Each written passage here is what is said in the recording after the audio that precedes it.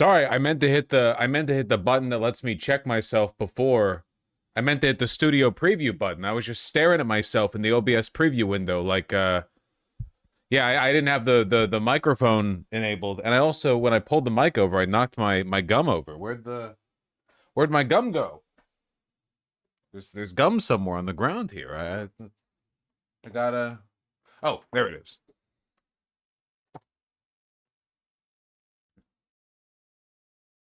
River. Already?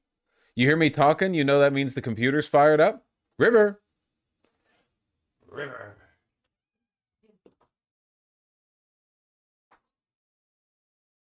There. Here. Wow. Whoa. What's that? What's that? What's that? Is that a catnip toy that you're too distracted to play with? Is that a catnip toy, Pumpkin? What? Be free. Oh.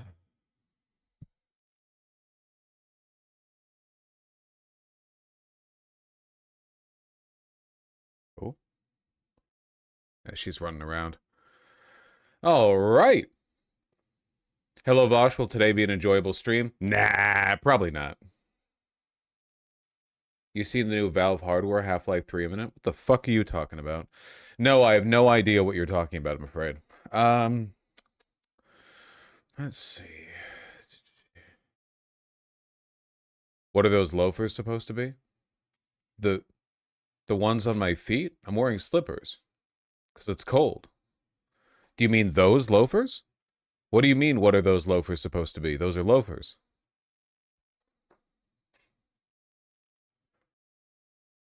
The ones on your feet? Can you not recognize slippers? All right, no, you cut it out. You're distracting me. I was up late last night because my beautiful partner was fighting, I was about to say fighting Grijalva because of the CNN video I have up on my other monitor. Fighting Carmelita.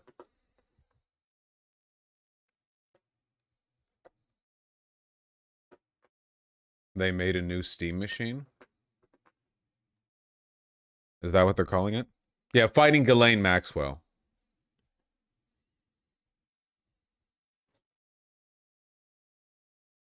Hey everyone, this is Steam Deck. Steam Deck is our powerful, portable, handheld gaming PC that lets you take your Steam library with you anywhere. We're pretty proud of it. People who own Steam Decks have been playing everywhere, and we couldn't be happier with the response we've heard from all of you. We're excited to talk about the future of Steam Deck, but not today, because this isn't a video about the future of Steam Deck. This is a video about the future of Steam hardware. Today, we're announcing 3 new members of the Steam hardware lineup. What the hell? All connect you with powerful PC controller. Even games never built with I know that game. the controller in mind. It's on the thumbsticks and now on the back of the controller too, so you can enable precision gyro aiming with the touch of your thumb. Every Steam controller. Snap it on to charge. Once you're charged up, is a powerful gaming PC. Oh, this is the new Steam Monkey machine. Golf for the Nintendo GameCube?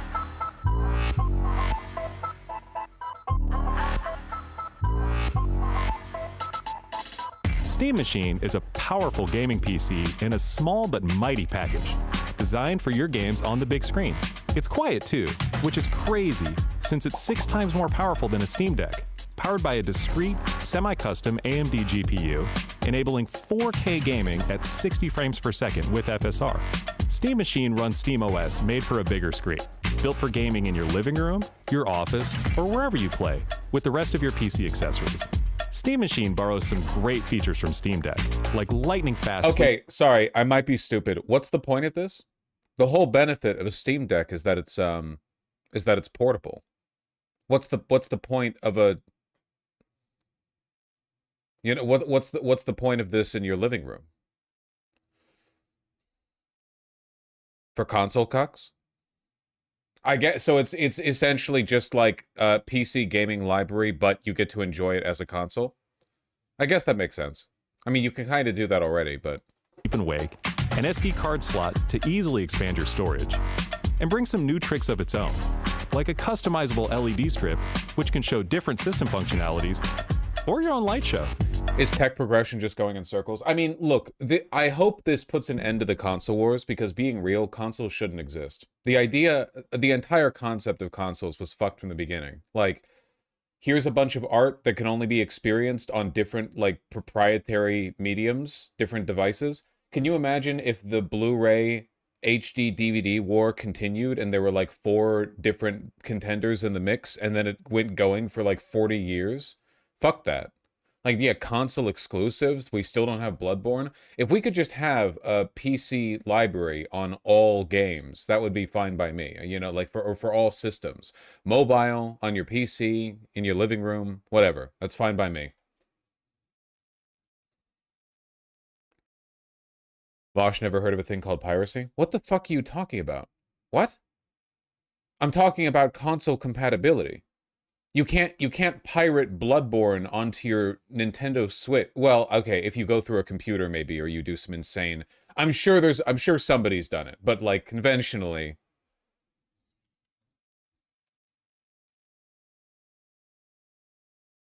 Piracy is so Reddit. True. Steam Machine is a PC, so run whatever software you want, and it works with all your favorite desktop and gaming accessories. Steam Machine is designed to work hand in hand with the Steam controller, with a low latency. Maybe they meant PC games are easy to pirate, but what the fuck does that have to do with what I said? It has literally nothing to do with what I said. It was a weird condescending message that was completely disconnected from my pro-consumerist, my pro-customer standpoint that the console wars are dumb. Wireless connectivity of the Steam controller puck built right in, and it's great for streaming your games to your phone, tablet, laptop, Steam Deck, or Steam Frame. Oh, yep, this is Steam Frame. Oh no, not more of this. Consoles are still cheaper than PC? Yeah, but that's because PCs are better. They have more stuff. Like, consoles are super dedicated. PCs can do lots of stuff, you know? Steam Frame is Valve's next generation VR hardware. Stream all your Steam games, VR and non-VR alike, in this comfortable, lightweight, wireless VR headset. Steam Frame uses camera-based tracking, so getting into your games is as easy as slipping on the headset and waking it up. Steam Frame controllers, included with the headset, are designed with all the inputs you need for your VR titles, like motion controls and capacitive tracking for all your fingers, as well as a split gamepad layout to work with your whole Steam library.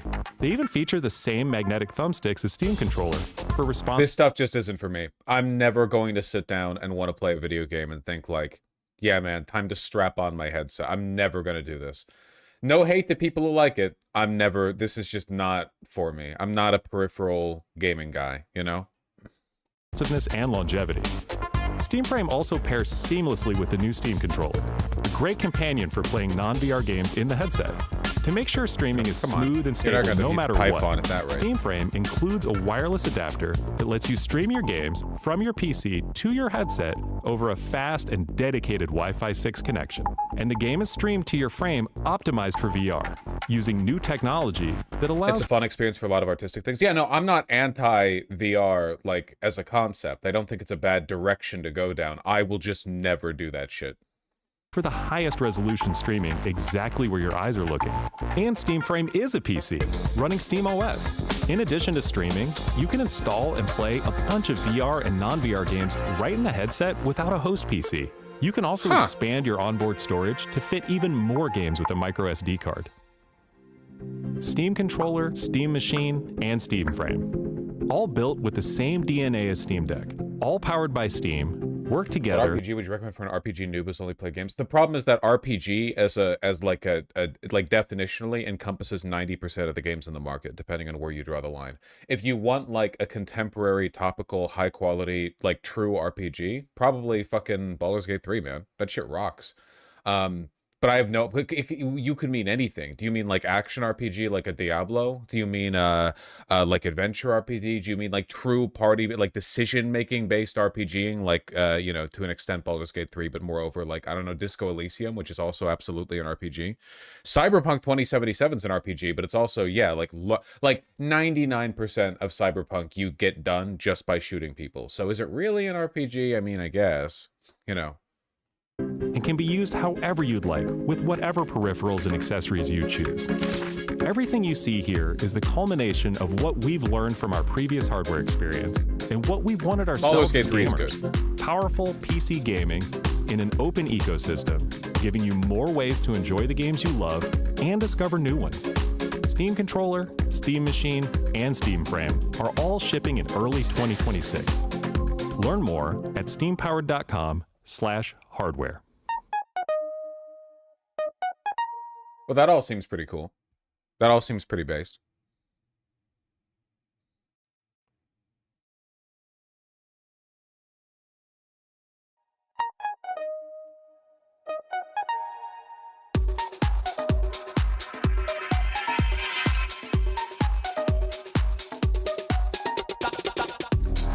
For a lot of people, RPGs are defined as character progression systems. Yeah, the problem is that, like, Call of Duty has character progression systems. Everything's a fucking RPG, you know? I guess, in my mind, if, like, all of your time in a game is spent engaging with the combat mechanics, it's not a true RPG. An RPG has to have some, like, faffy character progression story bullshit. You know what I mean? Like, Baldur's Gate 3, I think, gets the pass. I don't know if Cyberpunk can. It can't just be skill trees. Every fucking game has skill trees, you know? An RPG has to have some, like, the elves are leaving.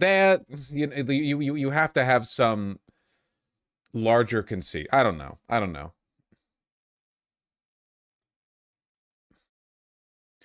Yeah, but Baldur's Gate 3's story and combat suck. Damn, you must get so much pussy with contrarianism that fine. That's crazy. You go up to the party and people are out there with the, you know, the weak, dry ass takes, and you're showing up with primo cut stuff like that.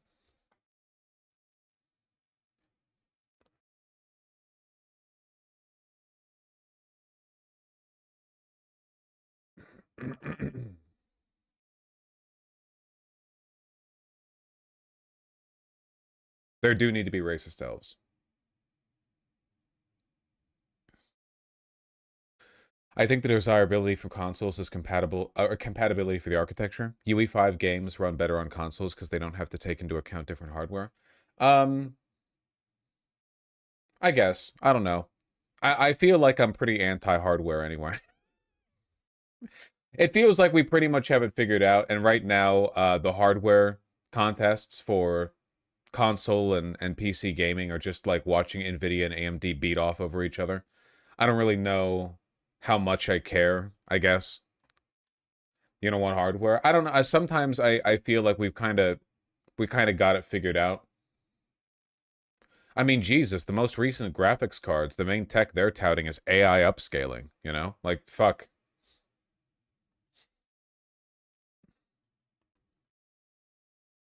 Isn't that because companies lose money on consoles anyway? Yeah, they typically do. Because they try to make it back with the other stuff.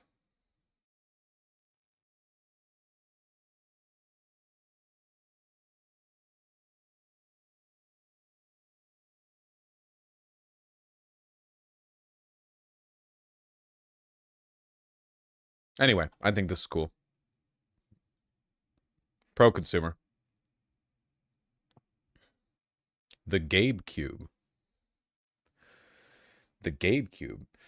10 years of better tech and all we get is worse games from companies with the most money to throw at them. That is true. Like, it's the tech is unbelievable, but games fundamentally don't look that much better than they did 5 years ago. And also, the only good games are indie ones anyway.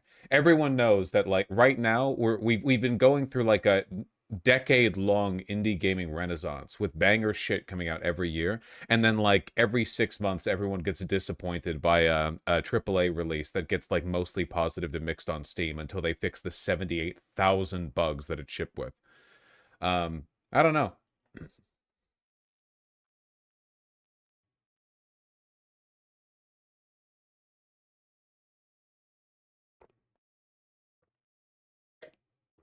GTA 6 disappoints, it's over for AAA. Fuck, I hope so. It won't, but I hope so.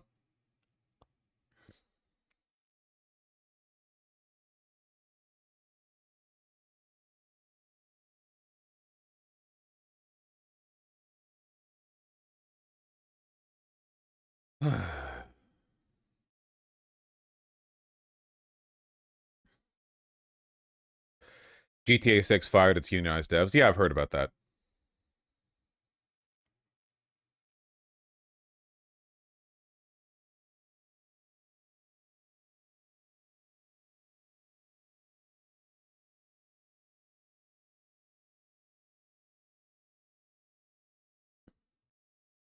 The hell? There we go. Jesus. Gotta replace this fucking keyboard, man. Ugh. You can't tell me Starfield didn't change your life? That's good. That's fucking good. Starfield, man. Jesus Christ.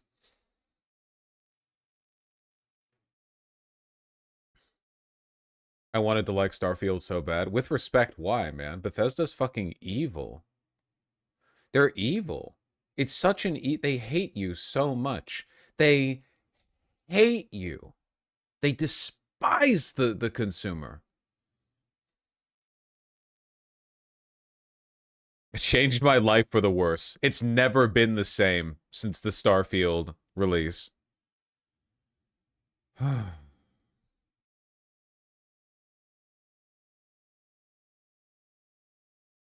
Thoughts on Oblivion Remastered? I just don't think you should give money to Bethesda. They hate you. I don't know what to... They're the most, like, obviously contemptuous mainstream AAA company by a long shot. I genuinely think Bethesda hates you more than, like, EA or Activision. I 100% do. I really do.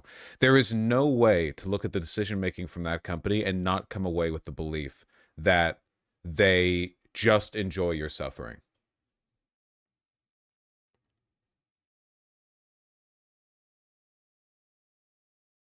Counterpoint Blizzard. I would actually like, okay, not talking about like the way they treat their employees. I'm talking about the way they treat their customers. I would say Blizzard is still better than Bethesda.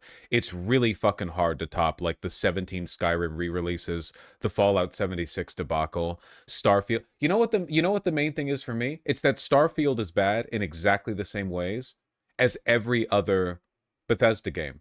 And then they made it worse. Like, imagine if we all waited ages and ages for Diablo 4, which is shit, by the way. But imagine we all waited for Diablo 4, and Diablo 4 was literally just pre-patched Diablo 3 with better graphics. Oh, it's Shmiablo Shmee. Here's a real money auction house. You know, exactly the same thing. Like, Starfield is the same game as Skyrim, as Oblivion, as all, it's 76. They're all the same game. They're the same game, and everyone's complained about the same things in all of those games, and they never change them because they hate you. They hate you. They hate you so much.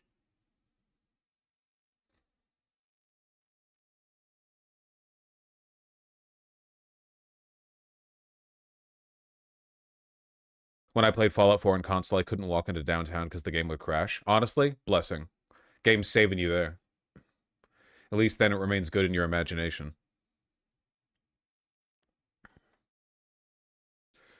Not only did they not change shit, they excluded already fixed shit. Yeah, I don't know how dysfunctional that company is internally. I have no idea. I don't care enough to know, basically. But it's inexcusable, you know?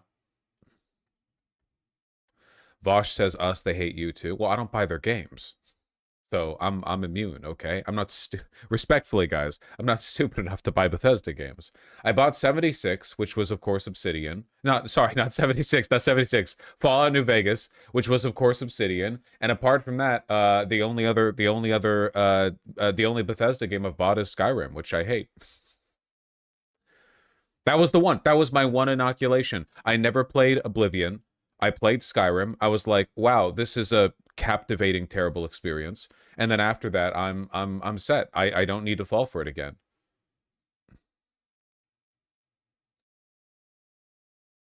Skyrim is the top of the glue pile. Yeah, 100%. Have you played Morrowind? Nah, but I've always wanted to. I hear Morrowind was back when they were a real gaming company. I've heard like Morrowind was made back when there was like vision and direction in the company. I am curious to try that. I just haven't gotten around to it, you know. I think from what I've heard, Oblivion and Skyrim are largely pretty similar, so I'm not interested in playing Oblivion, but I'll try Morrowind. Maybe one day if I'm bored enough I'll play Daggerfall.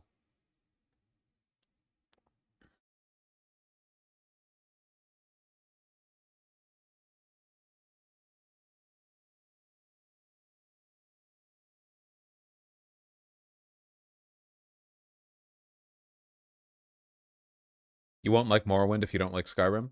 I don't necessarily know if that's true. I don't know if that's true. Do you like Assassin's Creed? Fuck no. From what little I've played of it, I can't stand that shit, man. The like copy and paste games in general. If a game's gonna be copy and paste, it had better have some good fucking gameplay. Like, I did not mind Doom 2 and Doom 1 being basically the same game, except you add the super shotgun and the, you know, the guy who resurrects people or whatever. But Assassin's Creed's gameplay is not good enough to warrant. Did you finish Hades 2? I 100%ed Hades 2. 32 Fear, Downtown, 24 Fear Uptown, everything.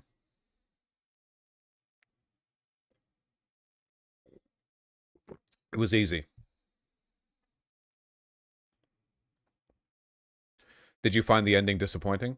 I'm not going to spoil it. I didn't find the ending disappointing. I found the ending very sweet. The ending, I mean. I found the conceit for the story less interesting. It does bother me a little bit that in terms of like power scaling, in the original Hades, everything is really low stakes. You're literally like a bratty kid trying to see your estranged mom. And Hades 2, it's like this big, like massive, you're fighting against the cosmos, you know? But you're still just like one guy getting boons from Olympus. So it's like either like Zagreus was way the fuck stronger than one might think, or I don't know. I guess I kind of liked it being a little bit more personal. I think I would have enjoyed it more if it was a little bit more like, rather than the stakes raising as you learn more about the story, I'd rather the stakes lowered a little bit. Because that's kind of what happened in Hades 1, right? In Hades 1, because at first Zagreus is really concerned about his mom. It turns out his mom's totally fine. She's just like taking a break, basically. And it's all so dramatic, but as soon as he meets her and she's fine, he's like, oh, okay, well, I guess I'll pop in and see you. Guess I'll see you now and again, Mum. You know, and then he goes back down the river Styx. It's more personal. It's cute. Spoilers only for Hades 1. Spoilers only for Hades 1. But in Hades 2, the stakes, if anything, they raise over time, and I feel like I would have preferred things staying a little bit more low-key. However, the gameplay was phenomenal, and it was still really great. And also, all the characters are really hot. Nemesis is so hot. Melinoi, Hecate, everyone's so hot. Everyone's super cute, yeah.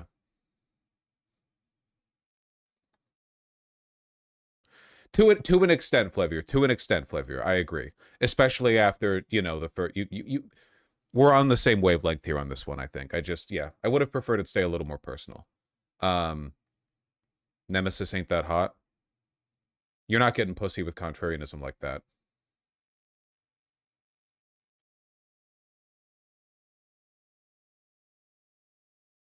Mods attach the jumper cables.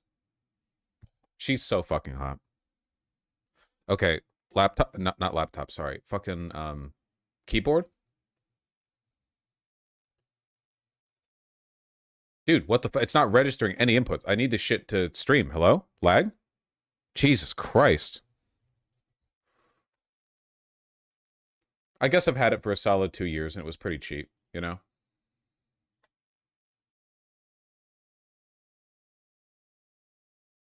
Look at her. She's so pretty. Sorry. We're almost the politics. I know all you want to, like, talk about Epstein or whatever. Have you tried changing the batteries? It's plugged in. It's a wired keyboard.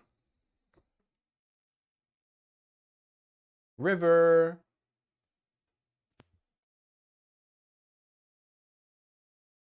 High out of her goddamn gourd.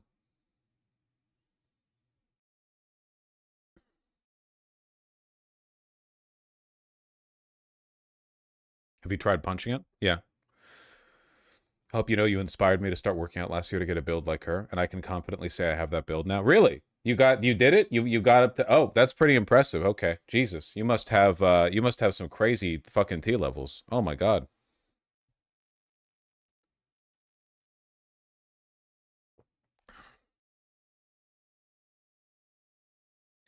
TBH, I like your non-political stuff more than your political stuff. It's nice when you don't have shit to worry about. It's a yin-yang kind of thing. Also, I think it's because it's in contrast, right?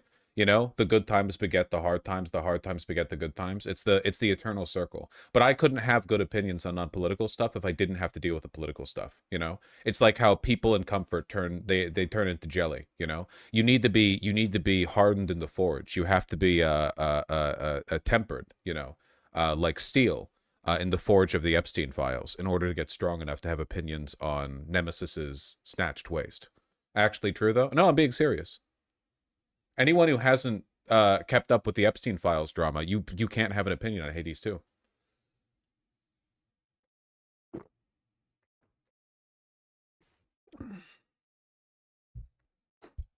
It's true.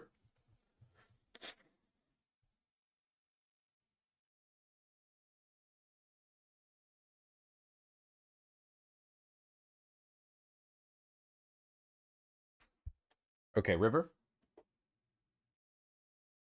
She's guarding the pumpkin right down here.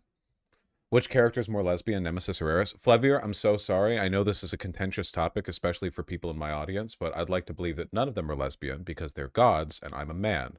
And I find them attractive, okay? I think that if you're an endless deity, if you're infinite in your lifespan, you can't be straight or gay. You have to be some kind of... Like, there's just no way. I have to believe that, okay? But... No. You mean the relationship with Lily? Oh, gotcha. That's easily Eris. That's easily Eris. I would say. I could see Nemesis like laying on a pile of people. Eris, I think there's like a very specific, you know, there's a very specific thing going on down there though. Artemis is 100% lesbian, though. All right. All right, people. Jesus Christ.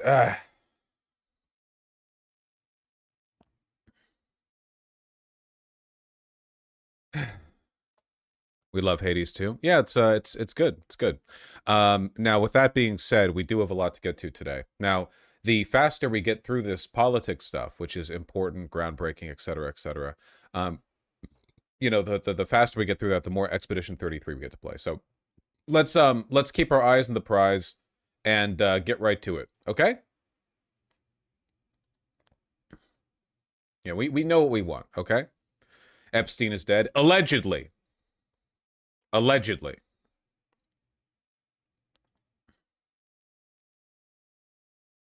Okay.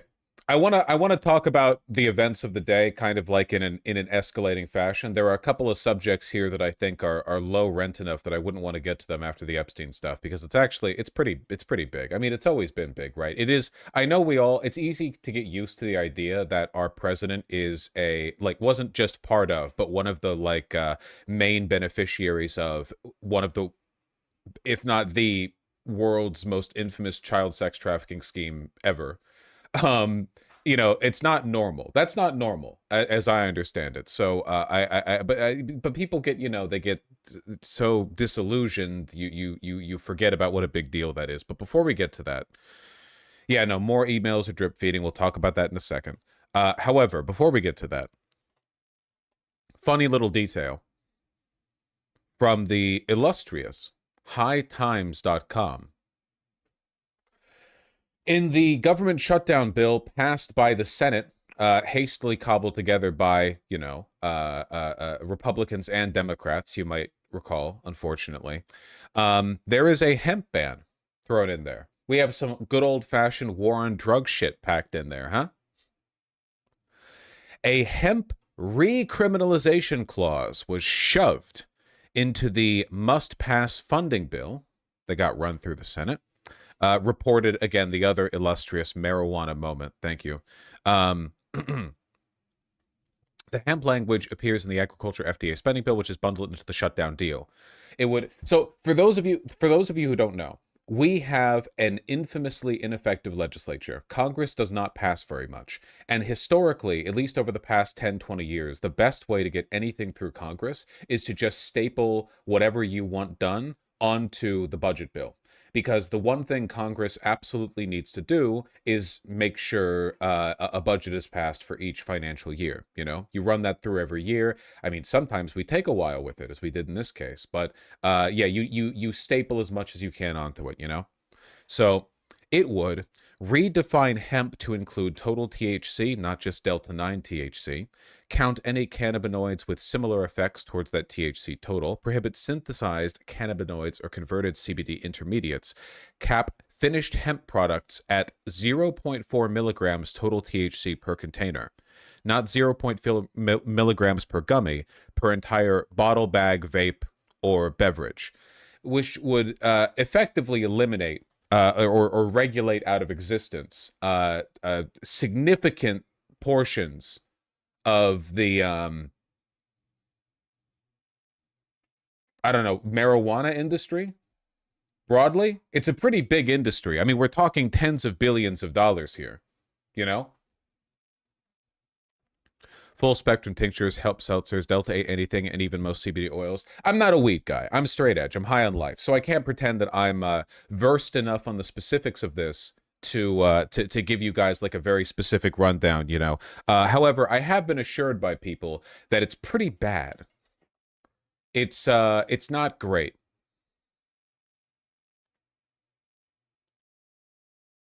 Any cannabinoids like the ones the human body produces? Yes, the government will just start killing people on the street. Seriously, it's not good.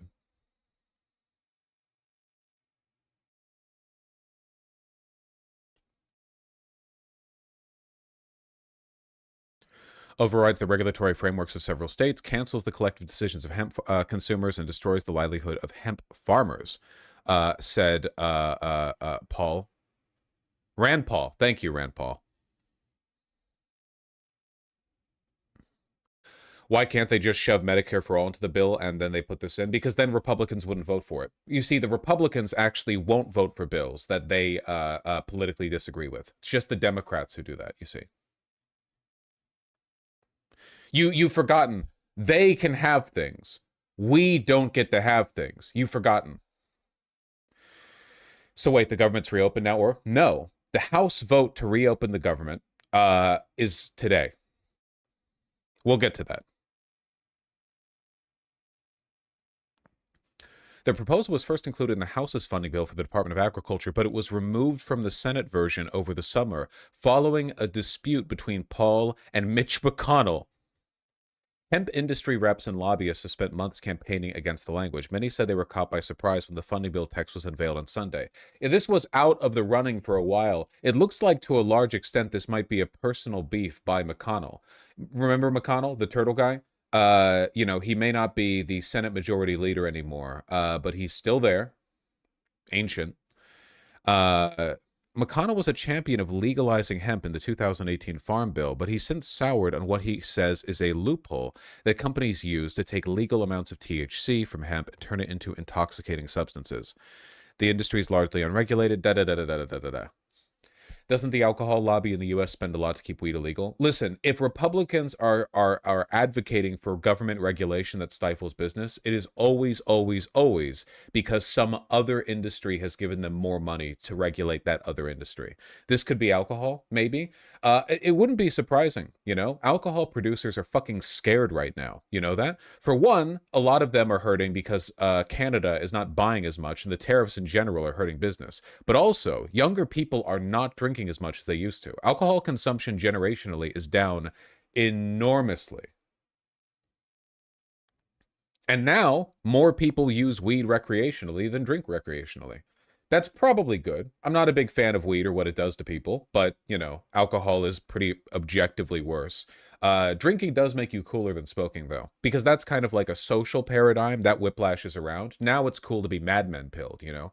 It used to be that smoking weed meant you were, like, chillaxed or whatever, you know, type shit.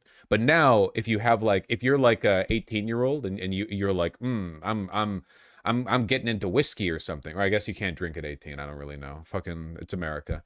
That actually is what makes you cool now. Everyone wants to LARP. Unemployed loser aura.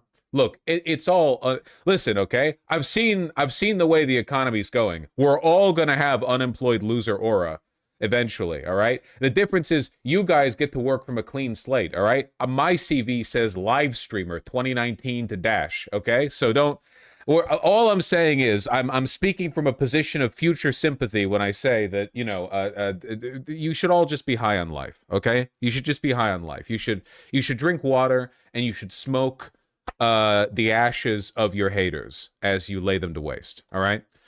Seriously, though, the annihilation of the hemp market here, and that's exactly what this regulation would do. It's a federal regulation that would effectively annihilate the hemp market, is probably being done or pushed by alcohol producers. Definitely not a coincidence that McConnell is from Kentucky. Who knows what comes from Kentucky?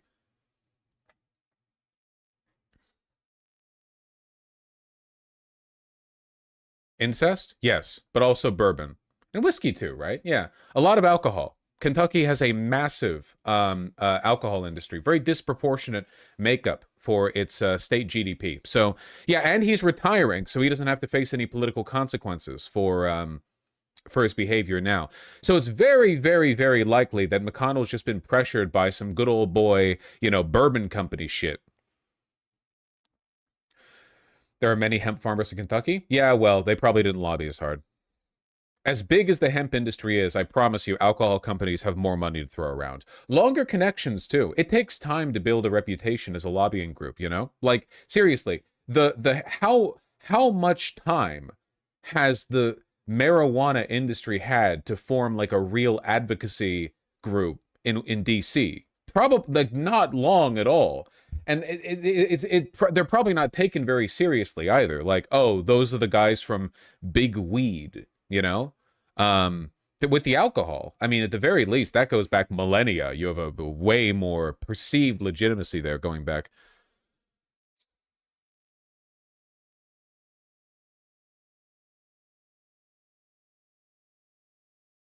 Maybe Kowalski.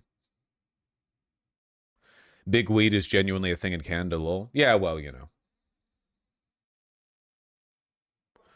Fetterman voted yes on this despite weed legalization being one of his main things when he ran. Well, Republicans know when to fall in line. Like, American bourbon has global reach, whereas weed does not. Oh, that's another good point. Yeah, American alcohol, at least some of our alcohol, has an international reach, and our weed probably doesn't, right?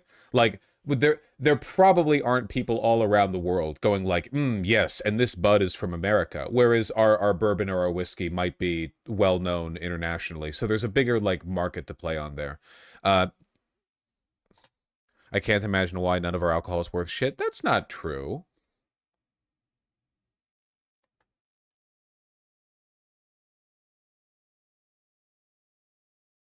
Rep. Thomas Massey plans to vote no on the bill to open the government, and his office says the hemp provision is a part of that decision. Massey said he supported Senator Paul's efforts to strike provision. Huh. If the reopen the government bill fails in the House because too many Republicans are against the regulation on hemp production, that would be incredibly funny.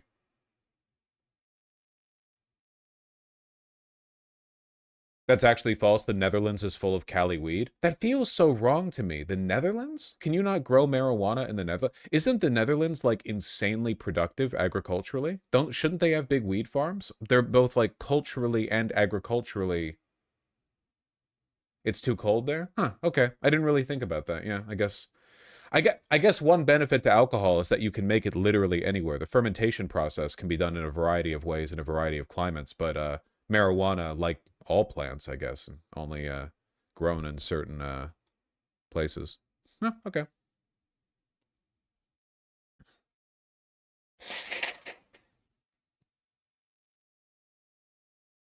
It's a legality issue. Weed is paralegal in the Netherlands. Huh. Interesting. Okay, well, anyway, we're learning lots of stuff today, but yeah. So if this bill ends up sinking in the House, which is unlikely, by the way, but if it ends up sinking in the House because McConnell was bribed by Big Bourbon to overregulate hemp producers, that would be extremely funny. extremely funny.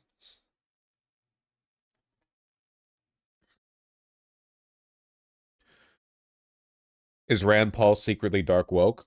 No, he's pretty evil, but I mean, he does seem to believe a lot of the stuff he says? Question mark?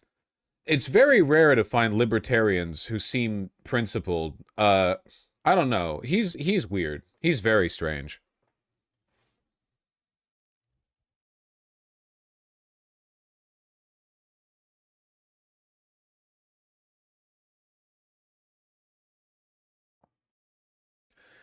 The band's coming at a time where industrial hemp's experiencing a renaissance. It's a shame. Yeah, no kidding. The black shirt that I wore on stream yesterday was 50% hemp, too. You do a lot of stuff with that, you know? I have some hemp pants. You think we'll get a revisit of the Citizens United crap after this all settles out? Do you know how this works? A court would have to be brought, or a case would have to be brought to the Supreme Court. So no. That being said, our country is basically like fucked until Citizens United gets overturned. Even if it takes 100 years.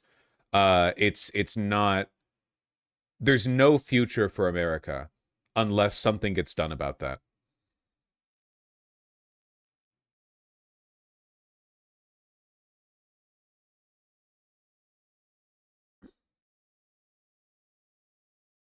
What's Citizens United? The belief that money should get to dictate our politics, basically. Unlimited bribery.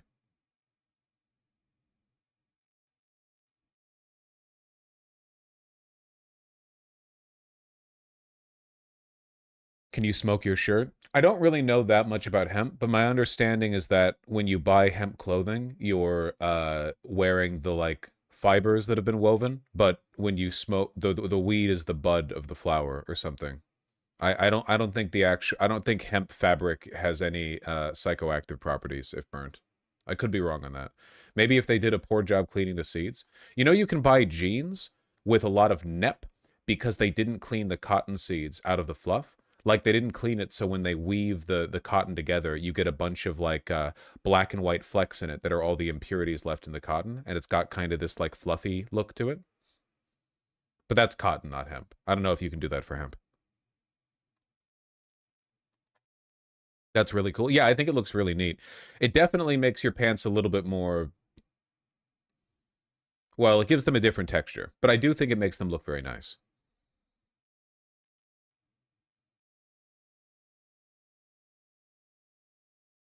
Rough? I don't want to say rough, because I don't think it makes... Is that desirable? Well, it depends on what you're okay with. Some people... Nowadays, I feel like people are averse to wearing anything that's not super duper comfortable. Like, people talk about how suits are uncomfortable. They're not. Or they're like, you know, everyone walks around in sweatpants.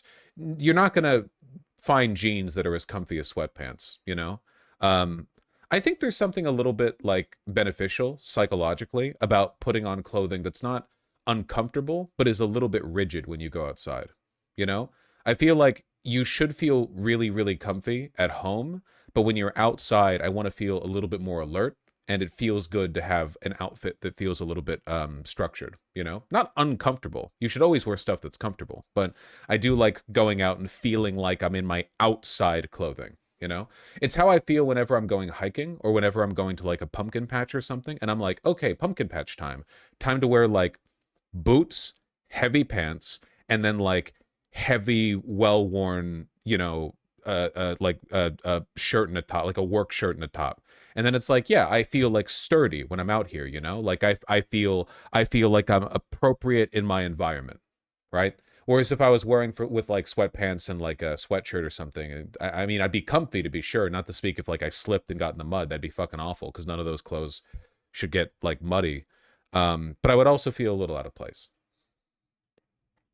Also, I think it makes being at home more comfortable, you know? Like if you're always in your sweatpants, that's just your life. But like if you get home and you're like, yippee, now I get to change from my jeans into my sweatpants or my leisure pants or whatever, you know?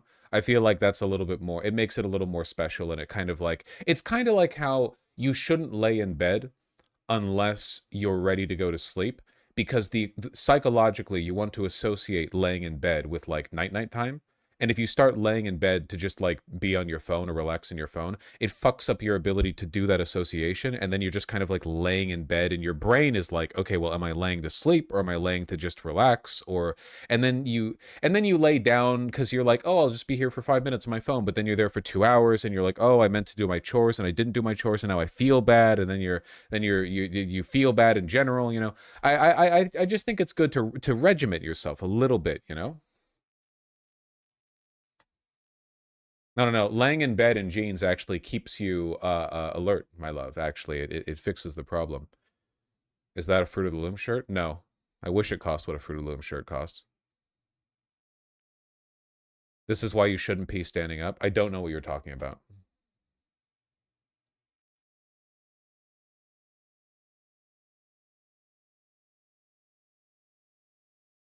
But I love sleeping in jeans. Well,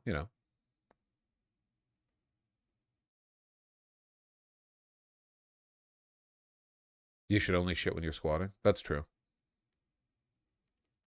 I have a photo of him laying next to me in coffin pose, breaking into denim jacket. We went down to Portland, and I was in a hotel room, and I had gotten an Iron Heart over-dyed denim jacket, and I wanted to break it in, so I buttoned it up and laid down, and I did look like I was laying in a coffin.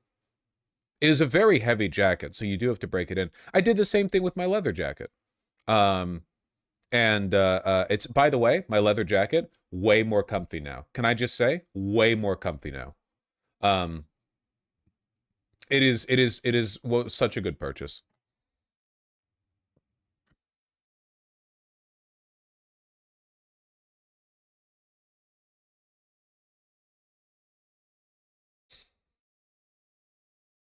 Are there leather shoes that don't require socks? Yeah, loafers. So you can still wear no-show loafer socks with them, but I have some socks that are intended to be worn barefoot right back here. You just have to, if you're wearing loafers without socks, you need to make sure they fit your feet perfectly. You no longer have a margin for error. You don't have like a little cotton barrier that's meant to shore up the tight parts and fill out the loose parts or whatever. You need to make sure that they fit perfectly. So be confident in your sizing. All there is to it.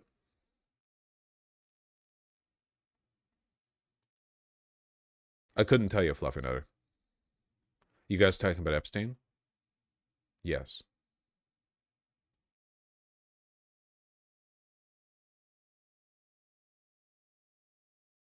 Check out this insane leather jacket. Oh, from Brut. I love Brut. I'm a big fan of this company. I want to know more about their production process. Their stuff is made in China, which is not necessarily bad, by the way. But it does look really nice.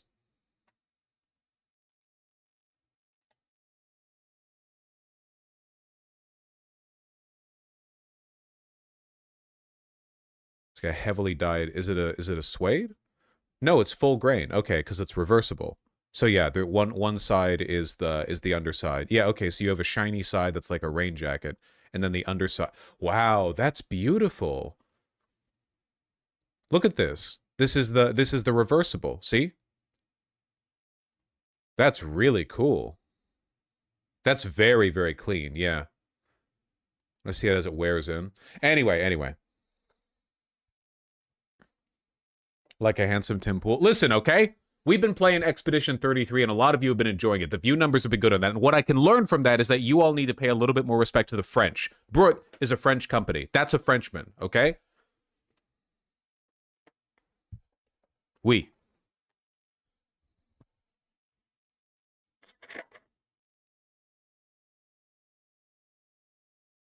Brut is overpriced, I think. They might be. I don't know enough about their production process. I haven't bought from them. What if you're African? Okay, fine. If you're from North Africa, you can hate the French. Or West Africa. Or anywhere in Africa. Or anywhere. Okay. Type shit.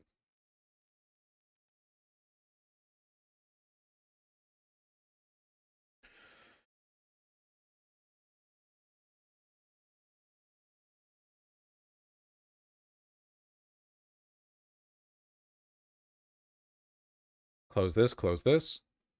Close this. Okay, this is very much like a developing situation. This is very much an ongoing situation. So, there might be more news coming out about it in 5 minutes. There might have been news that came out about it 15 minutes ago that I'm not aware of at all. You know, I'm not magic. But as you all might know, after nearly 2 months of keeping the House closed to avoid a vote on the Epstein files, Mike Johnson has finally been forced to reconvene the House of Representatives in order to hold a vote on the recently passed Senate bill that would reopen the government. Has to go through the House, which means the House has to be in session.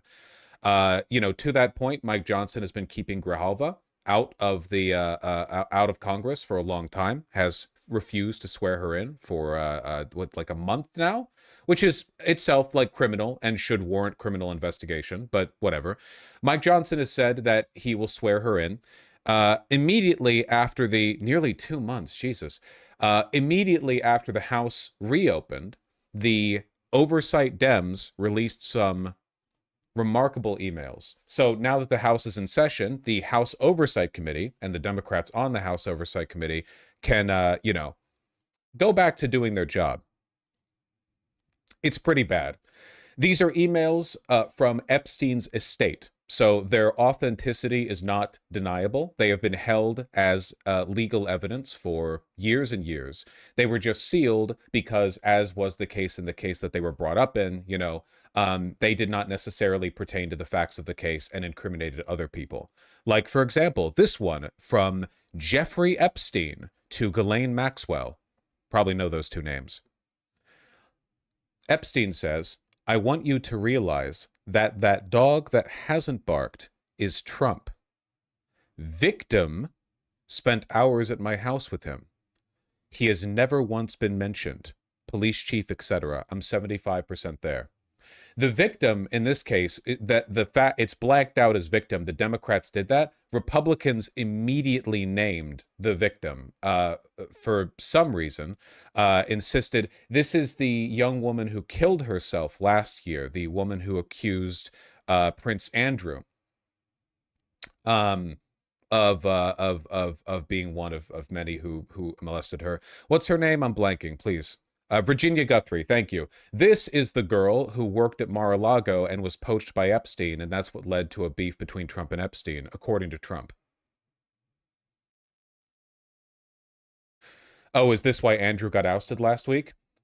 Gouffre?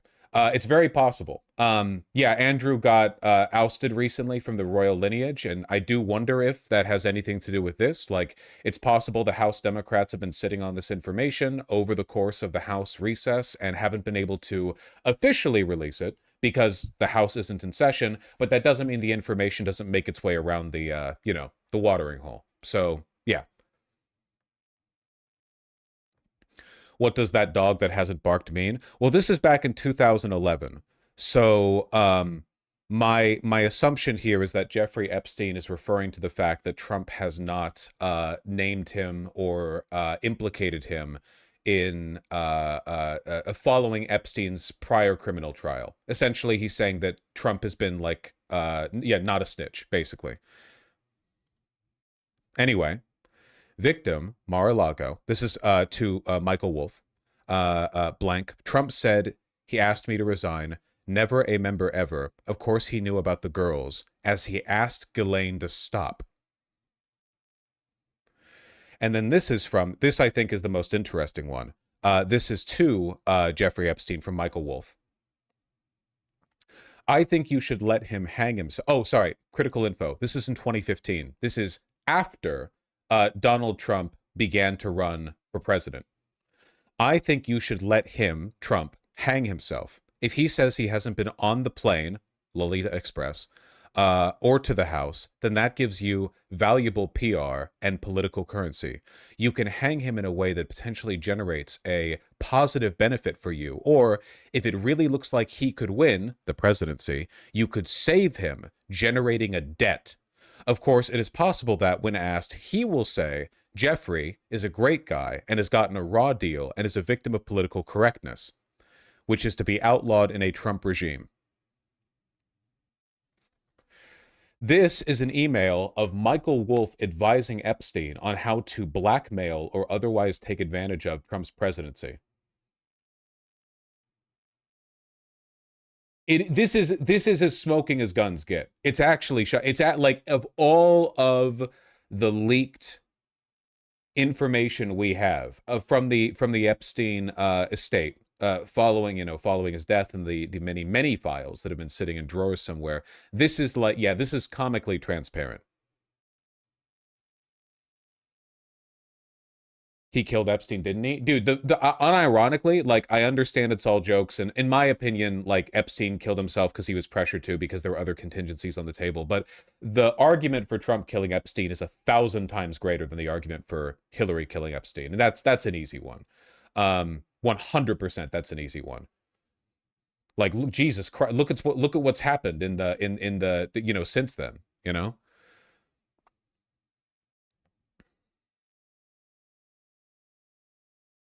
There's a quote from Epstein's brother where he says, if my brother said what he knew about both candidates, they'd have to cancel the election in 2016. That's fucking funny. And also probably true. Wait, what is this one? I haven't seen this one. Now everyone... Okay, hold on. Thomas Landon to Jeffrey Epstein says, now everyone's coming to me thinking I have juicy info on you and Trump because of this. And then Trump's famous quote, I've known Jeff for 15 years, terrific guy. He's a lot of fun to be with. It's said he likes beautiful women as much as I do, and many of them are on the younger side. No doubt about it. Jeffrey enjoys a social life. That story will never die. How prescient. And then from Jeffrey Epstein, read the feed, read my airplane logs, and Hawaiian Tropic contest. Have them ask my houseman about Donald almost walking through the door, leaving his nose print on the glass as young women were swimming in the pool, and he was so focused he walked straight into the door. I didn't see... This is fucking incredible. I didn't see this. Jesus Christ. Jeffrey Epstein was... we got Jeffrey Epstein on file making jokes about the slapstick nature of how attracted Donald was to little girls. Slapstick pedophilia. Jesus fucking Christ. Did you see this one? How many emails got released?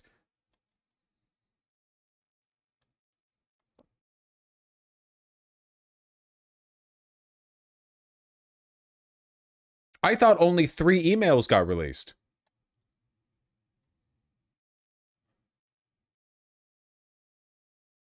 I'm at the door, but I will wait my time. I don't want to come early to find Trump in your house. In 2017, to Jeffrey Epstein.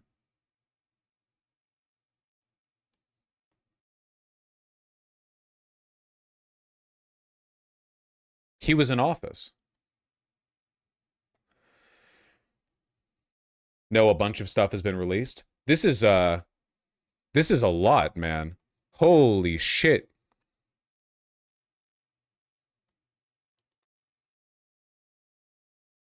I unironically believe Trump paid the feds to have him killed. Now, it is an undeniable fact that Trump had far more of a reason to have Epstein killed than either of the Clintons did when Epstein died. That's inarguable.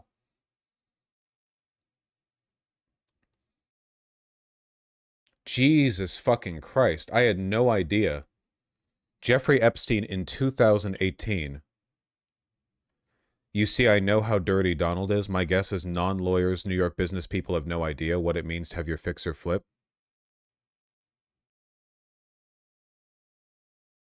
Especially given when these emails were dated, it really, like... It adds to the possibility that Trump found out that Epstein was not as happy with their long-standing friendship.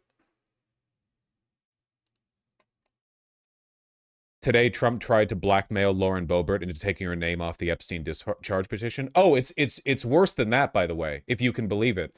After these emails were released by the Democratic House Oversight Committee, or the Democrats in the House Oversight Committee, Trump had an emergency meeting where he convened with Among other people, Lauren Boebert, who is one of the Senate or one of the House Republicans in favor of releasing the files. They're actually desperate to keep there's nothing to argue about anymore. There's no argument about this being a nothing burger. The Trump administration is fully aware of what these files would do.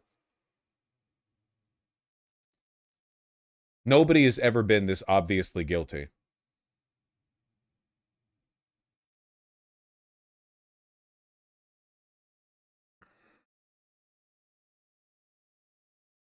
Trump and his admin on Wednesday ramped up a pressure campaign on congressional Republicans who are pushing for a full release of the Justice Department files about the convicted sex offender Jeffrey Epstein, rushing to a head-off at a House vote on the matter. Top officials met in the, guys, White House Situation Room. This is an actual, like, 9/11 for them. They brought Lauren Boebert into the White House Situation Room. DEFCON Don, yeah. On Wednesday, with Lauren Boebert, Colorado Republican, backing an effort to force a House vote, she was summoned to sit down with top Justice Department and FBI officials, according to two people familiar with the matter. One of the people said the session included Pam Bondi and Kash Patel. Both people spoke on condition of anonymity because they were not authorized to comment on the private discussions. Immediately it leaks, obviously, of course. Like everything in the Trump administration, you can bring people to the fucking Situation Room and it's all top officials and immediately someone will leak this information. Carolyn Leavitt, the White House press secretary, confirmed the meeting had taken place, calling it an example of transparency.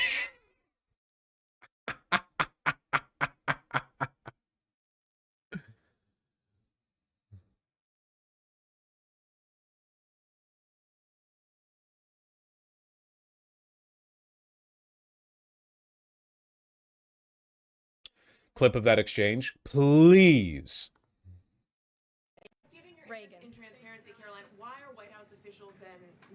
With Representative Boebert in an effort to try and get her to not sign this petition calling for the release of the files. Doesn't it show transparency that members of the Trump administration are willing to brief members of Congress whenever they please? Brief. Yeah, that's what you do.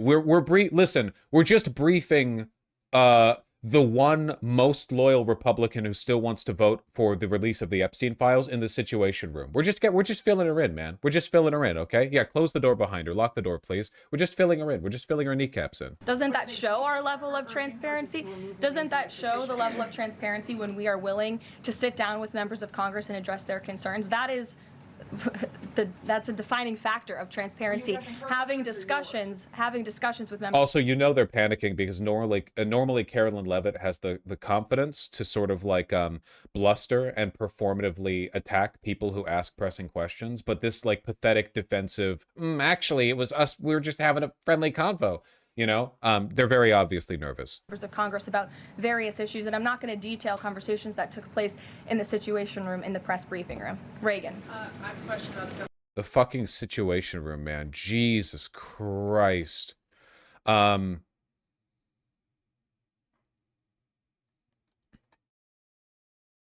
How's the MAGAverse taking this? Well, a lot of them are just pedophiles, so you're going to get what you're going to get. But the Epstein files continue to remain like a really, really sore subject for the Trump administration.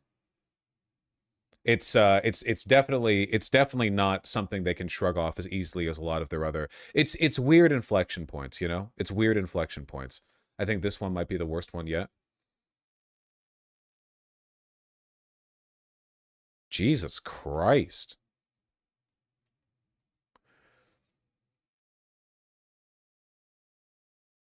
From Jeffrey Epstein to Thomas Jr. Landon. Would you like photos of Donald and girls in bikinis in my kitchen? Yes. And then presumably names of victims.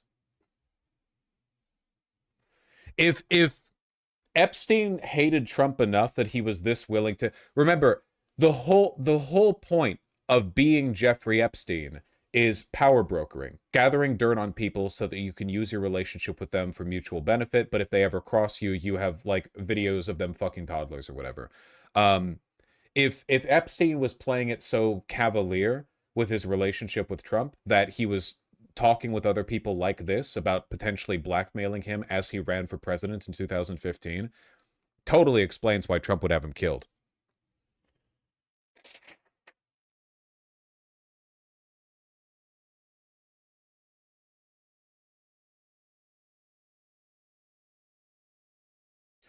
Why do major news sites say there's just 3 emails released? Well, I suppose they haven't caught up to it. Is CNN breaking news? All right, we do have breaking news in the Jeffrey Epstein investigation. Democrats on the House Oversight Committee, minutes ago, literally, releasing emails that they say were written by Jeffrey Epstein that explicitly... Is there a chance Dems will flop in this too? It's very possible that Donald Trump is able to get enough Republicans to flip on this that they won't pass the House. But again, like, this just makes him look bad. The whole point of this is making him look bad. Our president is a pedophile, you know? Whether that the files get released, which will show evidence of him being a pedophile, or the emails continue to get dropped from the Epstein estate, which show that he's a pedophile, or he mobilizes his party to block the release of the votes, which shows that he's a pedophile. There's no way out for him. There's absolutely... The only thing that could exonerate him would be the release of the files, and Epstein's in there saying, yeah, Trump's been an angel the whole time, he's never done anything. It's amazing. But that's not happening. So there's no way out for him. It's really just a matter of which path is the most optically manageable one, you know? I wouldn't be surprised if it doesn't make it through the House because enough Republicans flip. But if that's the case, you know, Democrats can just keep talking about it. Specifically mention Donald Trump by name and in context that we really haven't heard before. Let's get right to Caitlin Collins, who's got this reporting. Caitlin, what are you learning? Yeah, John, these are emails that show Jeffrey Epstein mentioning Donald Trump by name multiple times in private correspondence that he's got presidential immunity. He's untouchable. That's not how this works. For one, not related to his office as the role as the president. And for two, we're talking mostly about optical harm. Like, obviously, no, the Department of Justice is not going to indict him for being a pedophile. Ad with people including Ghislaine Maxwell, obviously his longtime associate and accomplice, and also the author Michael Wolff in a time span of about the last 15 years or so in these emails. I was saying he might just be an Israel conspiracy posting. I don't remember saying it was conspiracy posting. I don't think I've said anything on it. You, on the other hand, keep saying it over and over and over, which is really weird, you know? Israel is an evil Hitlerite country, and I think it should be treated as such. But when people treat it like it's the secret key to every conspiracy, it does make me, like, a little suspicious, you know? I don't think that Epstein's alive in Israel because I think that's stupid and unlikely. I think he's dead because he was pressured into suicide, probably because he had other things that he cared about that were threatened. That seems far more likely to me, you know? Like, why are you, what's the obsession? What do you keep, look at this, you said it 3 times in a row. What are you talking about, man? Shut the fuck up. Now, these are coming out from the House Oversight Committee. They had issued a bipartisan subpoena to Jeffrey Epstein's estate. Everyone's so eager to point out that, like, Epstein had connections to Israel. Yeah, no shit, man. He was evil. All evil people have connections to Israel. Pedophilia is spiritually Israeli. Hello, I am an Israeli man, and this is my sexual preference, you know? This is my paraphilia. Yeah, I know, okay? I understand. As you know, earlier this year. And so they've gotten their hands on a trove of documents. And these are emails that included Jeffrey Epstein on them. They were sent either to him or from him that mention Donald Trump before he was in office and also while he was in office during his first term. And I want to walk you through these emails of what exactly we are reading in Jeffrey Epstein's own words in these emails that have been released by the House Oversight Committee. And in one, it looks really, really, really bad for him. It looks bad enough that he immediately posted to Truth Social, by the way. The Democrats are trying to bring up the Jeffrey Epstein hoax again because they'll do anything at all to deflect on how badly they've done in the shutdown and so many other subjects. Only a very bad or stupid Republican would fall into that trap. See, this is him talking to the House Republicans. Please don't vote on the release of the files. Don't make it go to the Senate. Don't make it go that public, please. The Democrats cost our country $1.5 trillion with their recent antics of viciously closing our country while at the same time putting many at risk, and they should pay a fair price. There should be no deflections to Epstein or anything else, and any Republicans involved should be focused only on opening up our country and fixing the massive damage caused by the Democrats. Please, Lauren Boebert, please flip. If Lauren Boebert does not flip on this, by the way, they're gonna put a hit out on her. If they brought her to if it's so desperate that they brought her to the fucking Situation Room, oh my God. There's no way. There's no way she doesn't flip. I would be amazed if she holds strong. One of them, Jeffrey Epstein says, and I should note, Trump did not send or receive any of these messages. He's not a party to these emails, John, but these are emails from Jeffrey Epstein to Ghislaine Maxwell. This is one from April 2nd, 2011. And in this email, Jeffrey Epstein writes to Ghislaine Maxwell and says, quote, I want you to realize that the dog that hasn't barked is Trump. There's a name that's redacted, which the House Oversight Committee has said is a victim of Jeffrey Epstein's. Obviously, we have not been able to independently confirm that because her name is redacted from this email. But they say redacted spent hours at my house with him. He has never once been mentioned. Police chief, etc. I'm 75% there. So I guess the reason I heard only 3 emails have been released is because I was getting that from the news, but those were just the first 3 emails, and since then 50,000 emails have been released, each one more pedophilic than the last, right? Ghislaine Maxwell responds to that email, John, and says, quote, I have been thinking about that. Now, there's no context for that message in this release of what we're getting. Obviously, this was a time span, and this was about 3 years after Jeffrey Epstein had accepted what is now known as that sweetheart deal that only got him a few months in prison, and something that came under a ton of scrutiny during Donald Trump's first term in office because of his then Labor Secretary, Alex Acosta, who helped negotiate that plea deal, that sweetheart deal, for Jeffrey Epstein at the time. And so that's the context of this came about 3 years after he had negotiated that plea deal, John. And there's also other emails that have been released by the committee this morning. Is this actually going to lead to any outcome, or is it just going to get swept away by the next news cycle? The Epstein stuff has been damaging to Trump. There are noticeable dips in his overall approval and popularity every time this becomes a mainstream talking point. It's just really difficult to defend, you know? We're living in like the era of populism, influencer politics, right? Everyone has to be a main character. It's just really difficult to defend Trump through this. Including between Jeffrey Epstein and Michael Wolff. People will remember Michael Wolff, of course, the author who wrote a book on the inner workings of Trump's West Wing back in 2018 during his first term. He is someone who has talked at length about his own correspondence with Jeffrey Epstein, published audio recordings of those conversations between the two of them. And in another email, and this seems to be a reference to Donald Trump saying that he kicked Jeffrey Epstein out of his Mar-a-Lago club. And Jeffrey Epstein writes to Michael Wolff and says, quote, Trump said he asked me to resign. And he adds, John, never a member ever. Of course, he knew about the girls as he asked Ghislaine to stop. Oh my now, God. Again, we don't have the context of this email, but John, that comes as in recent months, we've heard President Trump himself and the White House say that Jeffrey Epstein was kicked out of Mar-a-Lago for being a creep. And Trump himself told reporters on Air Force One that he was trying to poach women, he and Ghislaine Maxwell, from the Mar-a-Lago spa. And that was why they had such a falling out and why he ultimately asked Jeffrey Epstein to leave the Mar-a-Lago club. Now, there's also a third email in here, John, and this is fucking insane, by the way, that the thing that led to the only known public spat between longtime friends Trump and Epstein was Epstein poaching a young girl from Trump's, millionaire Florida estate. Isn't that fucking insane? Like, it's like a joke. It's too on the nose, like writing wise. If you wanted to have, like, if you were writing these characters, you would want the fallout between them to be based on something a little bit more mundane, so you're not, like, overplaying it, you know?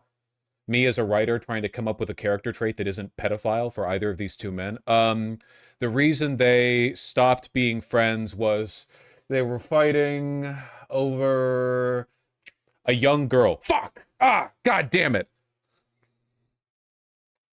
Again, in regards to So it's like writing your motivations for a character sheet in D&D. My character's main wants. They like young girls. Shit. Okay. Main fears. They won't be around enough. Young girls. Fuck. Greatest long-term desire. Shit. Like, it's their whole lives, man. Jeffrey Epstein and Michael Wolff. And Michael Wolff emails Jeffrey Epstein, and this is back in December 15th, 2015, so the height of the 2016 campaign, just to put that in perspective for you. And it was the day of a CNN Republican primary debate. And Michael Wolff says, quote, I hear that CNN is planning to ask Trump tonight about his relationship with you, either on air or in a scrum after. Wait, I'm sorry. Were all of these emails released by House Republicans? House Republicans on Wednesday released 23,000 pages of documents from the estate of Jeffrey Epstein after months of delays. The move came shortly after Democrats disclosed emails from that trove. Did The House Democrats released the first few emails. Has the wave of those afterwards been coming from the Republicans? And if so, why? What's the motivation there? The documents were obtained by the chairman of the House Oversight Committee, Representative James Comer, through a subpoena in August. They were published online about 2 hours after House Democrats released an email from Mr. Epstein in which he wrote that Mr. Trump spent hours in my house with one of Mr. Epstein's victims. Okay, wait. I'm actually confused by this one. Why would they do that? Is this a sign? Are they fed up with it? I was positive that this was just the House Democrats. What incentive for the other? It's not like they're only releasing emails that make like Clinton look bad or whatever. Within the 23,000 emails, we've already seen ones that were not part of the original 3 that made Trump look really, really bad. It could well be they did it by accident. They're not very competent. Maybe to obscure the damaging ones. I don't know, man. Some of the ones of the 23,000... Dog, they released an email where Epstein said that Trump was so distracted by little girls in bikinis that he ran into a glass door and left a nose print on it. That was released by Republicans in the House Oversight Committee. Yeah, like a fucking dog.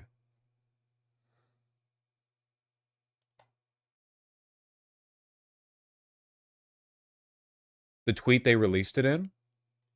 Democrats whine about releasing the files, but they only cherry pick when they have them to generate clickbait. You deserve the full truth. Is this a coup? Genuinely asking. They're talking as though they're exonerating him, but they had to know these emails. You can control F this shit. You had to know that these emails made him look worse. Is this a coup? Are they fed up with him? I don't think this is just incompetence. I don't think that makes sense. Like, they've been sitting on these files for months. There's no way they did. There's no way these guys are so incompetent that they were like, you know what would make Trump look good? Releasing 23,000 completely unchecked Epstein emails. There's no way.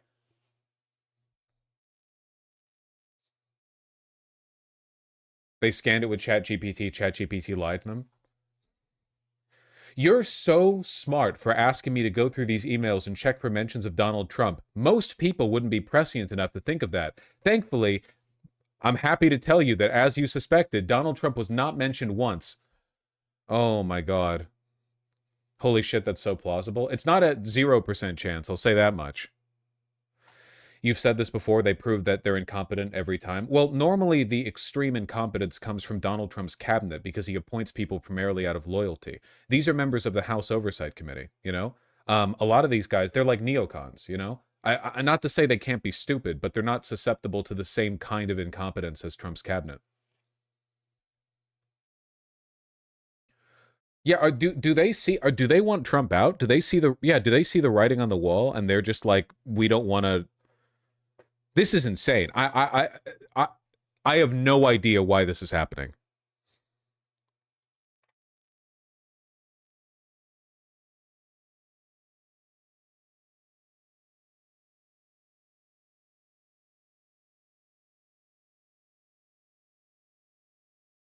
People haven't even had enough time to dig through all the emails. It's going to be days and days and days of people finding the worst ones.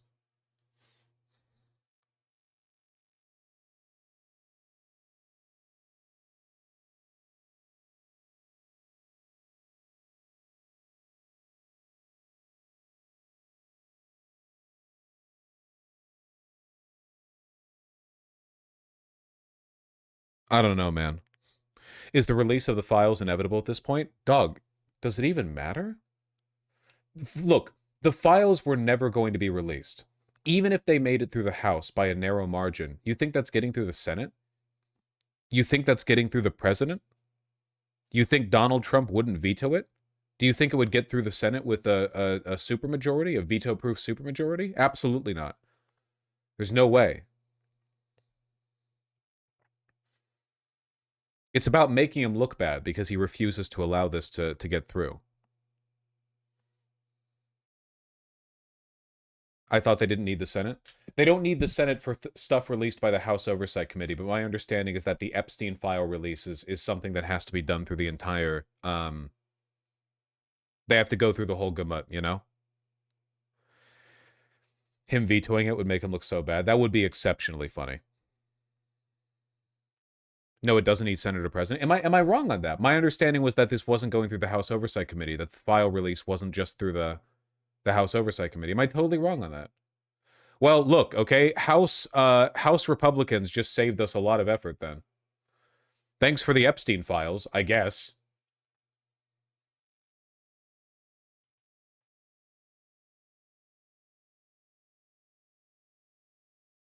I don't think those are all of them. No, they're not. They're from the estate.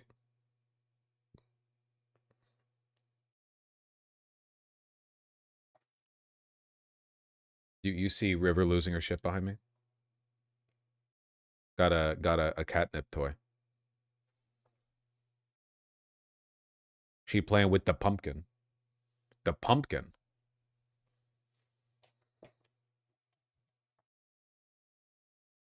Godspeed. What are the replies saying? What I want to know is, like, what are the Republicans going to say about these emails that were ostensibly released to defend Trump but make him look much, much, much, much worse? Like, how are they gonna... I have no idea. I have no idea. I wonder if it really was just incompetence. I have no clue. We have to end this segment. This is an ongoing situation. More stuff is going to come out, okay? Genuinely asking, I don't want to come across as doomer, but does making him look bad materially matter at this point? Absolutely, 100%, yeah. Trump's low approval rating right now is probably the main reason why he's been able to get literally nothing done. You know that he's gotten basically nothing done over his presidency, right? Sure, a flurry of executive orders, and ICE has been deporting people, but apart from that, what? Like, seriously, think about it. What has he actually gotten done? For the most part, he's just been vice signaling from the office of the president. A lot of the bigger stuff that he wants to do, a lot of the top of the line, you know, powerful big boy stuff that he wants to do requires a kind of public mandate, you know? I'm not saying he hasn't done damage. He has done damage. But trust me, the difference between... Look, you want to see what happens when Donald Trump has the public mandate, okay? Go to El Salvador. Look at Bukele, you know? Look at countries that have their own, like, populist far-right autocrat who come in off a mandate of real public approval. They can do whatever the fuck they want. They destroy everything on their way, you know? Hungary Hungary a decade ago. Russia, Argentina, yeah, to a large extent. It matters that Donald Trump is not popular. It matters a lot. Trust me. And the more unpopular he is, the more... Listen, okay? Winning is when people hate your political opponent, and the more people hate your political opponent, the more you're winning.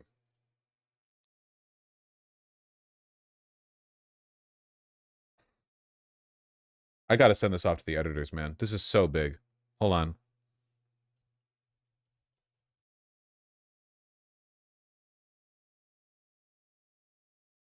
Do I have editors here?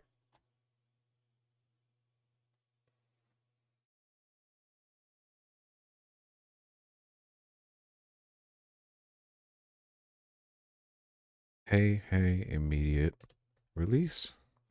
What's a good one, man? Holy shit, Republicans drop insane Epstein emails? Something like that.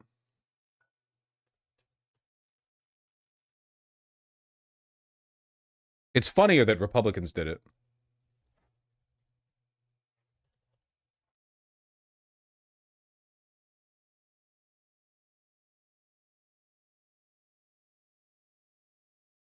There we go. Very good. Epstein emails implicate Trump. It's just the fact that Republicans are the ones who dropped it makes it so much tastier, you know? Makes it so much more, delicious. I still have no clue how that's going to play out. No clue at all. Absolutely none.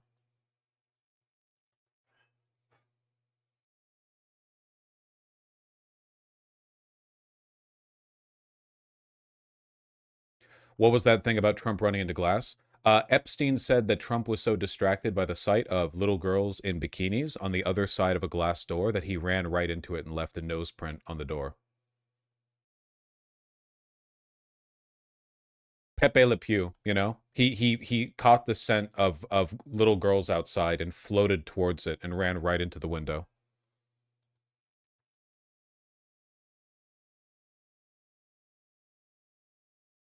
This is very distracting, I have to say.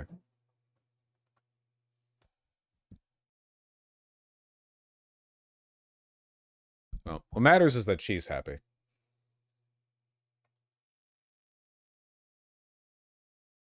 Taser the cat. I will if she resists.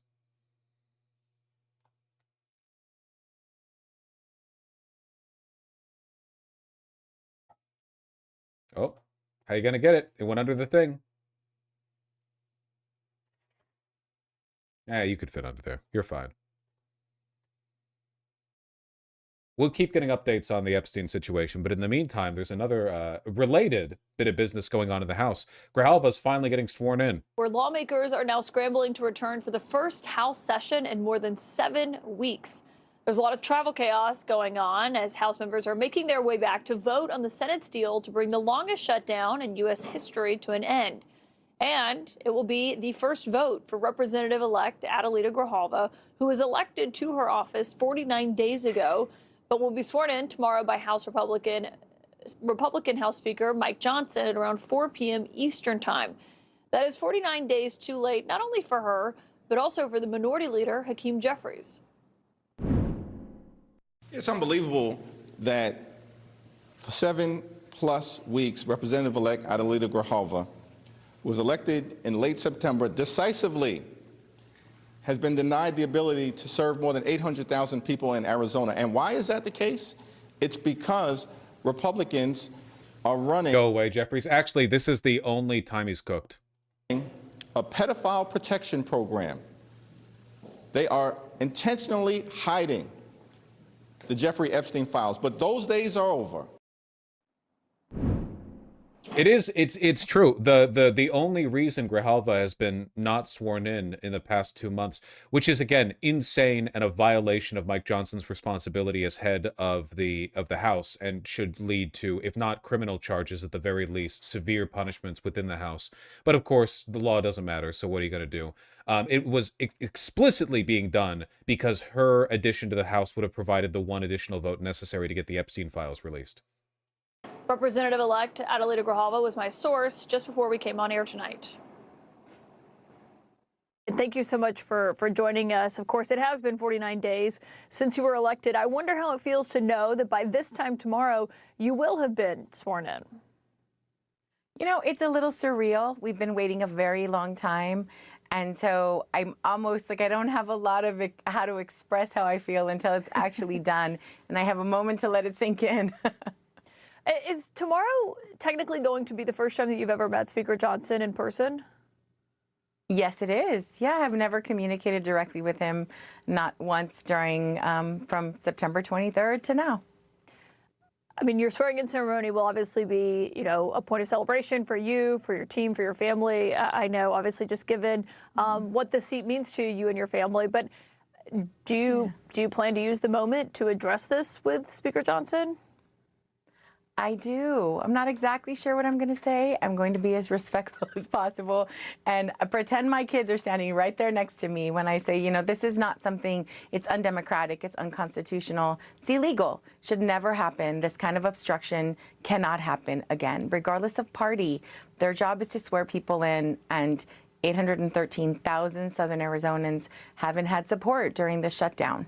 Because of you can really understand how Republicans feel they can get away with this stuff time and time again. Speaker Johnson's a lack of transparency and willingness to do his job. But you do plan to bring it up with him? Yeah. I feel like I won't be able to be myself. I won't be able to like sort of move on if I don't address it personally, and we'll see what kind of reaction he has. Okay, we will all be tuning in to watch that, certainly. And obviously, you know, you've talked about what it will mean for you to actually be sworn in, be able to represent your constituents and do the work and actually get on Capitol Hill. For people who don't know, you actually have to have a pass to get on, and you don't have one yet as a representative-elect. But you will also be the 218th signature. You're expected to be to force a vote on the release of the Epstein files that are in the possession of the federal government. Do you plan and do you expect that those other 217 lawmakers, including the Republicans who are voting for that they're still signing on to it? I believe so. I mean, I would think that if Speaker Johnson had, you know, taken this 7 weeks to try to convince somebody to come off, of that list, that my swearing in wouldn't be as impactful. But also, we have to appreciate that one of the signers also was just elected governor. I just wish she could channel some of the anger of the constituents who voted her in, you know? Like, what does it mean about our country that thousands and thousands of people can vote in a representative who is not sworn in explicitly to protect a pedophile? But then the person, Grijalva, who has not been sworn in, is finally sworn in, and this is the tone she takes, you know? She should be fucking furious. She should be, like, frothing at the mouth. Mikey Sherrill, and so we're hoping to be able to get this expedited as soon as possible, have a vote, and people can vote their values and express to their community why they voted or why they didn't vote, to finally bring justice to the survivors of Epstein. What did you make of Hakeem Jeffries, the minority leader there, accusing Republicans of running what he described as a pedophile protection program? You know, I think it's pretty direct. I feel like at this point we're done sort of tap dancing around what the implications of those files really mean. And anyone who is implicated needs to deal with the legal consequences for breaking the law and committing horrific crimes against children and women. Do you think that there's any chance that Speaker Johnson or the White House tries to stop that vote and that release from happening of the release?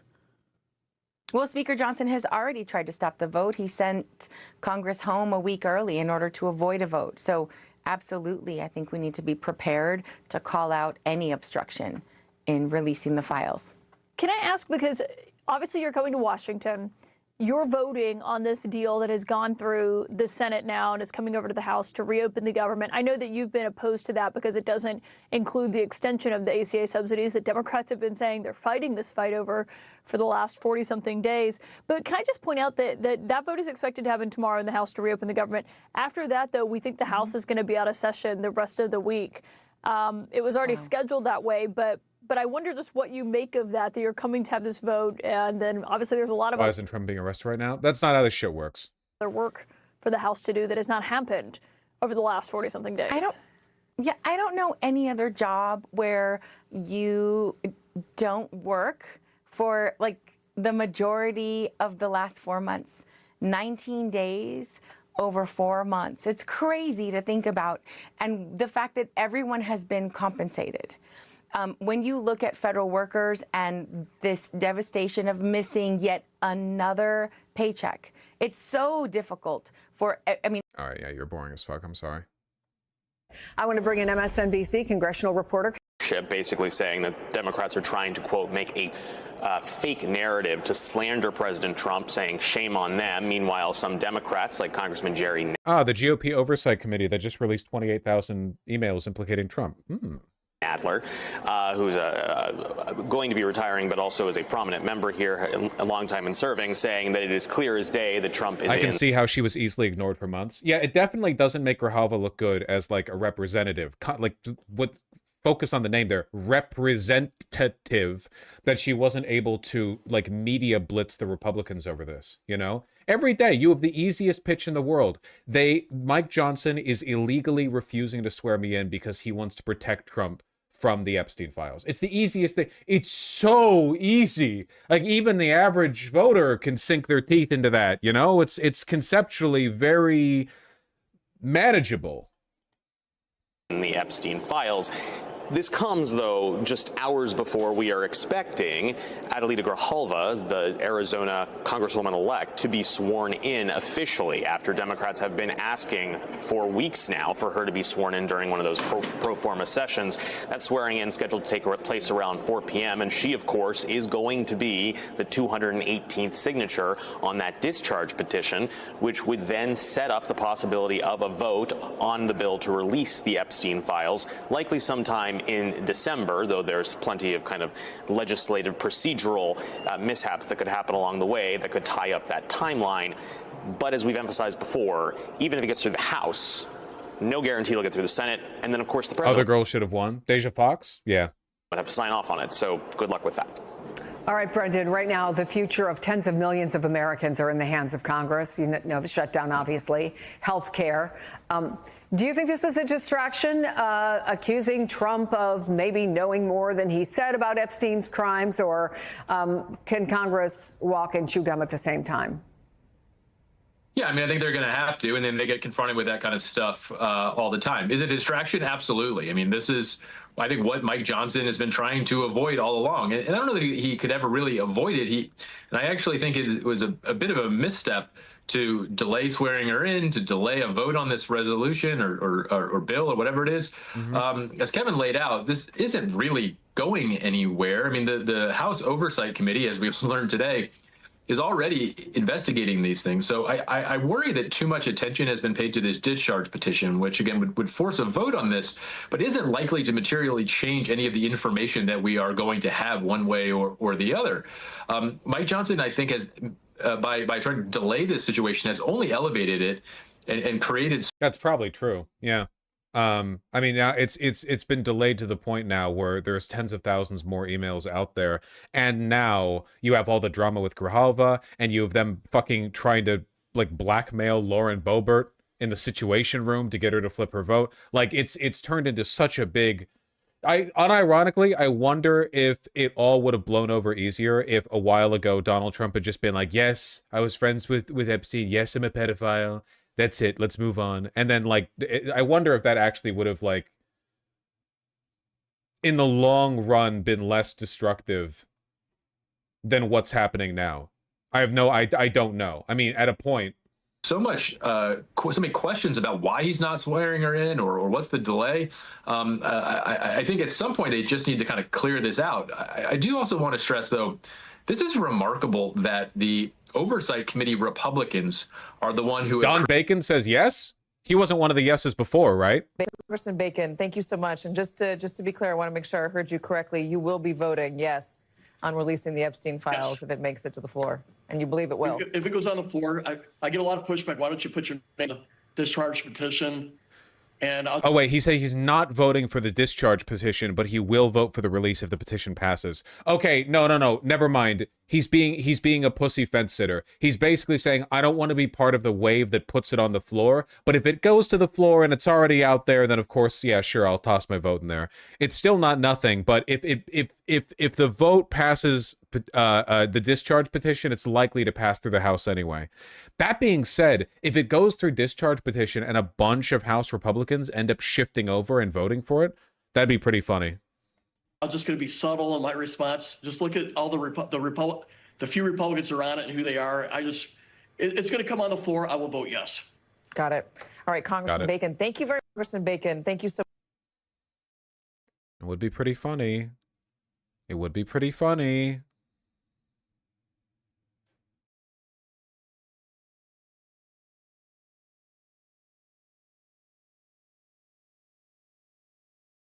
Why is Clinton trending? Oh, you know. You know.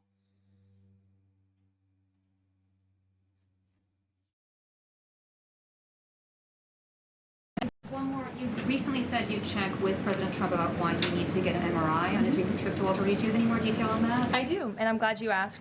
As stated in the memo provided on October 10th, President Trump received advanced imaging at Walter Reed Medical Center as part of his routine physical examination. The full results were reviewed by attending radiologists and consultants, and all agreed that President Trump... Yeah, he was doing great. Britain's former Prince Andrew to testify on the Epstein scandal. I was just wondering if President Trump thinks that former Prince Andrew should indeed come and testify to Congress on that. I haven't spoken to him about that specific matter, but I can ask him and get back to you. That'd be so funny. Stephen, go ahead. Well, if the president is considering a pardon for Ghislaine Maxwell. Again, he's answered this repeatedly. It's not something he's talking about or even thinking about at this moment in time. I can assure you of that. That's not a no. You hear that Ghislaine Maxwell right now at this moment is actually getting her shit topped off sloppy style. She's getting special treatment in prison. She was already moved from a high to a low security prison, but since then, look at this. Federal warden said to be helping Ghislaine Maxwell with paperwork for a commutation application. A prison official says he is sick of being, quote, her bitch, and she's enjoying camp fed's food and amenities. She's getting special treatment. Fuck off. Came from a whistleblower at Camp Bryan, the women's federal prison in Texas, where Maxwell was transferred to in July. Transferred to the minimum security facility after meeting with Deputy Attorney General Todd Blanche, a move that some lawmakers suspect could be part of a deal that Maxwell's engineered in order to be released or pardoned. In a letter Sunday to Donald Trump, Representative Jamie Raskin, a Democrat from Maryland, called upon Trump to provide answers about Maxwell's preferential treatment, saying that the deference and servility to Maxwell at the Texas facility is so egregious that one of the top officials at Camp Bryan said that he is, quote, sick of having to be Maxwell's bitch. It's pretty obvious what's happening here, right? Maxwell has, obviously, a bunch of dirt on Trump. Trump is aware of that, so after the Epstein file stuff really started taking off, Trump sent a liaison from the DOJ to go talk with her and essentially say, hey, we cool? And she said, yeah, sure, just move me to a nicer prison. And since then, they have been putting pressure on the prison to treat her extra super duper nice so that she doesn't leak any information to the press.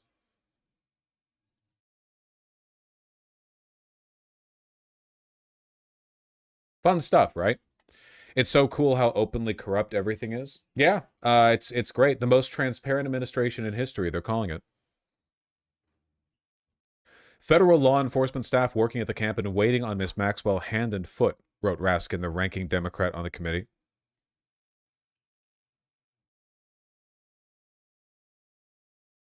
Raskin claimed Bryan's warden is helping Maxwell with a commutation application by copying and scanning documents for her and has facilitated Maxwell's guests' requests to bring computers into the prison, presenting a security risk and the potential for Miss Maxwell to use a computer to conduct unmonitored communications with the outside world.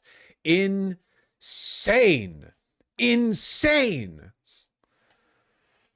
The number 2 operator for the world's most infamous child sex trafficking ring, and they're allowing her to have unmonitored communications to the outside world. We all know who she's talking to, right? We all know she's talking to the administration. That's probably why she's continuing to get good treatment in there. There's a reason they moved her to a prison in a red state. Well, actually, it's probably not actually necessary because it's federal officials either way, but, you know. She's watching me right now. Yeah, maybe. Fuck you. If you tier 4 subscribe, I'll say nice stuff about you.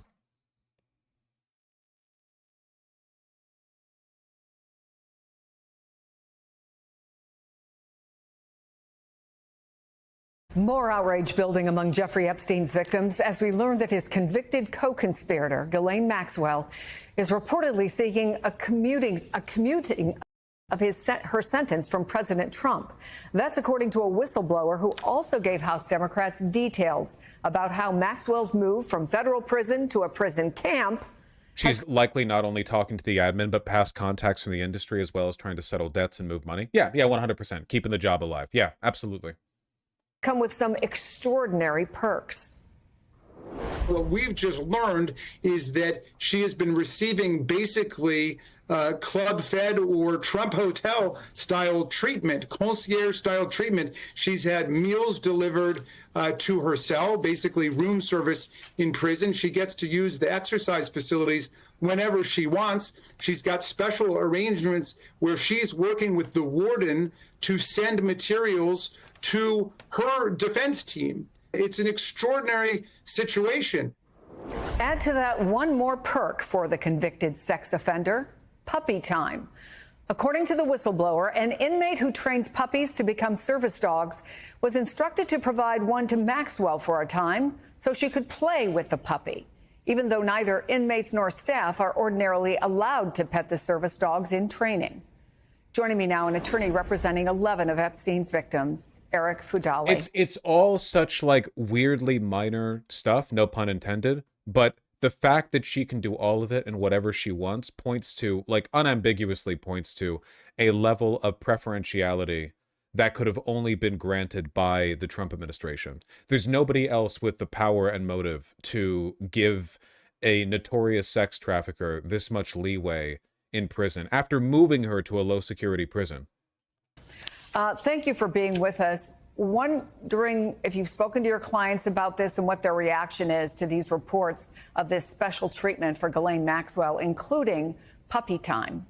Yeah, I mean, their reaction is it's profoundly devastating. Ghislaine Maxwell does not deserve puppy time. Ghislaine Maxwell does not deserve anything but to be rotting behind bars. She is a convicted child sex trafficker. She was convicted in a jury of her peers in New York, a full trial. She put on a robust defense. She was convicted of tricking 14-year-old girls into having sex and becoming sex trafficked by Jeffrey Epstein. She belongs in a maximum security prison where child sex traffickers belong. She does not deserve any special treatment, and it's just profoundly devastating, disappointing, and re-victimizing for the victims to have to hear what sort of treatment she's getting. Well, NBC News also reported on an email in which Maxwell describes being much happier since her transfer to the prison camp. She also is reportedly seeking a... I'm so happy to hear that.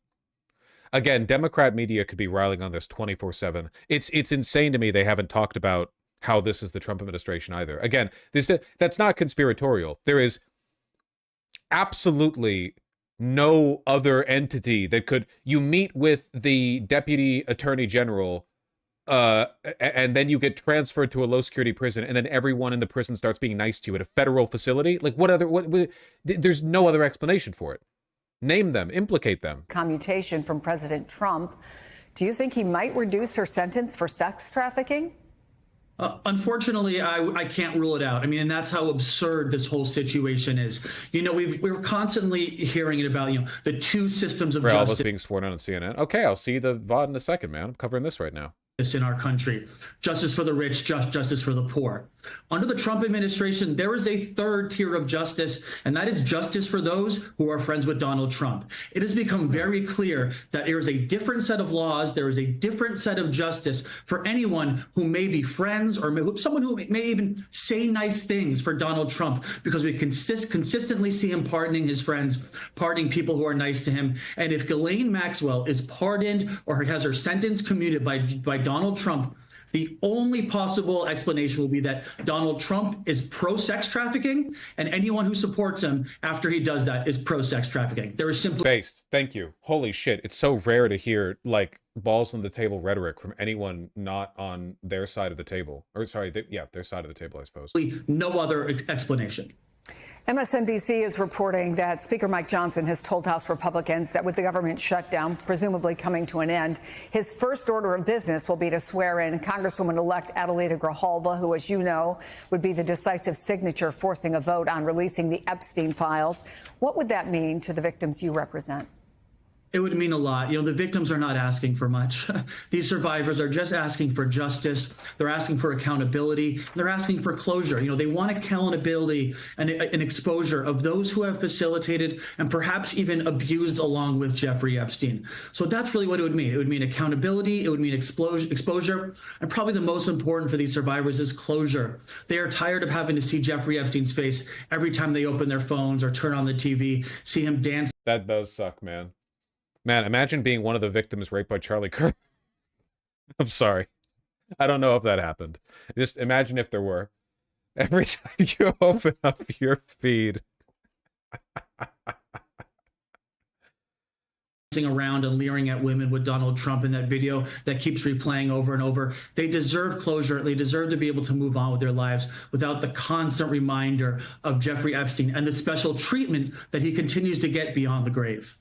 So the House Oversight Committee, in addition, now believes it can enforce a subpoena for Maxwell and ask the questions that Deputy Attorney General Todd Blanche did not when he interviewed her.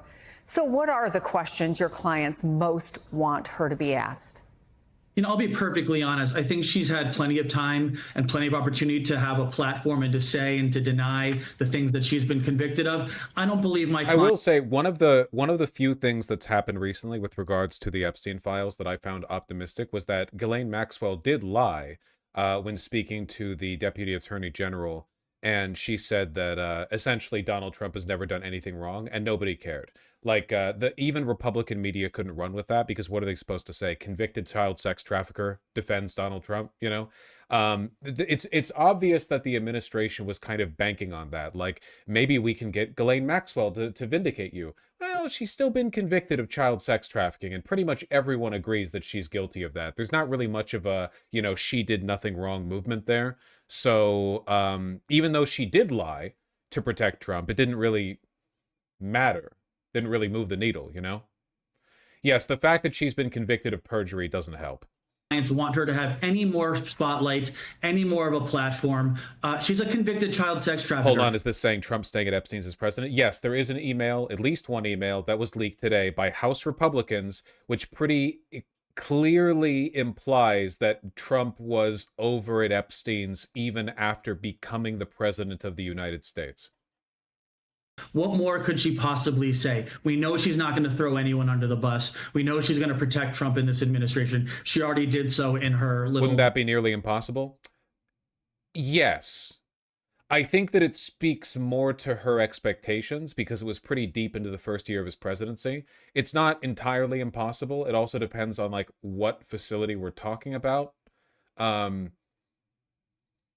They live like 3 miles from each other. Yeah, but the president's movement is tracked. It's very difficult to sneak out anywhere as president, My guess is that Trump never visited Epstein's place after becoming president, but that he was over at Epstein's place often enough in, like, the run-up to him being president that the girls there expected to see him there after he was president. That would be my guess. Once you are the president, it's pretty difficult to sneak out anywhere, interview, if you could even call it that she had with the DOJ. I don't believe she deserves even to have a hearing. She doesn't deserve to be the center of attention. She deserves to be behind bars, rotting where child sex traffickers deserve to be. So I guess for anyone out there that has any shred of human decency, they would like to see happen what the survivors would like to have happen. Is there some outcome of this? Obviously, besides not having her sentence commuted, that they think would at least give them some sense of justice?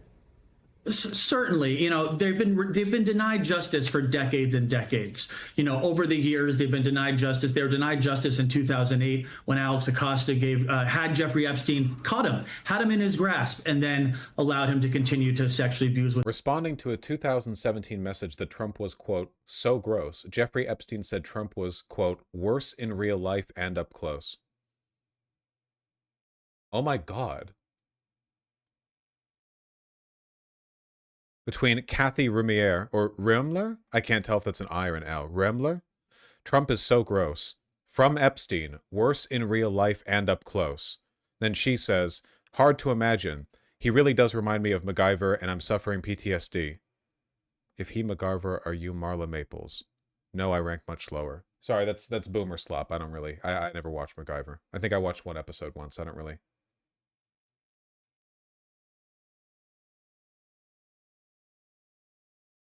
Wasn't there a report a year ago that Trump just smells really bad in person? There have been multiple reports, yeah. That Trump just smells like reeks. I mean, look at him. Christ, it's not hard to believe.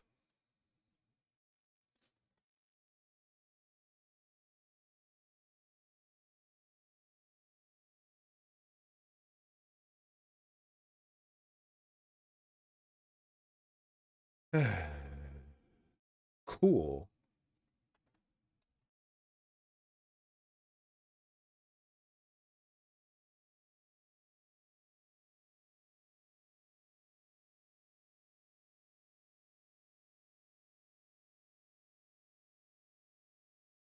More Trump being hated by Epstein.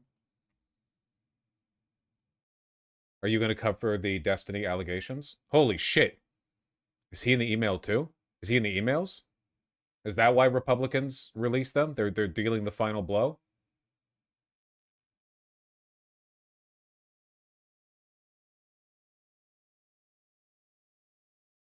Is this one saying Trump is staying at Epstein's in 2018?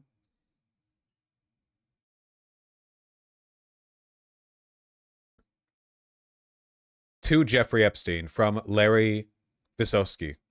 Do you think New York on Monday is still possible? I guess it makes sense to leave the G550 and PBI till Wednesday, then fly to Boca since Trump arrival is Friday. Should I leave my plane and PPI till Wednesday? No, it doesn't mean that he went over to Epstein's estate. It definitely means that Trump was close with Epstein's circle even after becoming president, though.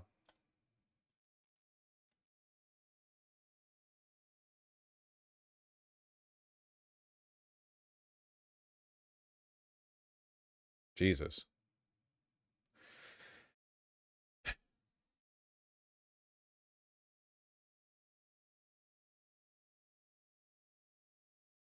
Jeffrey Epstein claims he gave Russians insight into Trump. Power broker shit. Power broker shit. MAGA meltdowns are delicious. Don't send me slop account stuff. I hate Democrat slop accounts. That being said, this shit is pretty hard to defend. Trump is not giving a lot of people a lot to work with right now, you know?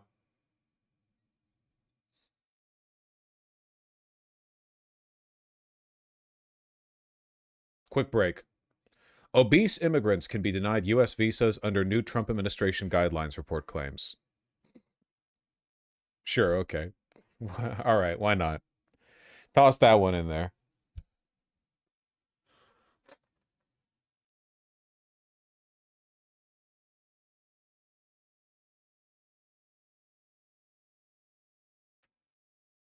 Rejecting people based on health.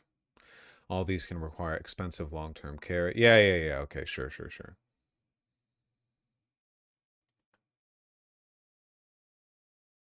What if they're obese and rich, though? Well, that's a different story.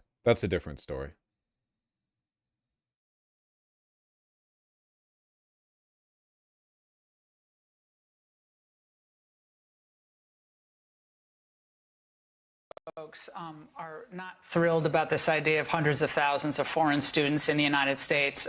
We have about 350,000 Chinese. One point during COVID, you were going to, push to, get them out, but that was pulled back.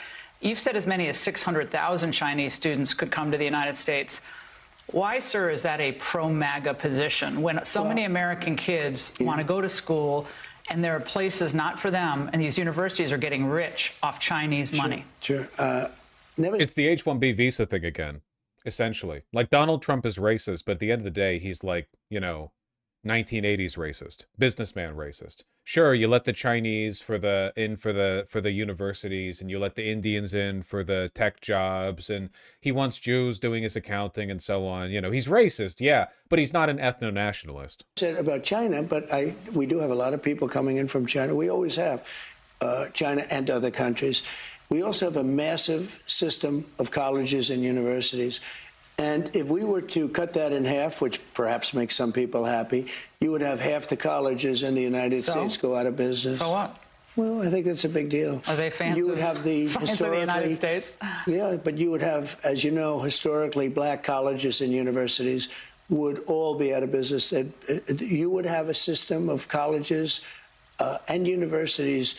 So we're dependent on China to keep our university system going? But I think it's good to have. I actually think it's good to have outside countries. Look, I want to be able to. I saw a bunch of Nazis raging over this. They're probably also not happy about the Epstein file stuff. Just makes it difficult for them to defend him, even though they probably, are cool with the Epstein stuff internally. Get along with the world. They're not the French. They're the Chinese. They spy on us. They steal our intellectual property. What, do you think the French are better? Yeah. I mean, really? I don't know. I'll tell you, I'm not so sure. We've had a lot of problems with the French, where we get taxed very unfairly on our technology, where, they put 25% taxes on American products. Look, assuming everyone treats us badly, because that's the way I am, but we take in trillions of dollars from students. The students pay more than double when they come in from most foreign countries. I want to see our school system thrive. But at the same time, I know you and I disagree. We're never going to agree on it, but that's okay. And it's not that I want them, but I view it as a business. We have millions and millions of people. Also, I want to get along with countries if possible. People are shocked. Remember, Hillary Clinton said, we'll be in a war. I stopped 8 wars. Me, when the business guy who talks about big deals and cares about money more than literally anything else, and who clearly hates America and praises foreign dictators, lets foreign people in because it brings America more money. Incredible stuff, really. Who could have predicted it? In the last 9 months, I don't want to be in wars. If I am in a war, we're going to win the thing fast, and it'll be violent. But you know what? I don't want to be in worse, but one thing, you don't want to cut half of the people, half of the students from all over the world that are coming into our country, destroy our entire university and college system. I don't want to do that. I wouldn't lose any. And don't forget, MAGA was my idea. MAGA was nobody else's idea. I know what MAGA wants better than anybody else. People are fucking furious over this part of the interview, dog. Sorry to every single Republican under 40. I invented MAGA, and MAGA means more Chinese students. Sorry, that's what it means. If you disagree, you're a loser. Bye-bye. And MAGA wants to see our country thrive. The ego, man, the ego. Well, that's what you get if, white nationalists hitching their horse to... Wonder if the 58,000 nice things Trump has to say about Israel and Netanyahu kicked you off to this. Jesus Christ. Why does he care about protecting colleges? He's just supporting colleges as a business. He doesn't care about, education as a concept. He just... Probably after the big wave of university crackdowns at the beginning of his administration, a bunch of universities reached out and they were like, how can we work together on making this a successful business for Americans? And he's softened up on them. It helps that his brain is soup.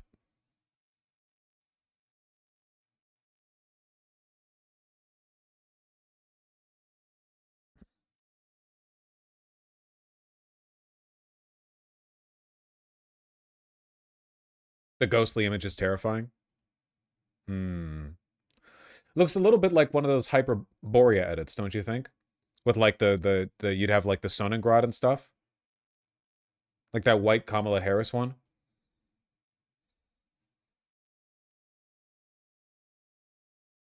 The ghosts of my ancestors watching me as I date a black chick. I don't know.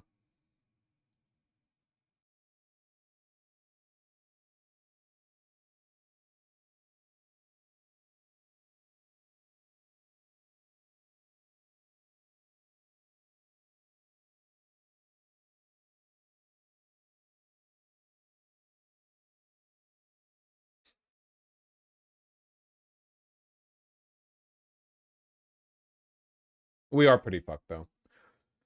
I don't give a shit about Chinese immigrants, but the fact that the only people that can afford our universities are the children of wealthy foreigners who come over here for our, the prestige of being educated in America, and meanwhile, all the people in America can't afford any of our own universities. It's probably bad. Probably bad. Maybe shouldn't treat education as a business. Probably not good, in my opinion.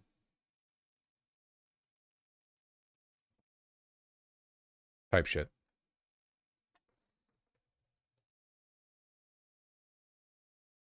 Okay, I need to clear up some of these tabs, man. There's too many tabs. And then we can know what the fuck I want to talk about. Trump's a pedophile, Trump's a pedophile, Trump's a pedophile. Trump's a pedophile.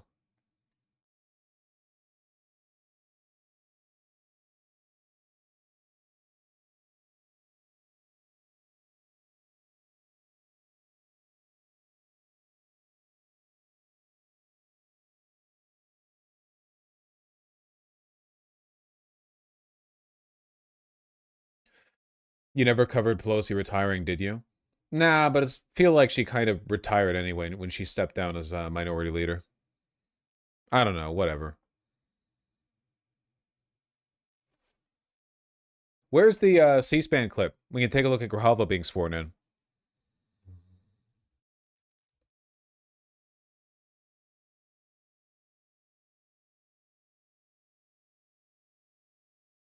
She's already signed the discharge petition? Yeah, she finally got signed in, and then she signed the discharge petition. I want to see...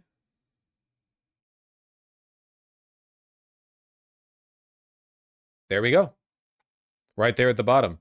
Grijalva, 218. That's the last one needed.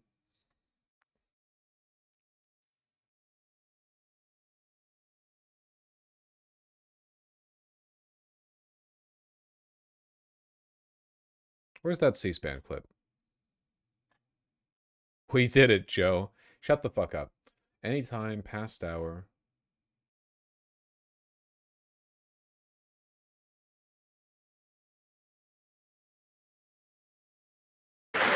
Will Representative-elect Grijalva and members of the Arizona delegation present themselves in the well? And all members will rise. And the representative-elect will raise. Here we go from C-SPAN. The Honorable the Speaker, House of Representatives, sir.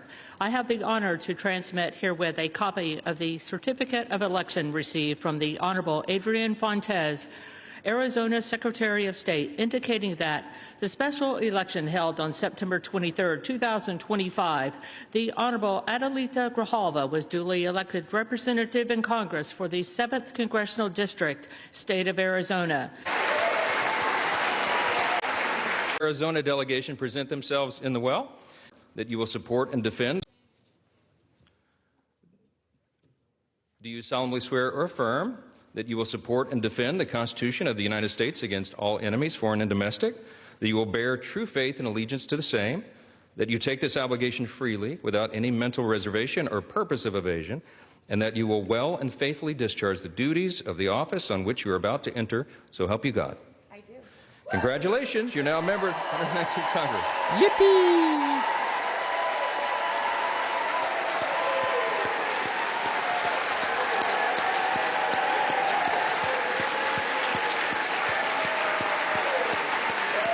Speaker, it is my pleasure to rise today to congratulate our newest colleague and fellow Arizonan on her swearing in as a representative of Arizona, especially with those bolo ties. Wow.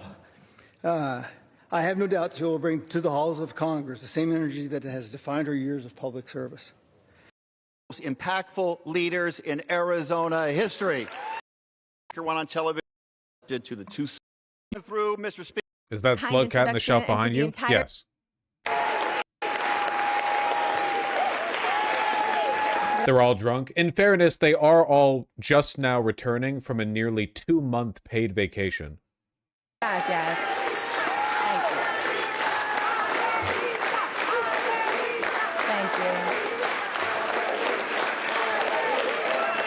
Thank you. Muchas gracias. Thank you so much. Thank you to my colleague and friend, Congressman Stanton, for that kind introduction, and to the entire Democratic delegation from Arizona and the delegation that stood here with me that has supported me throughout this process. I rise today the proud granddaughter of a bracero, a hardworking Mexican immigrant who came to this country for a better life, and I stand as the proud daughter of a U.S. congressman, a man who spent his entire life fighting for justice, equity, and dignity for the most vulnerable. Yeah.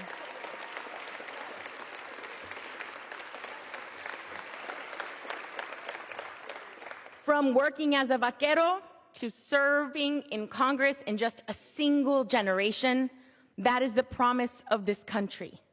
That is the America I want to raise my 3 beautiful children in, Adelina, Raul, and Joaquin. Stand up, baby. Look at them. Do you think the reason Johnson's swearing her in instead of delaying even more is because they want her to sign the petition to get rid of Trump? No, I think it's because it has to be done to clear House business, and the House business they need to clear is voting on the budget bill. Yeah. He's kept the House out of session essentially so that this item doesn't have to be passed.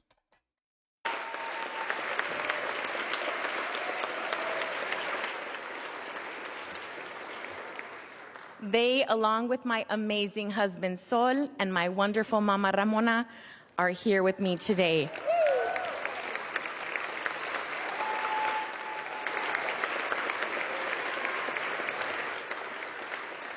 Muchas gracias por su apoyo y tu amor.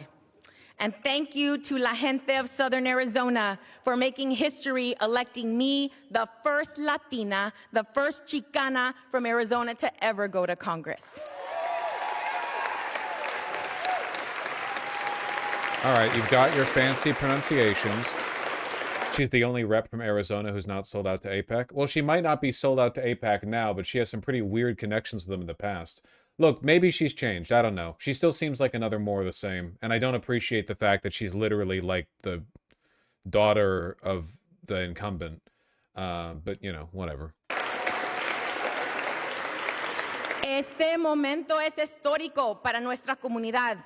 Es un honor ser la primera latina en representar a Arizona en el Congreso y les aseguro que aunque soy la primera, no será la última.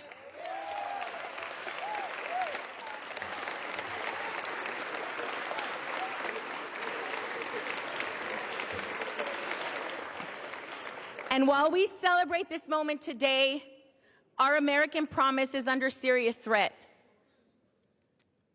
Basic freedoms are under attack. Healthcare premiums are skyrocketing. Babies are being ripped away from their parents by masked agents. We can and must do better. What is most concerning is not what this administration has done, but what the majority in this body has failed to do. Hold Trump accountable as a co-equal branch of government that we are. We'll talk about that, by the way. Apparently there's been a development with regard to ICE and their masking. Very interesting.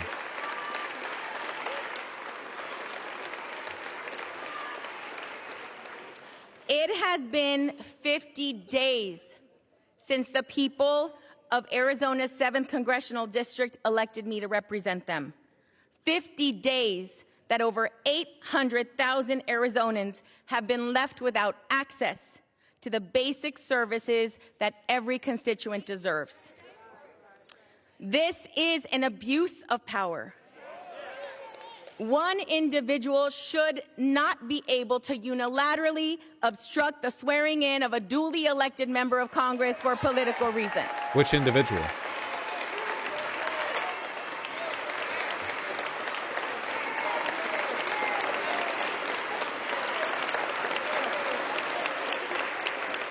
Our democracy only works when everyone has a voice. This includes the millions of people across the country who have experienced violence and exploitation, including Liz Stein and Jessica Michaels, both survivors of Jeffrey Epstein's abuse. They are here in the gallery with us this evening. Thank you for being here.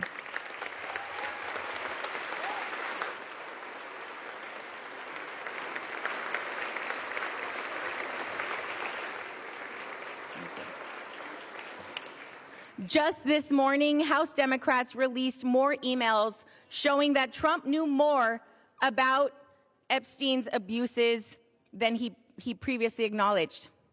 It's past time for Congress to restore its role as a check and balance on this administration and fight for we, the American people.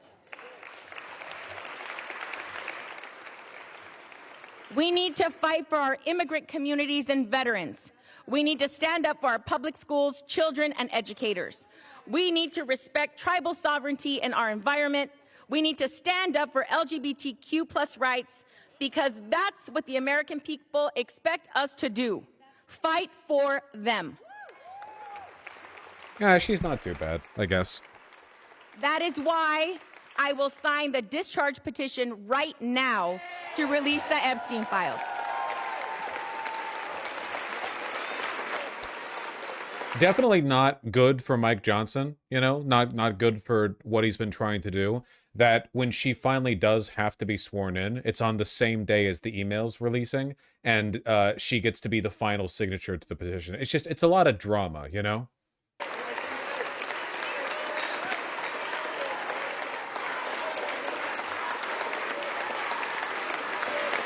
Do you think they're going to... Wait, hold on. I'm actually asking because I don't think I know this. Can you rescind your vote from a discharge petition? Because they have 218 right now. So it should go to a vote. How long do they have to rescind it?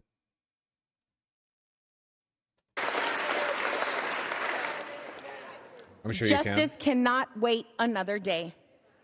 Adelante, mi gente. Muchas gracias. Thank you very much. I yield back. 7 legislative days? Okay. They're trying to get Boebert and Mace to drop. Yeah, I don't know if they're getting Boebert and Mace to drop their vote from the petition or from the vote itself.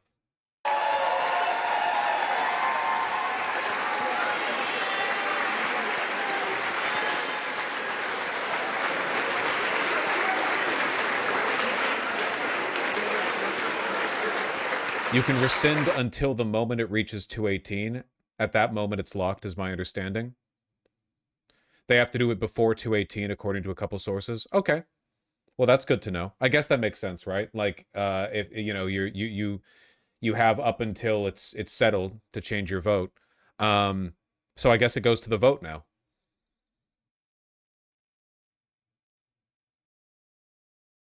Hmm.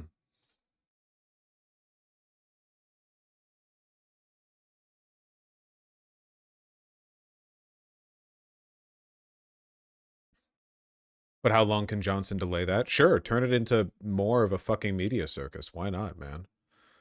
Who fucking cares? Oh my god, so much shit is happening. Oh, look at this.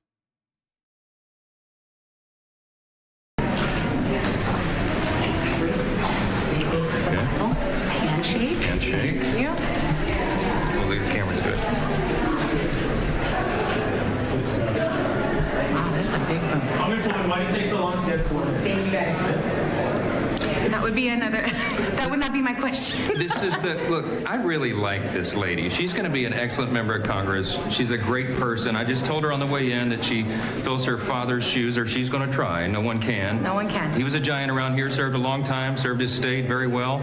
I served under him in the Natural Resources Committee for a while and admired the way he did the work. He was tenacious. So she has a proud family legacy, and we're delighted to have her here. She may not agree with me, but we follow the custom of the House on the timetable, and we've had a little, as we say in the Deep South, some intense fellowship about that. Yes. Okay, but she's here now, and I promised that we would have her the oath administered before we began legislative business, so she hasn't missed a vote, and we're delighted you're here. So anything I can do to help you, as I do all members, happy to get you acclimated and do everything. But you know more than most because your dad was here for a long time. I visited. Yes. I never did this job, so this is brand spanking new. So right. I will take the offer of help. She hates him. He doesn't care. He did his job. Mike Johnson is popular and effective enough that his political career would probably survive the downfall of Trump. So he did his best. Now he's like, hey, I kept you out for a while, but here you are. What are we going to do? Hey, put her there. You know, probably genuinely like nothing, no strong emotions in his heart. Yeah, nothing personnel, kiddo. Exactly. No, genuinely. You got to know what kind of evil you're dealing with. He's not like Stephen Miller or Elon Musk or whatever. Still fucking evil, of course, you know, just different kind of guy.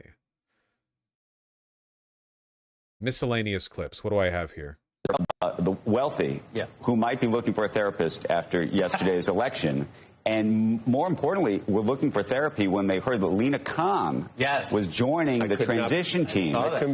Which just goes to show you, looking back at the Biden administration, I mean, she had a very important job and we had her on all the time and hung on. I think we should have her back and talk about what's going to happen in New York City. But let's just know. Okay, so as long as we know what, I mean, she is a no, but that's what I'm saying. And she was running a very important department in the Biden administration. Sorry about the pixels. I wonder what it portends for business in New York. It was funny. It's great for business. It's awesome. A number of business leaders in New York reached out to me yesterday. I was traveling back from London, and it wasn't even the election result itself. It was when this Lena Khan announcement was made. Right. It was like they were sort of like frozen in place, and talked. I mean, some of the texting and back and forth was more about sort of what had happened to the merger business. I mean, obviously, there's a lot of bankers in this city, financiers in this city, and sort of what the approach is. I don't know if she's going to have a role in the future.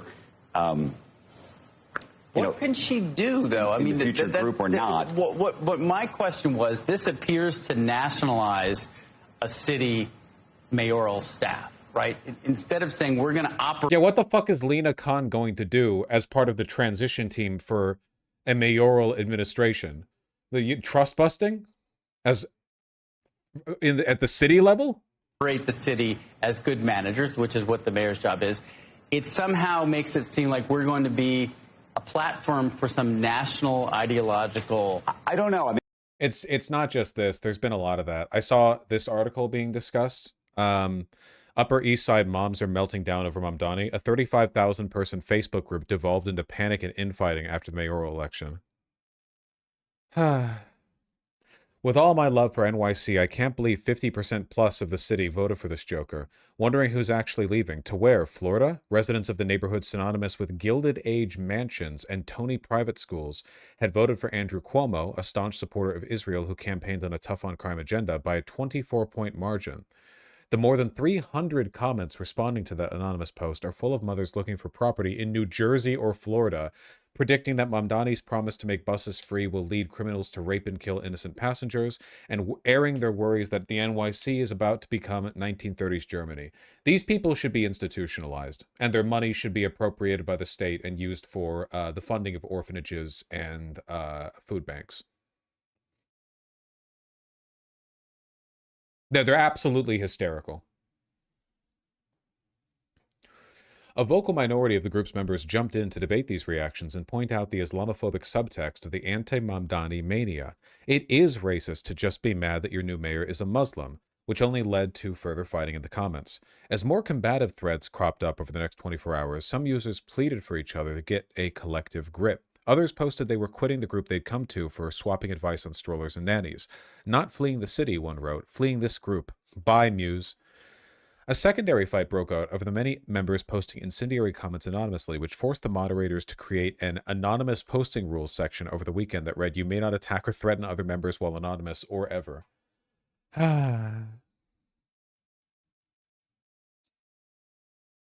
Robin Ryder, a single mother with a 13-year-old son, didn't hesitate to jump into the mix and respond to a commentator who told angry members to, quote, "Get your panties out of a crunch and just relax. We are literally terrified that a mayor who won't condemn Hamas and won't condemn the phrase globalize the Intifada is now running the city with the second largest Jewish population in the world," the 49-year-old wrote.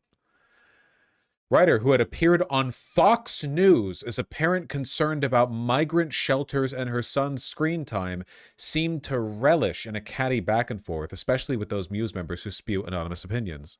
Incredible. October 7th for Staten Island. Mamdani and his transition team, Lena Khan, on hang gliders, flying across the gap from Manhattan to Staten Island. Well, this is the Upper East Side, actually, so. Ryder said she's considering a move to Hoboken, New Jersey, as a result of Mamdani's win.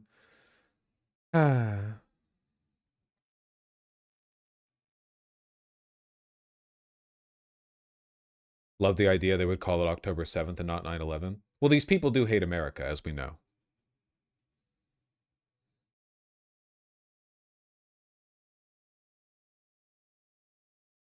I don't know. I just thought it was funny.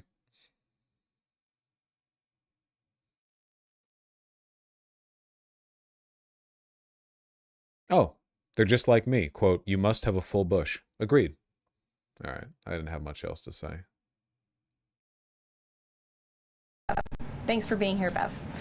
Ouija. Thank you, Caroline. Sure. I have your statement about the new Epstein emails that have been released by House Democrats. Separate from why you believe the emails were made public, can you address their substance? Did the president ever spend hours at Jeffrey Epstein's house with a victim? These emails prove absolutely nothing other than the fact that President Trump did nothing wrong. And what President Trump has always said is that he was from Palm Beach, and so was Jeffrey Epstein. Jeffrey Epstein was a member at Mar-a-Lago until President Trump kicked him out because Jeffrey... For poaching one of his little girls. Epstein was a pedophile and he was a creep. And this email you refer to with the name of a victim that was unredacted now and has since been reported on in this room, so I will go ahead and say it, Virginia Guffrey. And it was CBS's own reporting, Ouija, that recently wrote that Miss Guffrey... I really wish these reporters at the White House would go over the more nasty emails. The one, if they just read out loud the one of Trump running face first into a glass door because he was distracted by the little girls in bikinis on the other side of it. That, can you imagine? That would be so... What, ma'am, what do you think Jeffrey Epstein meant by this? And then just read it out loud. Please, God. One of you. Please, please, please. Maintained, and God rest her soul. Is that real? Yes, that's real. that she maintained that there was nothing inappropriate she ever witnessed, that President Trump was always extremely professional and friendly to her. And so I think it's a question worth asking the Democrat Party, and you should all go ask them after this briefing, of why they chose to redact that name of a victim who has already publicly made statements about her relationship with Jeffrey Epstein and is unfortunately no longer with us. There are some funny Peter Thiel emails as well. To Peter Thiel from Jeffrey Epstein. That was fun. See you in 3 weeks. Great. Every single evil person in this country, man, and in Israel. Phenomenal.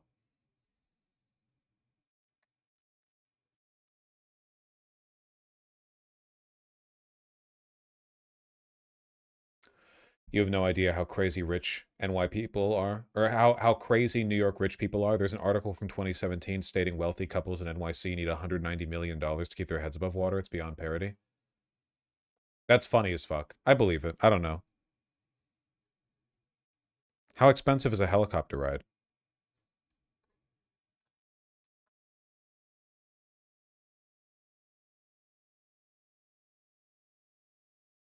Recent racist Israeli ad for a marriage matchmaking service tries to...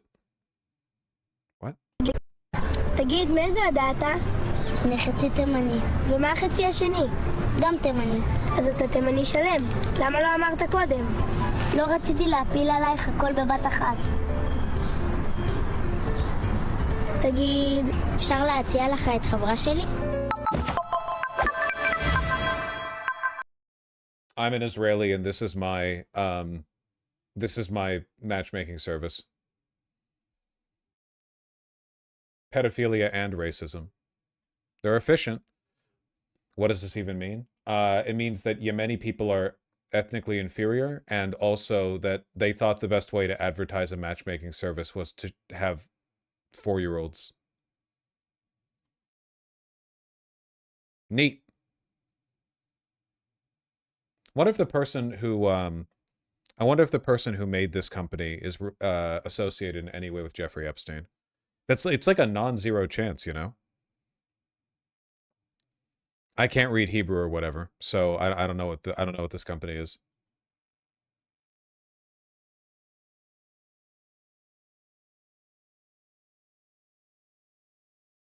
The White House is now saying that October jobs and inflation data will likely never be released, blaming the government shutdown. Awesome. Oh man, the November data is gonna look fucking great. The November data is going to look phenomenal. Oh my god. You think we're getting November? Honestly, I mean, the government might not reopen until midway past, like more than halfway into November, so maybe not. Jesus Christ.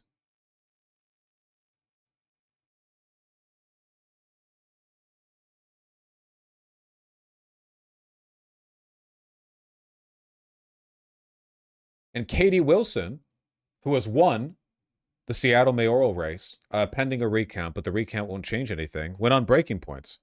So I am super excited to talk we already know that she's down to talk to controversial internet political figures. to our next guest this morning. Katie Wilson is the co-founder and executive director of the Transit Writers Union. She is also the progressive candidate for mayor in the city of Seattle, locked in an extraordinarily close race with the current... Okay, so this was recorded before yesterday's drop. I'm taking it then. Current mayor Bruce Harrell, and she joins us now. Welcome, Katie. Great to be here, Crystal. Yeah, of course. So I've been following your race for the past couple of weeks. You know, there's the incumbent who's more, I think, politically centrist. You're more the progressive, kind of insurgent, outsider candidate coming in. Very close race all the way along. And as of yesterday, based on the mail drops, you have now taken a 91 vote lead. So first question for you, just give us a little bit of a sense of the dynamics of this race, what ballots still remain, and whether your expectation is that you will be the next mayor of the city of Seattle. Yeah, so the way that we do elections here in Washington State is that it's all by mail. So everyone mails in their ballots. We also have ballot drop boxes around the city. And there's a very consistent pattern that more progressive voters, younger voters, tend to vote late. And so what you'll see is that the election night results, there's actually a fairly large shift between election night and the final results toward the more progressive or left-leaning candidate.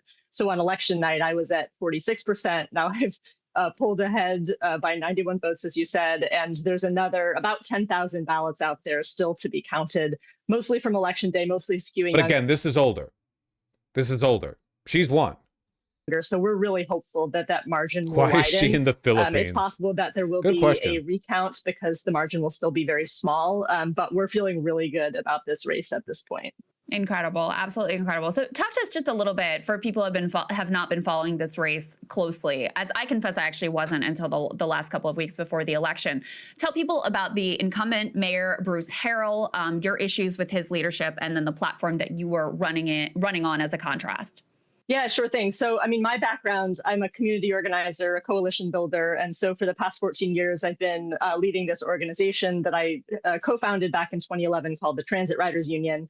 And, you know, we basically fight on economic justice issues. So I've led campaigns to raise the minimum wage to the highest in the country in several cities around King County. Fought for stronger renter protections in Seattle and other cities around King County, fought for progressive taxation. So we have a landmark tax on wealthy corporations in Seattle called the Jumpstart tax that I played a big role in designing and passing. And then, of course, public transit, right, as the name of the organization suggests, fighting for better public transit. And we've won a bunch of affordable and free fare programs for lower income riders, for youth. So that's the kind of work that I've done over the years. It's very grassroots. She's been on it for ages. It's community organizing, coalition building. And I really have never had the ambition to run for elected office until this year. And so early this year, we had an election on funding Seattle's new social housing developer through a tax on wealthy corporations. And our current mayor, Bruce Harrell, was kind of the face of the opposition campaign. And he's done a lot in office to try to undermine social housing, which is a kind of a new project for Seattle that a grassroots campaign put on the ballot last year. And nevertheless, this funding measure to fund the developer passed by a landslide. And so that really showed me that our current mayor, Bruce Harrell, is out of touch with the issues that people are facing in their daily lives. And I think the affordability crisis is really right up there at the top. And, you know, when I jumped into this race, I'd never heard of Zohran Mamdani, but it's very clear that there are some similar dynamics playing out across the country where coming out of the pandemic with really high rates of inflation, the cost of housing in high-cost cities like Seattle is just really out of control. Rents just keep going up and up.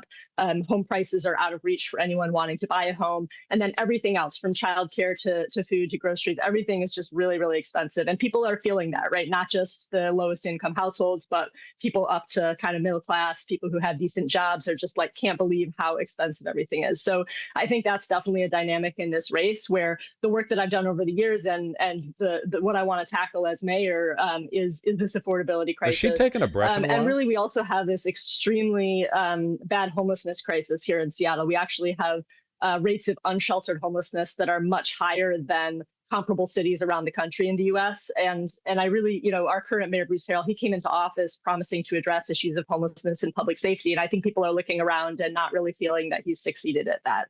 So that's kind of a local dynamic, but the national dynamic is affordability. And then I think also, obviously, Trump getting elected last fall, right? There's a certain brand of establishment Democratic Party politics, which utterly failed to stop the train wreck that was Trump's election. And so I think that there's a feeling that people want new leadership and leadership that's... She's gotten a lot more charismatic since she first started her campaign. But no, she's a policy wonk 100%. I'm interested. The main thing, like, again, the ability for a policy wonk to get what they need to get done is making sure you have the mandate. You need support, you know, you need SHUTDOWN. I really, really hope that, I mean, she's won, she's going to win, she's going to be sworn in. I really hope that she is a team that is able to build on that attention, you know? That's not going to cower like that. Seattle's not that big. The population of Seattle is about 800,000. Not the broader metropolitan area, but the city of Seattle itself, about 800,000, which is about the same as San Francisco or Portland. You know, it's about the same population. there's a disproportionate amount of wealth. Seattle's quite wealthy, you know, for its population relative to other comparably sized cities. There's a lot to do here, you know? Our current mayor, he doesn't Is break that that not mold, big? Yeah, right? Like it's a big city, but it's not colossal, right? It's not Chicago, New York, Los Angeles, Philadelphia, whatever. he's been the mayor for 4 years, but before that he was a council member for 12 Houston. years. So he's kind of part of that kind of centrist Democratic Party establishment that people are pretty upset with right now. So I think that's also a dynamic in this race. And so for me, you know, coming in Boston's as not an that big, outsider, actually. someone who's, you know, worked with City Hall, is familiar with the legislative process and all that, but at the same time is coming in as kind of an insurgent candidate. This was just the right moment for that to work. And it looks like we're going to pull it out by the skin of our teeth. Incredible. I'd love for you to dig a little bit more into the contrast in the approach of Bruce Harrell on homelessness versus, you know, what approach did he take and what did you run on? Yeah, and I mean, honestly, this is something that I didn't have super high expectations. Seattle's by far the biggest metro area in the Pacific Northwest. Yeah, the big that is something that makes Seattle unique, is its location, right? If you take a look at a map of highly populated US cities, you can see that there's no other city like Seattle that is highly populated but also totally fucking isolated, right? Like LA and New York have nearby peers. Seattle's pretty much the regional, you know, power, so to speak.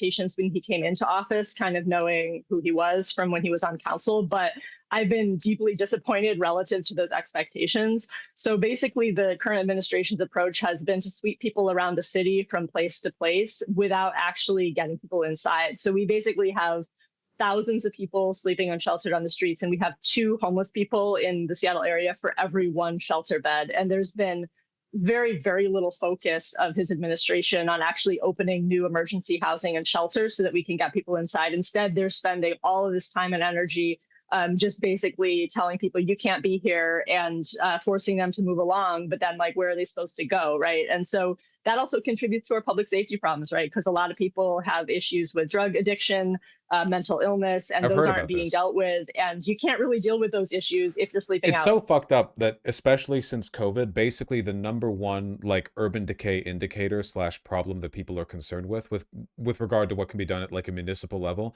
is, hey, our lack of a social safety net and our austerity policies have created an underclass of mentally ill, drug addicted, homeless people, and they're now menacing us and they're scary. And like, we don't care about anything else. If you can deal with that, that's all we need, you know?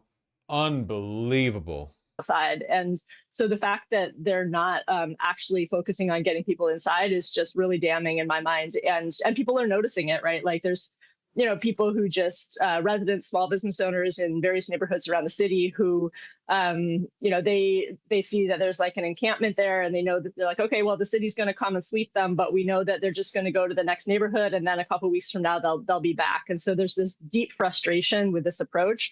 So, you know, what I've been saying on the campaign trail is I'm going to really focus on opening new emergency housing and shelters so that we can actually resolve encampments by getting people inside rather than just sweeping them around the city. And we know that this works, right? So during the pandemic, there was a program that several nonprofits put together called Just Care, which basically did that, right? Resolved encampments by getting people inside. And at that time, it was kind of temporary hotels that had been repurposed as shelter. And it was very successful. So we know. What about Spokane? Is that a joke? Is that supposed to be like a Seattle joke? You know what I mean?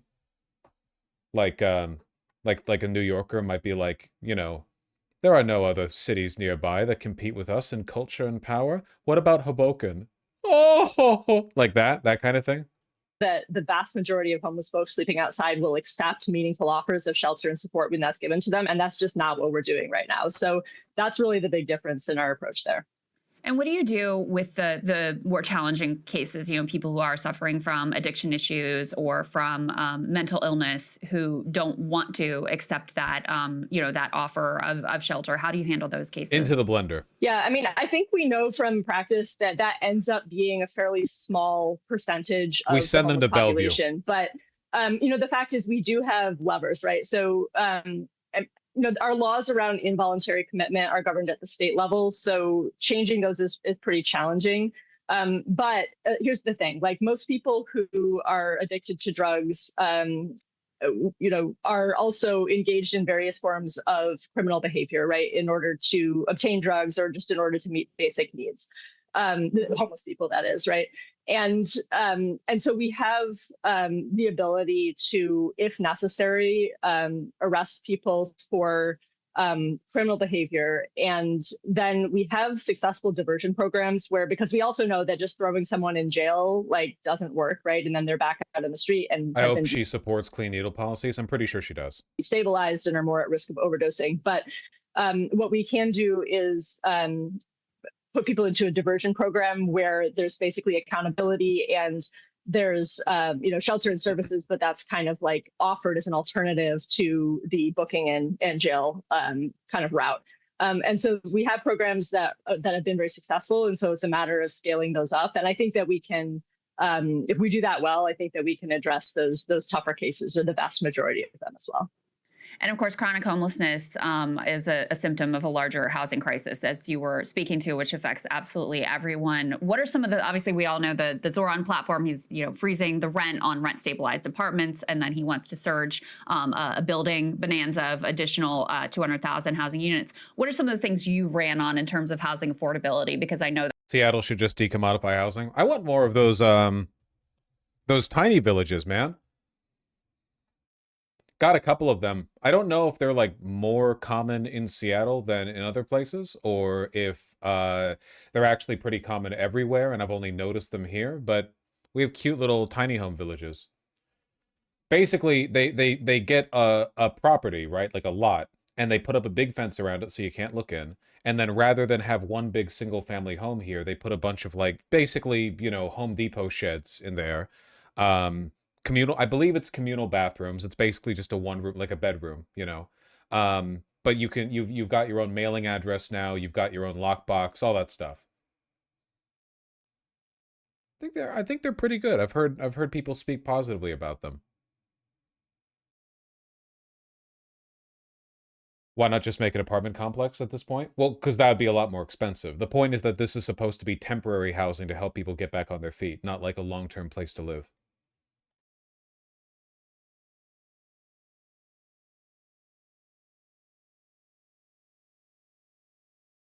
Yeah, cheap, modular, scalable. You could get a lot of these, Is that one on Jackson or Yesler? I think Yesler, not Jackson.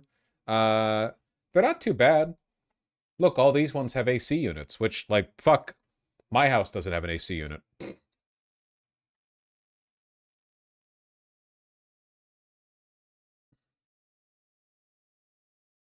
Big in Portland near the airport? Oh.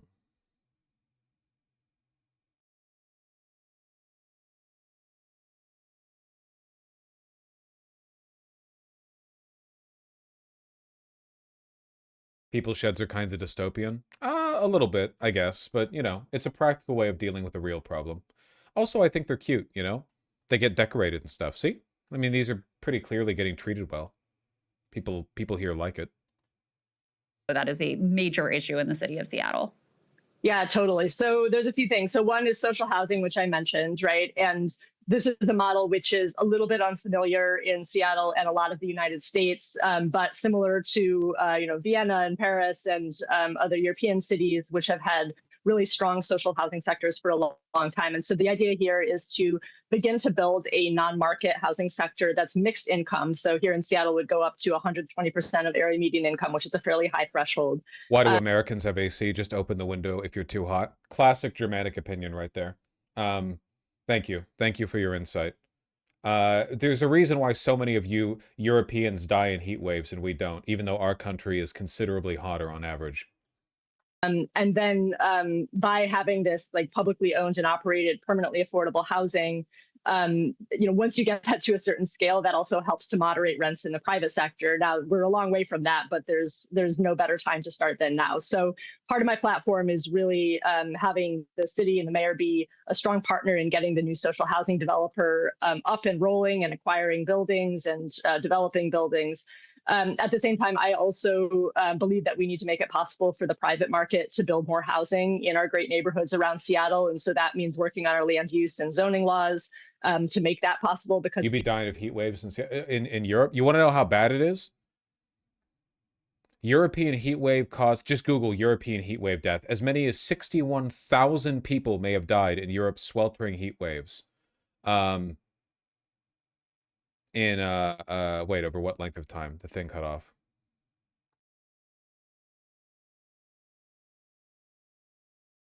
In 2022. Jesus Christ. 23,000 people died of heat-related causes across 12 European cities in one heat wave this year.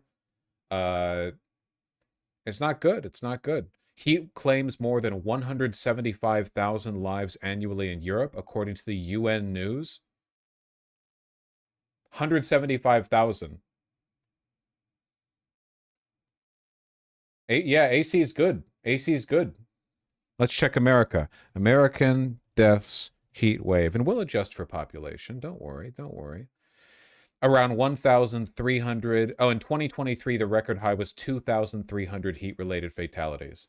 So considering the fact the population of America is about 1/4 that of Europe, we're still lapping you guys. And we have some areas that are a lot hotter than Europe. Very humid along the East Coast. Very, very hot along much of the South. Basically, what I'm saying is, yeah, get some fucking AC units. God, can you imagine how expensive power would be in Europe if they had AC? That'd be insane. You people would be you'd be paying more on that than rent. Jesus Christ. Well, shouldn't have had Germany take down all their fucking nuclear power plants. We have had very restrictive single-family zoning laws in Seattle for a long time, and that's beginning to loosen up a little bit, but we can go a lot further than the previous administration has gone. In addition, so we are not allowed in local jurisdictions in Washington state to do rent regulation directly. So we can't do rent control here locally without a change in state law. However, we do have a law called the Economic Displacement Relocation Assistance Law, which basically says if your landlord raises your rent 10% or more and you move out because you can't afford it, your landlord is supposed to pay you 3 times your monthly rent in relocation assistance. Well, that's nice. And it also disincentivizes large rent increases because landlords don't want to trigger that law. And so one thing that I've talked about is bumping that threshold down from 10% to, for example, 5%. And so that would help to disincentivize those larger rent increases. There's some other things that we can do on the renter protections front, like regulating or banning rental junk fees, something that happens, especially if you have a corporate landlord in the United States. There's kind of the sticker price of your apartment, but then there's all these like hidden monthly fees or hidden annual fees that are kind of in the fine print. And so you end up paying a lot more than you think you were going to pay. So something that the city can do is also regulate or ban some of those kind of extraneous fees. So those are a couple of other ideas for how we can like help around the margins. Has she the city can do more yet? to invest in affordable homeownership programs. There's some other things too, but it's kind of a whole range of things, right? There's not one silver bullet, but we kind of need to do it all. All of the above. Yeah. Katie, my last question for you is, I'd love for you to zoom out and talk a little bit more broadly about the political trends within Seattle. I saw a tweet about this, so forgive me, you can correct if this tweet analysis was incorrect. But basically they said, there were a lot of progressive legislators in Seattle. And then there was, after Black Lives Matter and the pandemic, there was kind of a backlash. And that's when people like Bruce Harrell and other more like centrist types get elected to the city council. And now with Harrell's likely defeat. Yeah, I think, unironically, I think the CHAZ, the Capitol Hill Autonomous Zone, negatively polarized a lot of Seattleites against. It makes me wonder, like, how I would have handled it. Now that I'm more knowledgeable than I was 4 or 5 years ago, I wondered how I would feel about that now. Because it was always really dumb. But I was happy at the time that the mayor didn't crack down on it. I wonder if it would have been better for that to have happened. That wave of the backlash wave has now been swept out by a more progressive cohort. And so first of all, is that sort of accurate, your view of the way that Seattle politics has swung back and forth? And then what is most important to you in order to make sure that there isn't another sort of backlash swing to the center after your mayoralty? Yeah, that's a really good question. And so, yeah, I think the picture that you laid out is fairly accurate. So we had a pretty darn progressive city council for about a decade. And that included former council member Shama Sawant, who is, a socialist city council member. Now, one thing to note, though, is that during that time when we had a very progressive council, we had pretty centrist mayors. And so that really, that dynamic kind of... You mean the anarchist project in Seattle? Yeah, it was the Capitol Hill autonomous zone by Cal Anderson Park, you know, where for a while, like for a long while, a bunch of gay people barricaded off the street during BLM and acted as though they had created a state within a state. Was it based? Not really. It was basically just like an ongoing block party. It was extremely LARPy, more so than anything else. That's the main thing you're getting from that. You know, it was very, very LARPy. But there were people there, like just a lot of really embarrassing stuff. Like they put up barricades, and then there were people at Chaz putting out social media posts saying, "We need people to bring us pizza now. People are starving in here." And inevitably, because it was like a lawless corridor, a bunch of homeless people just ended up moving their encampments there. That kind of stuff, you know? And then apparently there was a warlord, and I think someone got shot. I don't know. They might have just called him a warlord because he was black. You know how it is.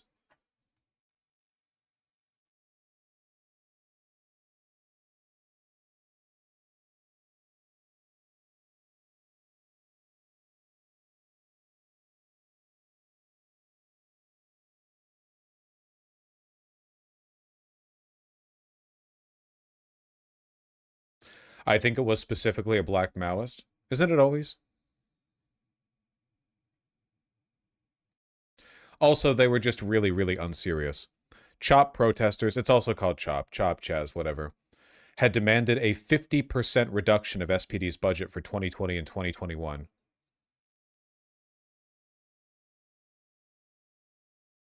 Okay.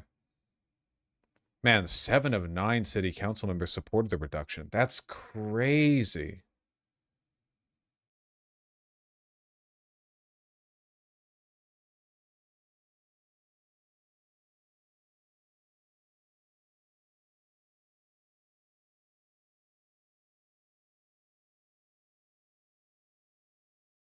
What do you think would have happened if that went through? A 50% reduction in police budget in one year, one fiscal period is insane and unsustainable.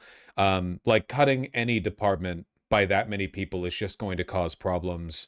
You're going to have a fuck ton of people taken off the staff. They're going to be really begrudging. They're going to be like media nightmares for the rest of their lives. Every single crime that happens is going to be blamed on the reduction in budget. That's too much, you know.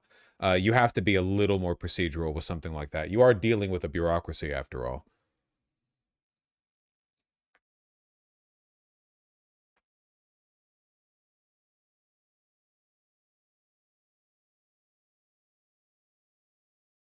Protesters established the No Cop Co-op on June 9th, offering free water, hand sanitizer, kebabs, and snacks donated by the community.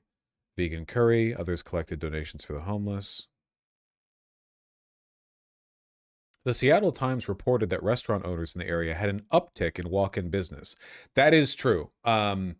There's no evidence that the lawless zone turned into like urban decay or whatever. Like for the most part, it was just a block party. Community gardens, arts and culture, internal governance.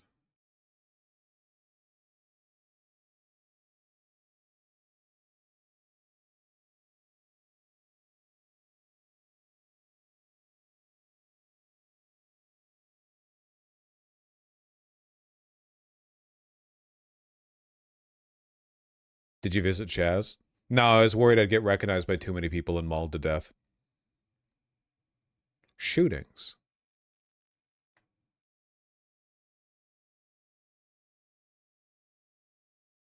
Well, what matters is that the people had fun.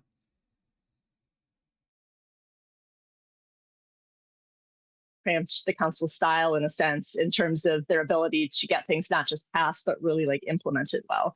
And then yes, after 2020 and Black Lives Matter, there was a backlash, and so then we had actually our current mayor elected and a very for Seattle, very, very centrist or right-leaning compared to usual city council. So this year, with hopefully my election, but then also a couple of council members and a new city attorney. They would have made him king of the anarchists. Dog, they would have executed me. Are you kidding me? Somebody earlier, especially at the time, a Maoist would have disemboweled Vosh. Where was that chat? Yeah, Chaz was very VDS coded. That's a very online thing to say, but you're also completely correct, okay? I'm pretty sure they would have bolstered the movement by executing me in the middle of Cal Anderson Park. Are swinging back in a progressive direction. Now we have kind of staggered elections. So this year there was only, well, for complicated reasons, 3, but normally there would be 2 at-large council positions up for election. So there's 7 district council elections seats, which will be up for election in 2 years. So right now, assuming that I win this race, right, we'll have me in the mayor's office and we'll have several very progressive council members, but the bulk of, we don't have a strong progressive majority on the council yet, but that could happen in 2027. Now, in order for that to happen in 2027, you asked about kind of what needs to be accomplished in the next couple of years. I really think that you know, I have a lot of ambitious progressive policy dreams in my platform. But I really think what I'm going to be judged on, what my administration is going to be judged on first and foremost is homelessness and public safety. And I really think that in the first couple of years, we're going to need to drill down and make. It sucks so much that this is the metric by which everyone has to be judged now. You know, there are so many problems, and this is always the one people hem in on first. Progress on those really basic quality of life issues. And show, I think we have an opportunity here for people on the progressive left to basically show that we can actually govern. And so there's going to be, I'm going to be paying a lot of attention to the work that needs to happen to basically get City Hall, the city bureaucracy, moving in a good direction, actually delivering services for the people of Seattle, and hopefully pioneering a new model of kind of responsive government and communication with the people where we're really explaining what we're doing and why, and if we're coming up against obstacles, here's why. And I think this is a similar challenge that I think you know, Mamdani's going to face in New York City, where there's a lot of really ambitious things that we want to get done, but there's also real obstacles, right? It's like the reason why these things haven't been done is complicated, and there's really entrenched interests that are going to fight against it. And so we're going to need to be able to tell a story of the things that we're fighting for, the progress that we're making, but also the reason why it's not moving faster, right? So that's going to be big. And, you know, I mean, like I'm in this race, right? There was more corporate PAC spending against me than has ever been spent in a Seattle race against a candidate. And a lot of those same interests are also going to want to undermine my administration. And so I'm going into this with, I think, clear-eyed about the challenges, the political challenges, as well as the practical challenges of implementing my agenda. Nothing about Bellevue. And I mean, it's going to be a massive challenge, but I'm really excited about it as well. Well, Katie, I really appreciate you taking the time. I know you're probably like super busy right now and really in the thick of things. I won't say congratulations yet because I don't want to jinx the result, but I'm very excited to see what you. The Seattle WA subreddit, so weirdly anti-Katie. The Seattle Washington subreddit is like the more conservative. Okay, basically, the Seattle subreddit is mostly occupied by people who live in Seattle, and the Seattle Washington subreddit is mostly occupied by people who live in Bellevue who are mad at how progressive the people who live in Seattle are. Just calling it, okay? The Seattle Washington subreddit is like the more annoying exurb community. Are they whining about Katie Wilson? Some people in there blamed you too? Nice.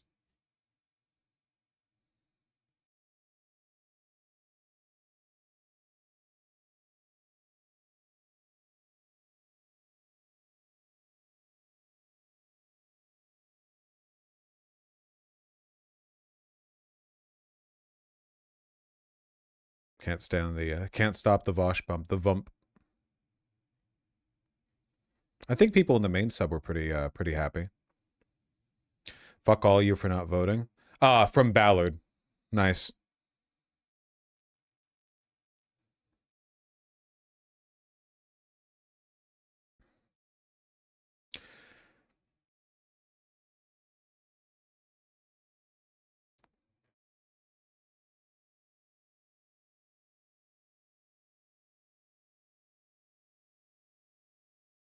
It's over.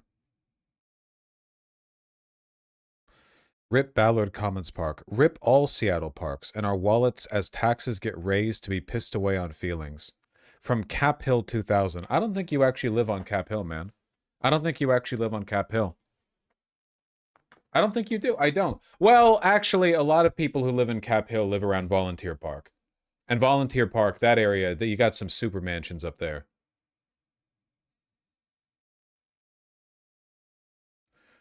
All you need to do to win an election is be the furthest left candidate. Yeah, that happened back in 2021.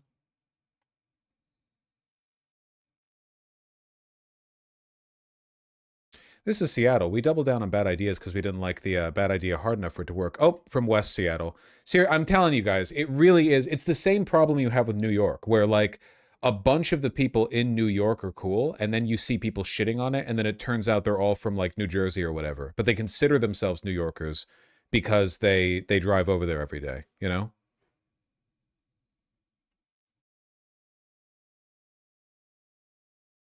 Exact same thing with Chicago. Yep. It's the broader, it's like a macro version of the problem with suburbs.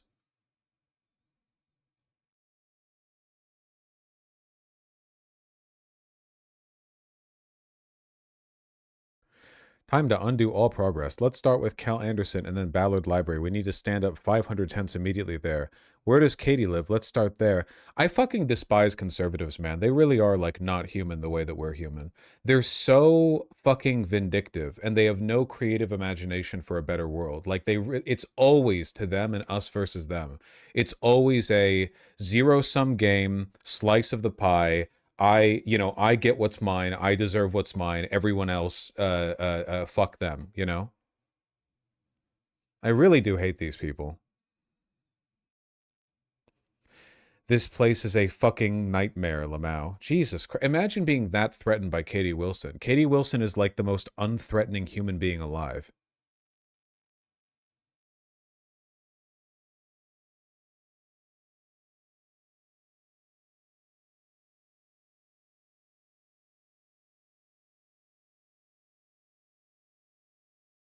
I'm a Democrat, and I'm sick to my stomach. Somebody who had zero real-life experience is about to be mayor of one of the country's economic powerhouses. How stupid can we be? She's the left's version of Trump. Found Schumer's Reddit account.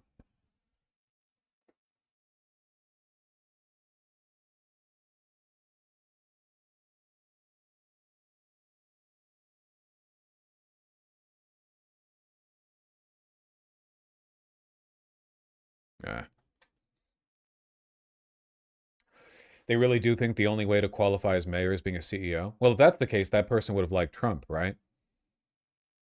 Technocratic bullshit. Since you live in Seattle, how representative of life there are these comments? They aren't. If you actually go out and have fun and spend time in Seattle, overwhelmingly, there's like tons of openly progressive, gay, lefty, trans, whatever people, you know? I mean, unless the only places you're hanging out are like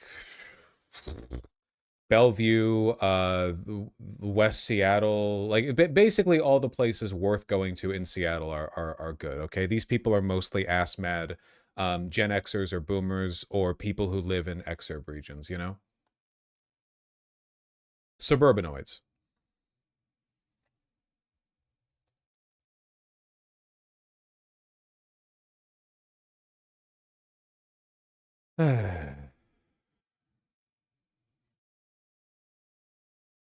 Trump's newest low in polls. Dope.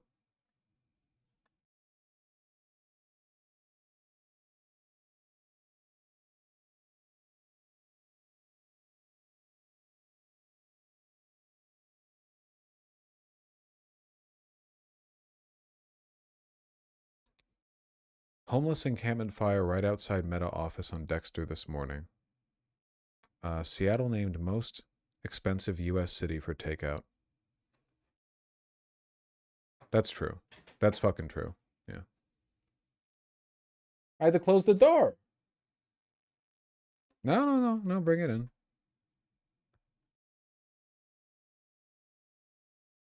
Plattner's ahead in recent poll. We'll talk about that later.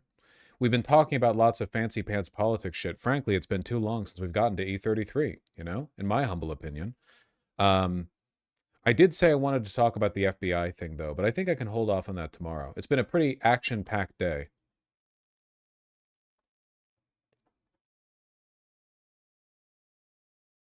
Two more GOP reps willing to vote for the Epstein bill after it goes to the floor. That's huge. All right, listen up, everyone. If you're just here for the hot flavor of the month, Epstein drama, don't you worry. We're probably going to get more tomorrow. But, you know, there's more to life than your president being a pedophile. Sometimes you have to relax and kick your feet up a little bit, so to speak. So I'm going to play some Expedition 33, which is a very fun game. I'm enjoying it a lot. Even if I make fun of it. I'm being occupied by cats. I'm being... Ow! Fucking hit my chair. That's a cat. Yeah. No. Ah. Y'all like that? You like my butt?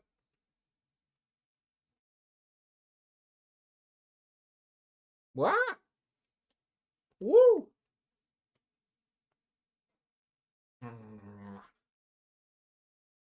Mwah. Mwah. Mwah. Mwah. Look at this.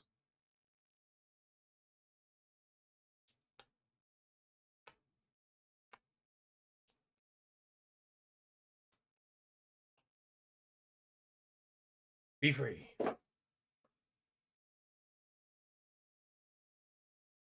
Very good. Love you too.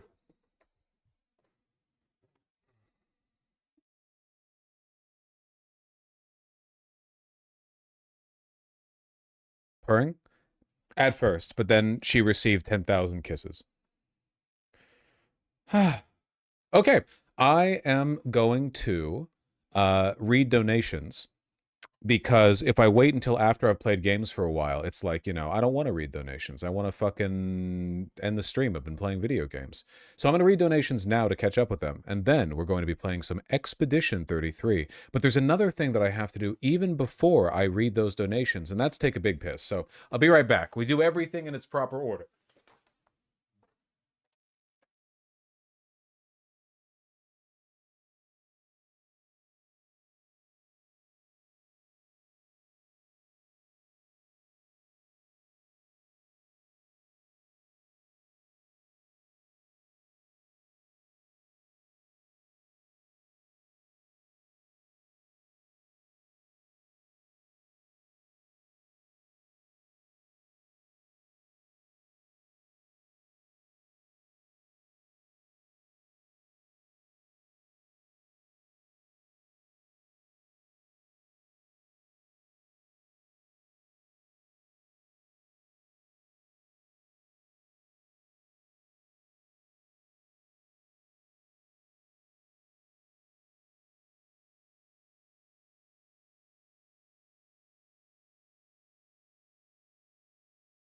River, what are you up to? What are you up to? What are you up to? What are you up to? What are you up to? What are you up to? What are you up to, River? What are you up to? What? Damn it. Ah, I tried to get her. Oh, I tried.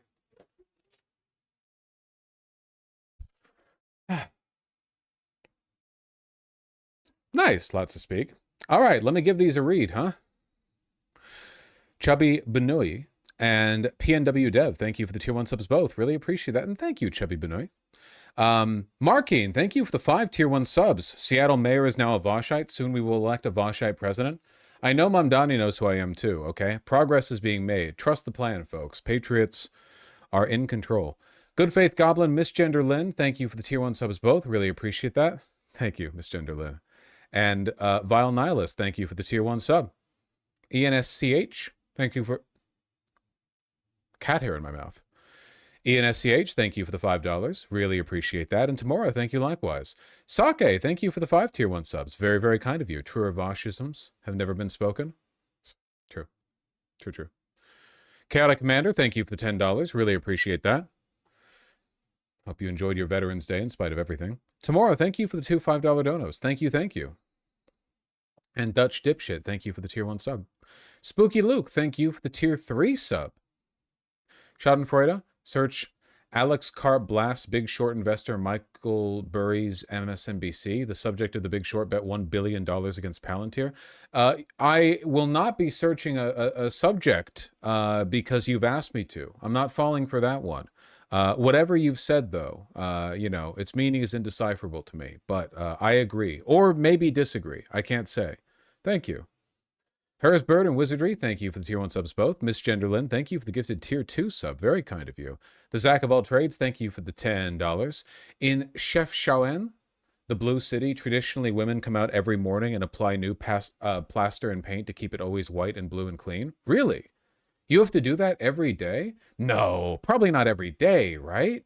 Like, maybe it's tradition to do it every day, but if they wanted to, they could do that every, like, month, probably. I imagine. That's crazy. It's every day, bro. It's every day, bro. Bosier the Mole King, thank you for the $10. I really appreciate that. I generally agree on infrastructure, though my grandma, a council member in the UK, did prevent a McDonald's car park that would have massively worsened local flooding. Oh, well, yeah. I don't think that old people are, like, innately bad when it comes to that sort of thing, you know? I just think they tend to be, right? Radio Woo, thanks the tier 1 subs. Speaking of games, you know about Peripetia? Petea? The devs are a bunch of Polish chuds who scared the hose away by being transphobic. What a fucking letdown. I'm afraid I'm not familiar. No, I don't know anything about that. The only thing I know right now about people being chuds and scaring the hose away is Sydney Sweeney, who's now starred in 3 box office flops this year. No one's seeing her fucking movies. Like, you know, what's that meme? White supremacists when they have to actually watch a white woman's movies. It's pretty funny. I don't even know if she's a good actress. All I know is she got big fat milkers, which is great. You know, and that's almost like being a good actress, but I don't know if she's taken it all the way.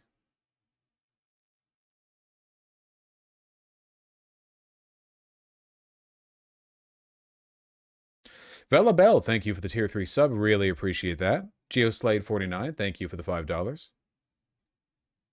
Looking good. Looking very good. I love that Buck Mason X Lee trucker jacket. It's so goddamn good. Why would a conservative watch a movie about a lesbian boxer except they hate on it? Dog, conservatives don't even like watching movies that have female leads. They hate women. You can't, there's no room to be a female conservative anymore unless you're the most degenerate pick-me imaginable. Like, at least a couple decades ago, before the whole incel thing really took off, I'm not to say that conservatives weren't misogynistic back then, but you could benefit from a kind of paternalistic misogyny, right? But nowadays, like, they just, there's no, especially for the young conservatives, you know, there's just no room for respect there towards a woman. SamFan155, thank you for the incredibly kind $25. Really, really appreciate that. No Chump Change, thank you for the $10. Scoop, weapons sales to NATO allies stalled by government shutdown. Think Israel stopped getting weapons and pressured them? That's my conspiracy. No, because Israel isn't a part of NATO.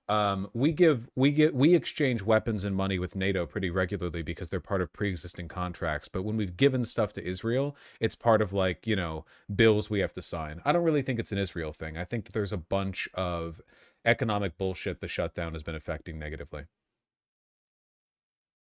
Riob, thank you for the $10. Hey Vosh, love the content. Keep it up. Here's a video about identifying quality clothing that I found interesting. Oh, I've seen this one. From, yeah, Bernadette Banner. Yeah. The easiest way to identify quality clothing is by knowing the brand that made it. If you know the brand and they're trustworthy and you know about what they offer and, you know, you're familiar with their product, that on its own is pretty good. But if you're not familiar with the brand, there are other ways you can tell quality, you know? Seams, stitching, hardware fastening, alignment, buttons, like how well are the buttons sewn on, stuff like that, you know? Especially useful for vintage stuff, where sometimes the brand doesn't exist anymore, and you might not be able to find anything about it.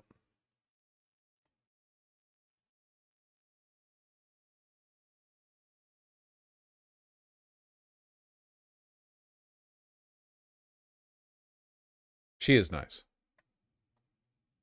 Corey Cat, thank you for the $5. If you were a centaur, which horse breed would you be? What are those big draft horses? Like, they're very, very sturdy looking. They look they're very big and fluffy. Clydesdales? I think a Clydesdale would be a pretty cool one to be. Yeah. Did you guys see all of the did you guys see all the drama over somebody posted a picture of a very black horse, like just ebony black, and then somebody quote tweeted it and said this would make for a beautiful Uma Musume girl, and then there was art of a subsequently very black Uma Musume girl, like fan art. And people saw her and were very racist. But also a lot of people really liked her, you know. I think in a lot of cases the racism is temporary, but the beauty endures, you know?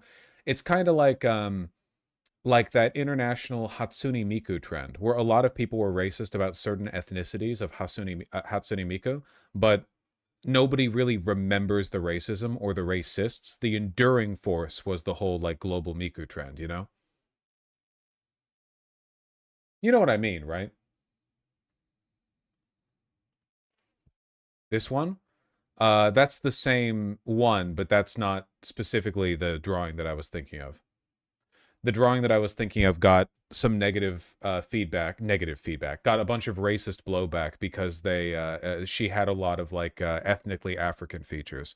Is that right? That the right term? Ethnically African, racially African? I don't know. What I like, very dark skin and the wide nose and the what do you call it? It's not in African Americans. Is it in South Africans or East Africans where there's like a thing with their brow and eye that looks almost Asian? Do you know what I'm talking about a little bit? I don't know if it's actually an eyelid thing where they don't have the double lid or what it is exactly. You could just say African, but I know it's not all Africans because I don't think, for example, it's in Nigeria, and I've seen a lot of Nigerian people. Is Nigeria North Africa? Like, does that count? Phrenology stream? It's not phrenology.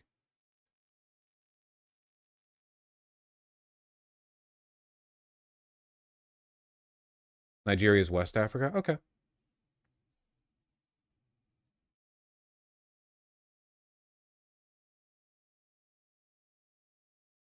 Here it is.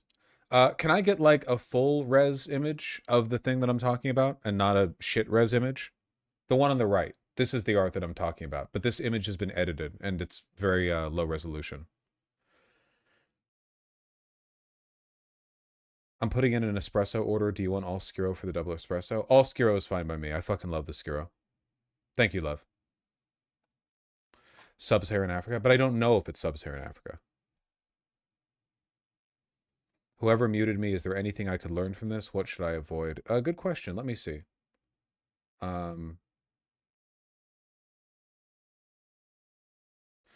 I believe you were muted for saying, I'm going to lotion my naked body and enjoy this cat and game. You were probably muted because that was interpreted as a weird thing to say. But I don't think that's don't take it too seriously, you know. It's a poster's paradise here, okay? The only time people get like permabanned is if they're being really fucked up. For the most part, if you get muted, it just means you like annoyed me a little bit. Here you go. Yeah. Here we go. The high res art.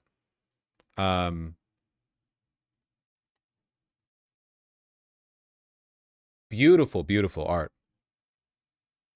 Is this the art that I'm thinking of with the features? No, the thing that I was talking about with the eyelids and the brow feature, that's not this. It's different art that I saw that I was thinking of. But anyway, this was the art that got a bunch of racist backlash. Oh, that's gorgeous. Yeah, the art's beautiful. These eyelids from Southern Africa? No, the Khoisan? No, that's not what I'm thinking of. It's fine. It's fine. There's a lot.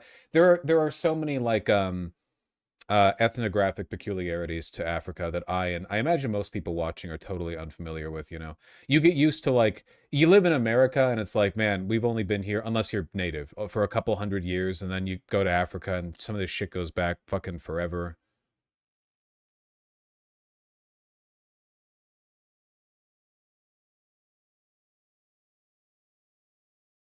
When I saw this, I thought it was a racist drawing. Why? What does this look hateful to you at all? I saw some people saying that, but like, do you think that might be because your standard for what an Uma Musume girl? Wait, let me ask you. Wait, hold on, really quickly. Halwasa, because that's your name. Halwasa, are you a fan of Uma Musume or like anime in general? Are you familiar with Uma Musume? My love, would you mind making me a coffee, by the way? Thank you, love.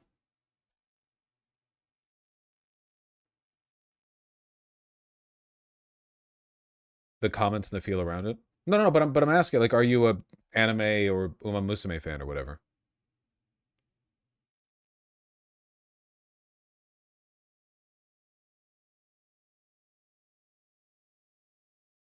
Who the fuck is Uma Musume? Uma Musume is a gacha game where horse girls race. I don't need to get into it that much, but that's what it is. I'm an anime fan and know of horse girls, but I'm not a fan. Do you think you might have thought this is racist because you're used to dark-skinned anime girls being drawn basically the same as everyone else, but with darker skin? So when you see like a wider nose or bigger lips or whatever, you see that and you're like, oh, that feels like a racial caricature. But it might be because in when you imagine, like we just saw like this this one right here. I'm not saying there's anything wrong with this art, but this is how like people would normally draw an anime girl who's black, right? Like you would have the hair, sure, but then like face wise, like you could like color swap and have that be a non dark skinned anime girl, whereas with her you could not. That's just art style, though. Yeah, of course, it's just art style. But like, to be fair, let's all get woke. Let's put our woke hats on for a second, right? Act like a chud, think like a woke, right? It is interesting that the default anime art style is so like inter-character transmissible as long as the features remain, you know, keen nose, specific eye shape, right? You know what I'm talking about? It's like, no. The default way of drawing a black anime girl is to make sure that they have the same features as a non-black anime girl. You know?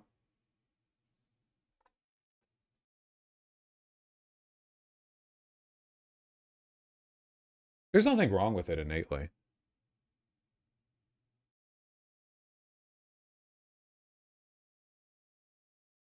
I feel like the black girl from Hunter x Hunter is a good medium between. Oh, the butler. Fuck. Why am I blanking on her name? I love her.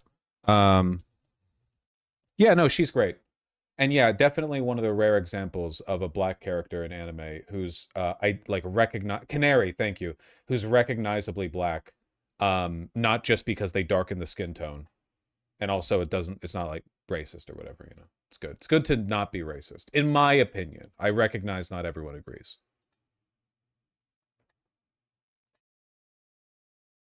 That's because the author is based as fuck. It's also true. Wild take, yeah.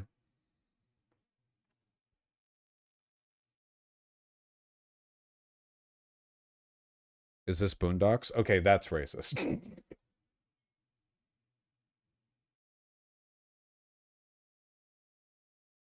Why are people so weird, man? It's good art. It's good art. Mug? Oh, here you go. Thank you. The black characters in Gachiakuta are also drawn really well. Is Gachiakuta the one that has the short-haired black lady who aura farms? In every shot of her? Yes, it is. Yes, it is. Yeah, she's gorgeous.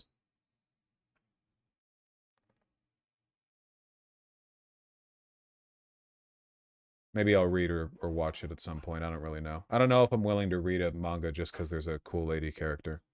Needs to have at least 2 cool lady characters, I think. What's this from? Gachiakuta. There are 3 cool lady characters. Okay. All right. Okay.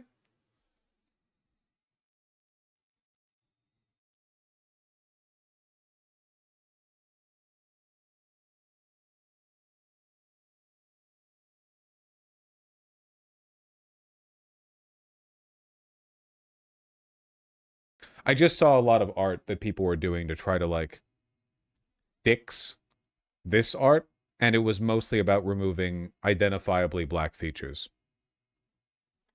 I don't know. Uma Musume black horse girl. Isn't that worse? Yeah. Yeah, I think so. Definitely. I think a lot of people do it without, like, meaning to, because they're so used to, so much of, like, racial caricature comes down to the language of racism and what we're used to. Like, there are features that are considered archetypically white that get caricatured all the time in character designs that we don't think of as anti-white minstrelry, mostly because there's not a history of that.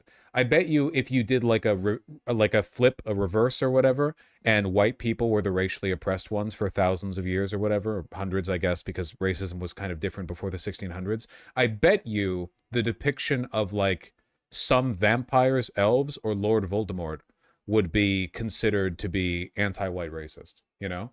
Because in all of those cases, at least to my memory, I can think of like, you've kind of taken some sort of ethnically European features and exaggerated them to make somebody who looks like really haughty or whatever, you know, or in love you. In Voldemort's case, there's no nose at all, and he's so pale. But we don't read that as racial caricature because there's basically no like legacy of racial caricature of white people that we can refer to culturally. What does that even look like? A racial caricature of white people. I bet you could make one, but it would only be subgroups of white people. If you drew a Chinese guy as a dude with like buck teeth and a big straw hat, you perceive that as a slight against Chinese people broadly. You can come up with racial caricatures of Germans, Irish, rednecks, stuff like that. But a racial caricature of white people broadly? Maybe? It's tough to do. It's very easy to do if you wanted to broadly smear Asian people, black people, whatever, right? Because we have a language for those kinds of caricature. So anyway, I guess, I think some people look at this and they get a little bit uncomfortable because they're like, these are like very black features, you know, recognizably so, at least in my opinion. And they're so used to these things being kind of like downplayed in anime, minimized, like sort of painted over, like I guess in some cases literally painted over, or the only times they see exaggerated black features are in racist depictions. So they see this and they're like, oh, okay, so this is like over the top, you know? Why is it based on a horse? A lot of people will see this as saying horse equals black features. They're all based on horses. That's just Uma Musume. They're all horse girls, you know?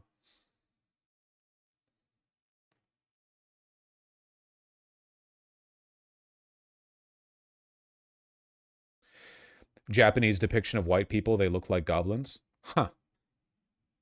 That's interesting. But I feel like you wouldn't recognize this as that, right?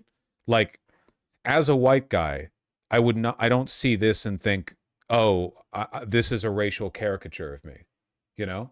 It's just a language thing. It's literally just a language thing. It's like how if you get down to the fundamental semantics, right? Or like the intended social meaning, the N-word and cracker mean essentially mirrors of each other, but it's obvious which of those two words is more impactful, judging from which one of them I said out loud this time.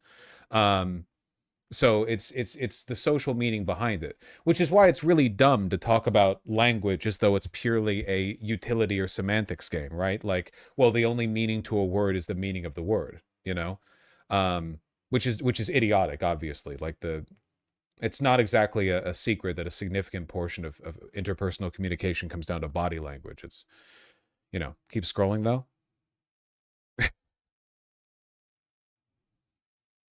Yeah, I just don't register these as anti-white caricatures, you know? I'm not saying they're not. They were for them. It's just, again, it's what you're familiar with.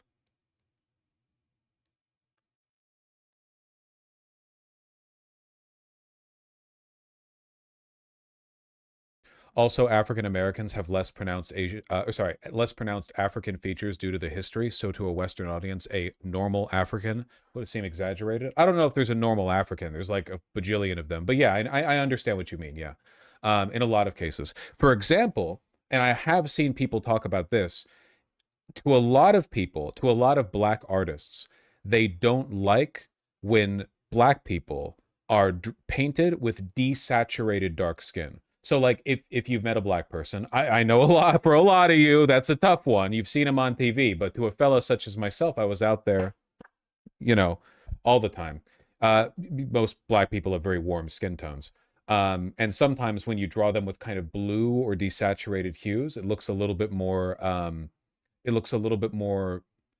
don't want to say it's like negative, because I think it looks beautiful in person, I guess. Like I guess is sort of like a diversity of human body types sort of thing, but it looks a little bit more like ghoulish, I think, to some people. But there are people in Africa, like lots of them, who have black skin, like desaturated black skin, you know?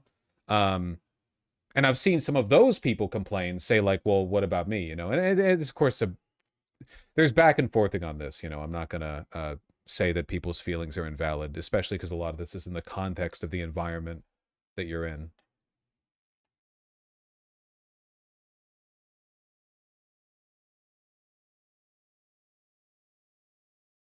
And I'm not king of the black people, so I'm just saying shit.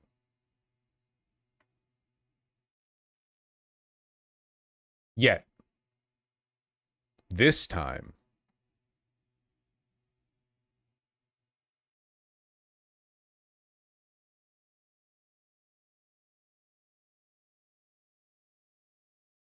MFs from South Sudan are basically purple. I think it's pretty cool. Plus, it's probably good for survival, right? I mean, if you're in an environment with that much fucking sun.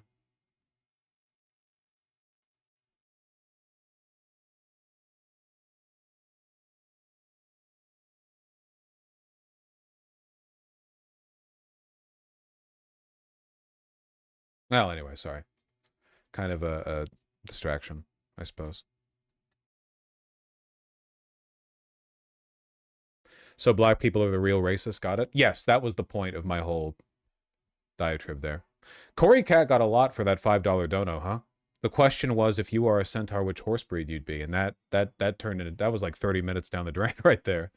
Jordan I-99, thank you for the very kind $15. I tried organizing veterans to dress as Union soldiers to protest ICE. While they love the idea, one buddy told me there are just as many, that many are just clocked out or fear retribution.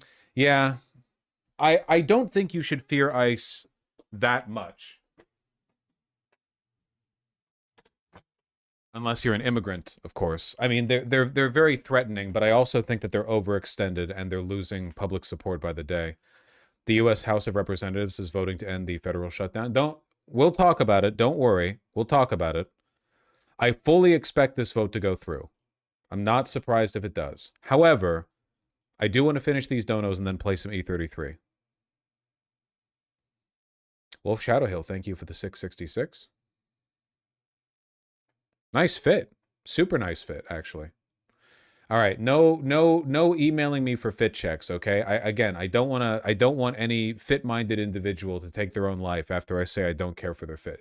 It prompts insincerity for me, because I like the fits and I value my ability to tell the truth. But what if I don't like a fit, you know? And what if you're having a BPD kind of day? You know what I'm talking about? You know how like all women have BPD now or something? What if you're on that shit, you know? What if I say, I think the rise could be higher, and then they fucking send anthrax to my house or whatever? Type shit.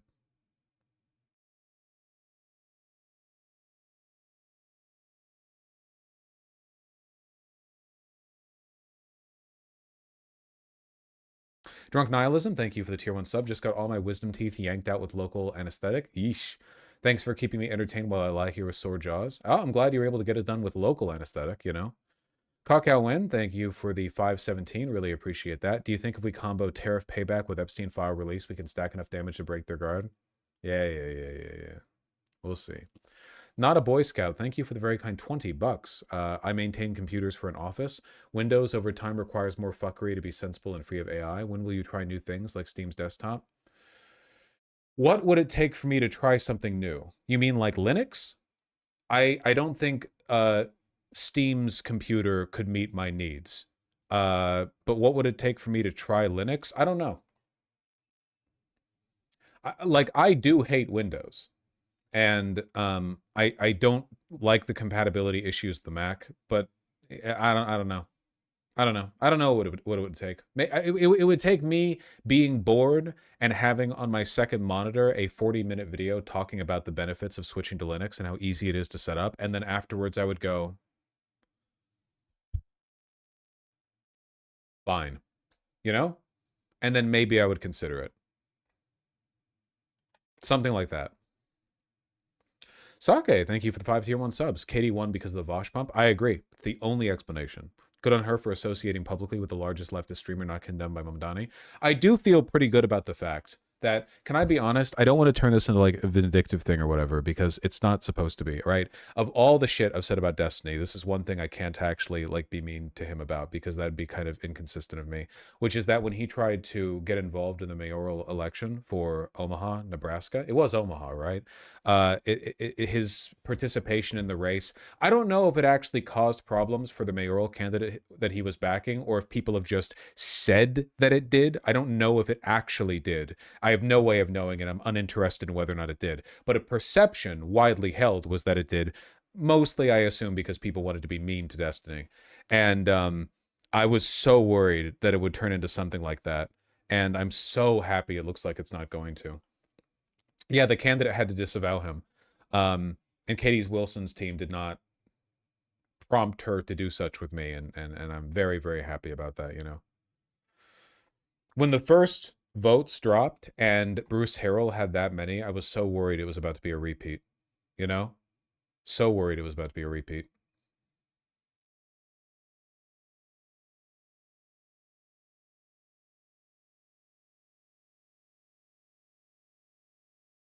Sheesh. I was actually surprised you did talk to her. Yeah, I don't know. I believe in her, and I guess I don't want to like. This sounds so over the top. I don't want to live in the shadows, I guess. I have a like really big platform. I'm in Seattle. Like I can actually affect. I actually have like a lot of influence potentially if I decide to wave it around. I don't want to like let that sit. You know what I mean? Feel kind of bad about that. Discharge petition's locked. Okay, then it's gonna go to a fucking vote. To Kale Murner and Vivian Can Read, thank you for the $5 both. Really appreciate that. Thank you, thank you. Still Alive, thank you for the $20. I really appreciate that. 2 Dem House reps on Daily Show said Mike Johnson was stalling swearing in Grijalva until the Tennessee special election to happen, so it erases whatever advantage we had to get the Epstein files released. So vote blue in Tennessee. But don't we want to get the Epstein files released by an even larger margin? Got to get Deja Fox in. No, wait. Afton Bain, sorry.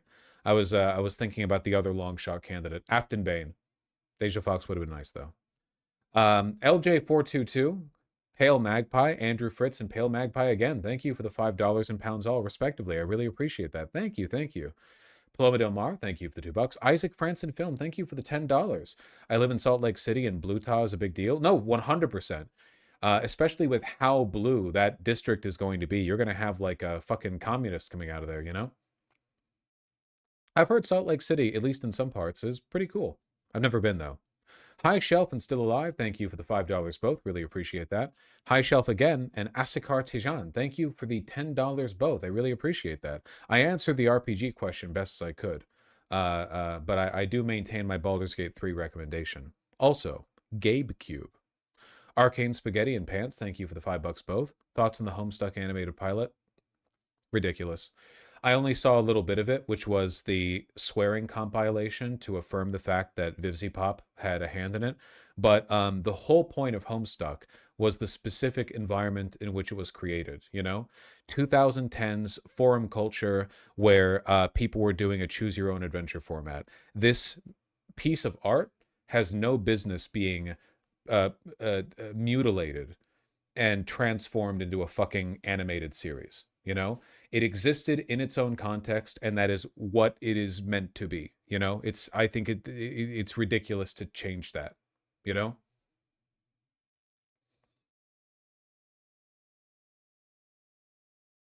G-Man, thank you for the 20 crooner.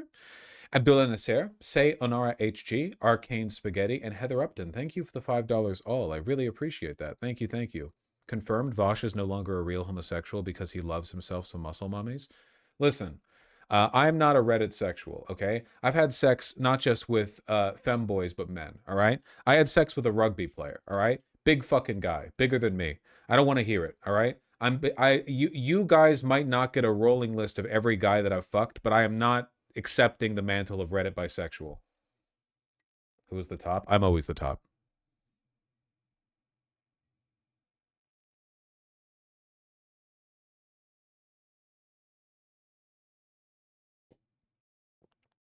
Doubt? You wish. Good Light, thank you for the two $1 donos. Really appreciate that. Mr. Venom and Martian Mars, thank you for the two $2 donos. Really appreciate that. Nod1, thank you for the two BAM KMs. I have no clue.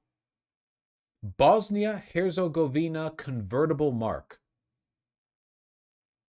Is that really what your currency is called? The Bosnia Herzegovina convertible mark. Is that locally abbreviated KM? And it's, don't worry guys, it's divided into 100 fenik. That's great. How will MAGA spin this? Honest to God, this most recent drop is bad enough that I think it's going to like cut off another big block of MAGA support. You know? Would you let Bobert yoink your glizzy for democracy? I do like brunettes. Okay. And I apologize for the misogyny inherent to me engaging with this. I feel like, can I dress her up? Because I feel like Bobert looks like she could have been a scene girl. Can I get her in the raccoon hair? You know, like with the stripes and with the bracelets and everything? Because I feel like we could play into archetype here, you know? You're cooked? Fuck you.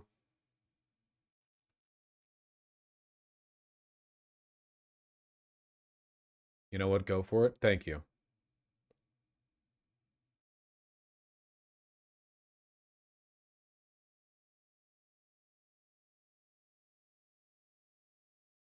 Scene girls are so hot. They're kind of coded into my brain because scene, like the scene aesthetic was very popular back when I was in high school, which is basically all it takes to lock something into your brain forever, right?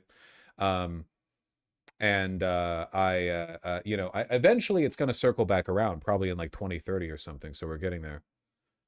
Barb's being thrown on the House floor. Respectfully, we will do all of the politics tomorrow. We're done with politics for today, okay? It's already past 3 p.m. PT. This is just a long stream. We're doing a long stream, okay? But we've done the segments, and now it's time for us to E33. In a second, we're almost done. Echo, thank you for the $10. Really appreciate that. Thank you, thank you. I think it was on purpose. They were supposed to release only a few, but they were all released purposefully. I want to know what the fuck the Republican House Oversight was thinking, you know? Arcane Spaghetti and Still Alive, thank you for the $5 both. Yes, heat pumps are generally better than ACs if you like own the home and don't mind, you know, because if you get a mobile AC, at least you can move with it, you know. Tony Ryan, thank you for the $2. Do you cuddle with your cats when you go to sleep? Nah, not usually, no. They're usually like running around being annoying when I try to go to sleep. And Gus, thank you for the $1 and $2. Look up dark elf cosplayers. Don't worry, I've seen. And Blank, thank you for the $2. Any email they could release as bad as the files? I don't know. That's very speculative. You know, we're kind of operating in the dark here. I don't know. I don't know. How do you like your coffee? I drink my coffee black for the calories.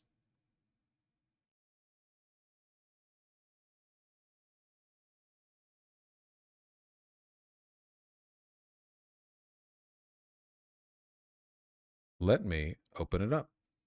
All remaining donos I will read after I'm done playing some E33.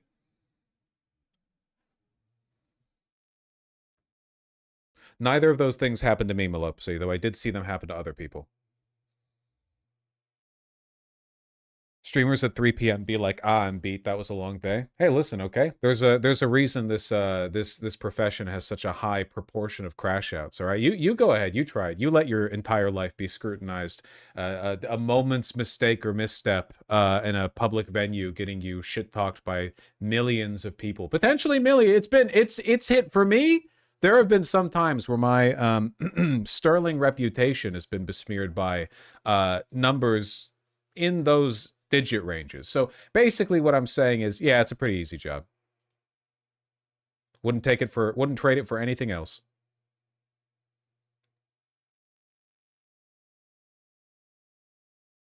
There it is.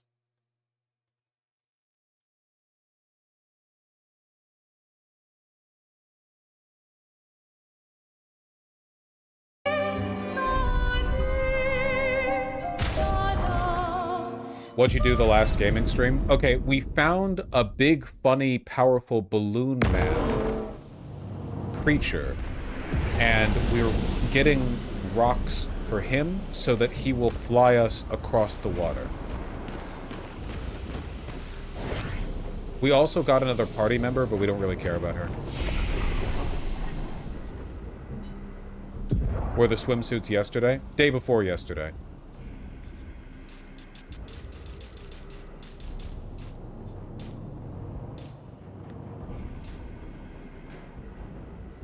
Do I want to dump speed? You know what? I'm going to keep holding for a while. What about dumping luck? 29% crit chance. 29% crit chance. Let's get your health up a little bit, okay? How about that? Would you ever play the BioShock series? I already have. Well, I've played BioShock 1, BioShock Infinite, and the BioShock Infinite DLC. I've never played BioShock 2. For some reason, it's just never hooked me. There's just something about... I don't know. There's something about it that puts me off. Let's find out what the elemental weaknesses in this area are. Oh.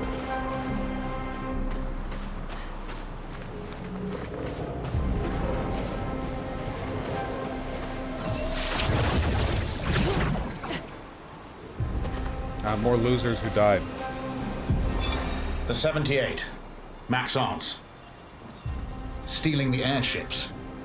But we knew we had to try, and it worked. We deserve strong leaders, not those old fools on the council hiding under the dome.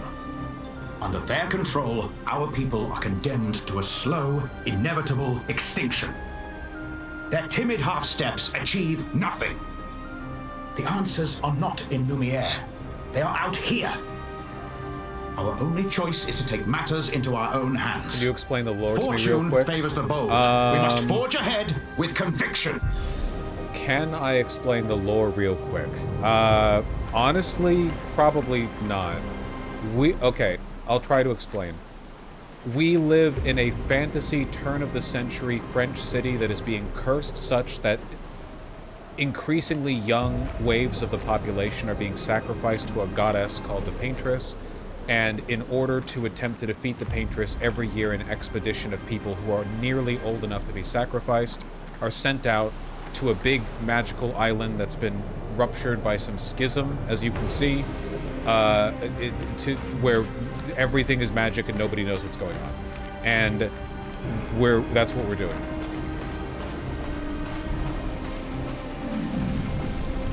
More or less.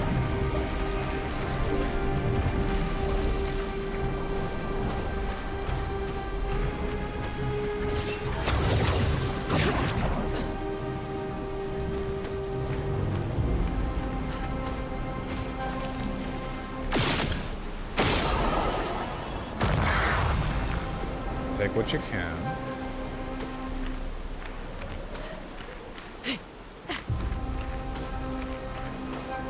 Why do you prefer black coffee? I can never get into it. I don't. I prefer a nice latte.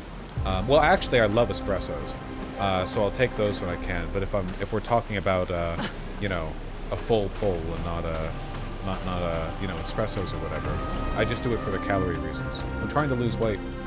A latte is like 200 or 300 calories. Unfortunately, you have to make sacrifices in life, especially as you get older, you know? I'm not at an age where I can be so flippant with my calories that I can drink them for a morning wake up. An espresso is just coffee? No, it's different. The force of the that's why coffee's more volume than what do you mean? Different things. In espresso, they shoot the liquid through a higher. It's less. It's more distilled. What do you mean they're the same thing?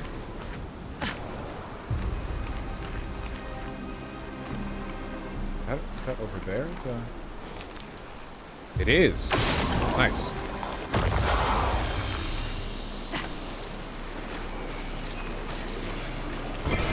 We can use that. Level 7, new weapon, element light? Delaram. We have the Lance Ram now, which is 340. This is 304. Which is less than 340. I just did that math myself. Are you impressed?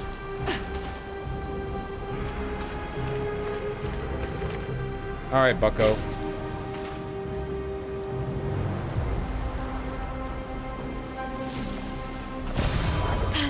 Let's learn your timings, huh?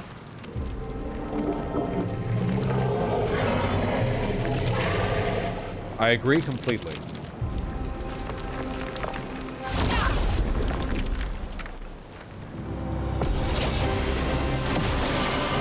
Alright. What are we doing here? Okay, 3 armor. I don't think that's a weak point.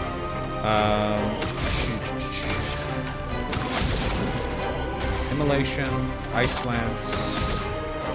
We got rid of our lightning opener. I think I'll just shoot you now. Okay. It does also give me stains. You have a lot of health. A lot of health. Okay.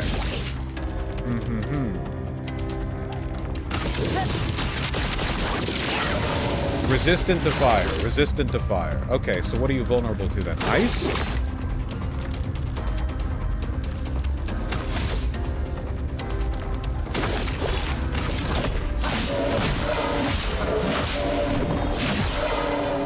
Oh boy. 2 hit.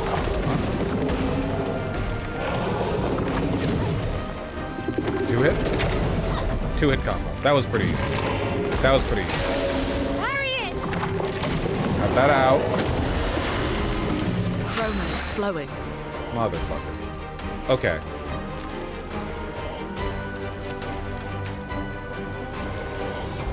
You know, we actually have...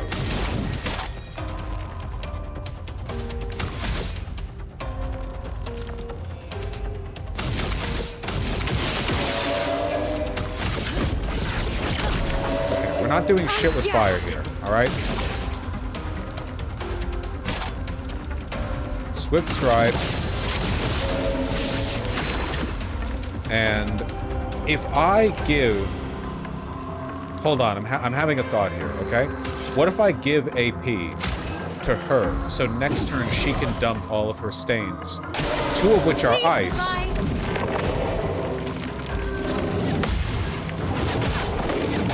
Oh, I didn't know the timing on those ones. Oh. Let's push forward. Okay, let's see what this does. Prepare to meet your end. That did a lot more. Noticing this guy's still very strong. So that's cool.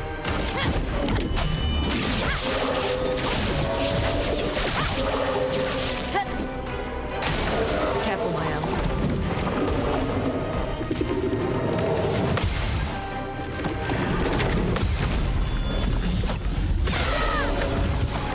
Yeah, she has a fire sword, so her attacks are not doing very much damage right now, unfortunately.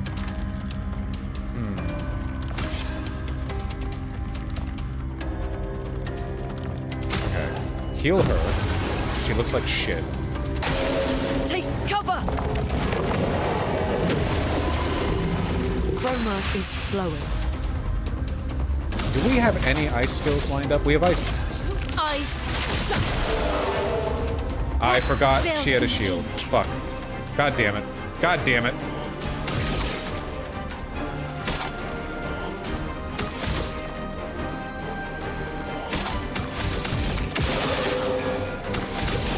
still slowed. Still slowed.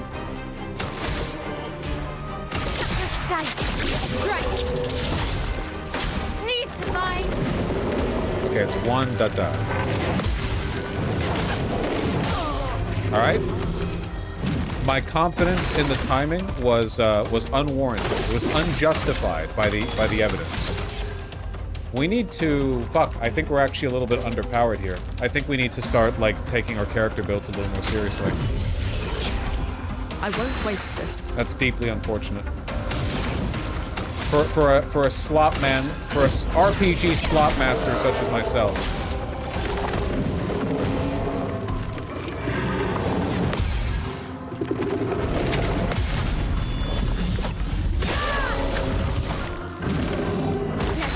Some ink. Completely agree. You understand. You understand.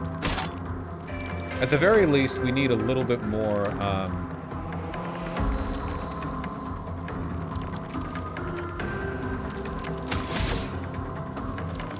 We need a little bit more like element diversity in our weapons.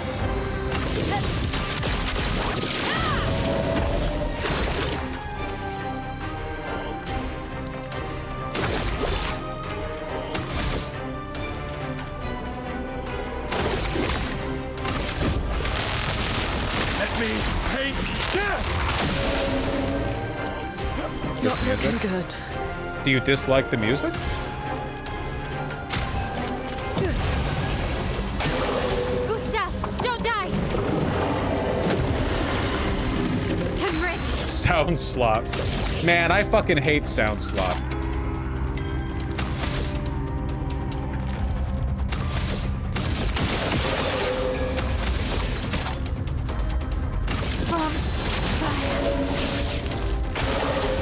Okay, let's try to parry this. Okay. Very good. Very good. Excellent. Well done.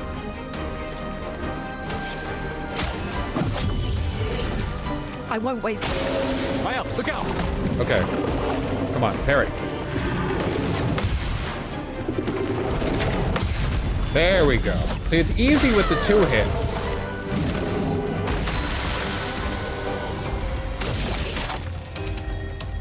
How long till we get slop again? Precision. On my stream, probably not long.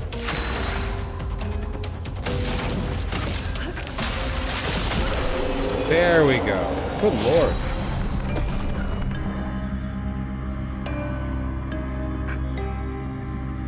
Only 3,000 EXP for that, huh? Okay, okay. Confident battle would take 50% less damage but can't be healed. That's kind of really good. 50% less damage, but you can't be healed? That's huge.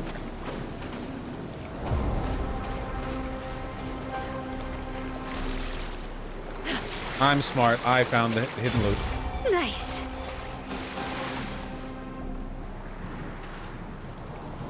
I feel, yeah, the next time we reach a flag, I will actually try to work on my characters. We'll improve their builds, okay?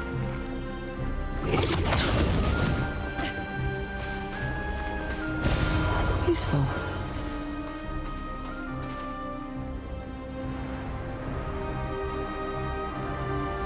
Oh shit, it's fucking guys. Isn't it so awesome that Katie Wilson won? Not to belabor the point, but man, I'm really happy we're getting a happy ending to the election saga. You know, getting elected is not the end. What the fuck are you guys? Should I shoot your little dudes? No, it doesn't look like they're targetable. Are either of you guys targetable?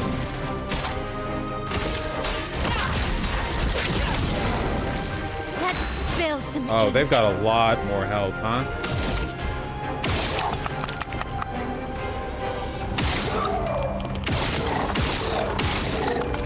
Well, that didn't do shit. Can I really not shoot these? Oh! Wait. You can!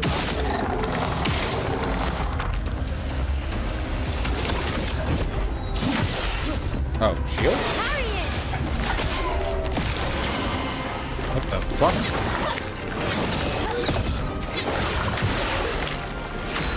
Okay. Fucking Lady Maria. Oh!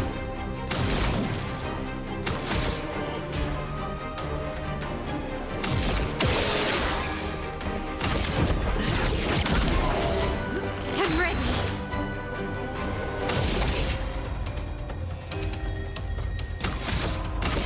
With no AP. Sounds perfectly mixed. How's the audio to you guys?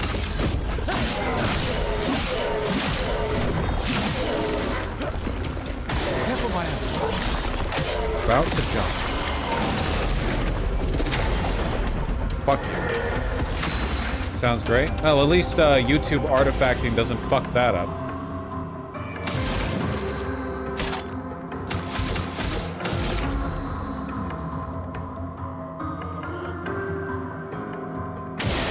One shot. Shield break. The enemy's mocking us, TBH. No kidding, yeah. They're standing on business over there.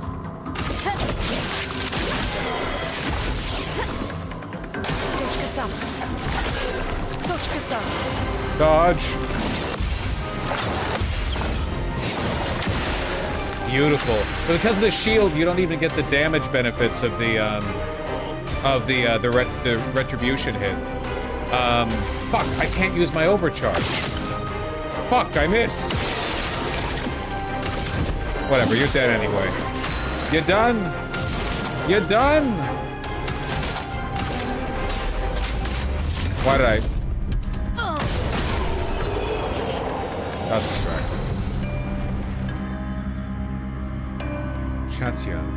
No longer gain AP on parry, plus 1 AP on getting hit? I never get hit.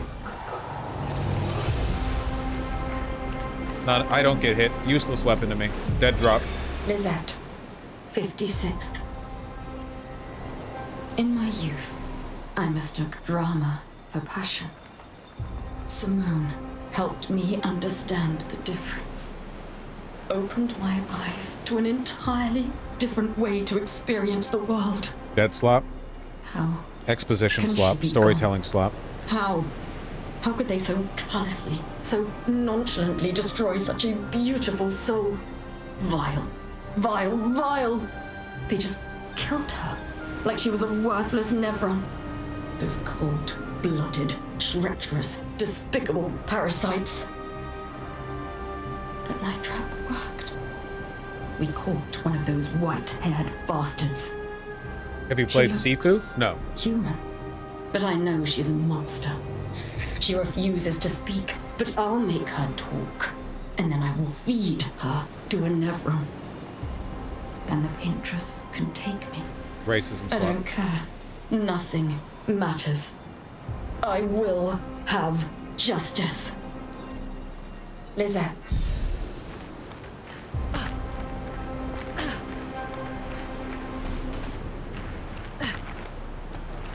Voice acting so good I forgot it's a dub. Somebody said the English dub was actually the original intended one.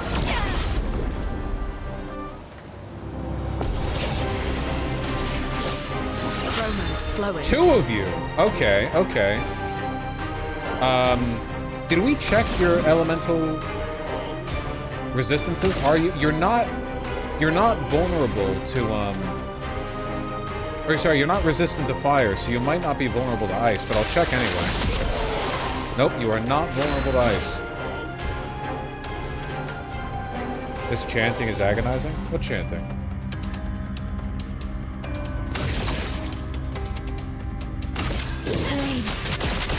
On me.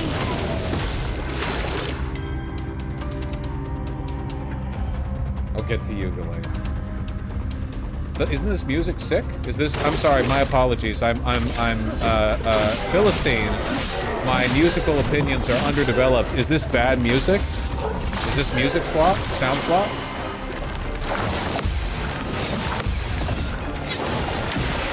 Fuck you. Danger.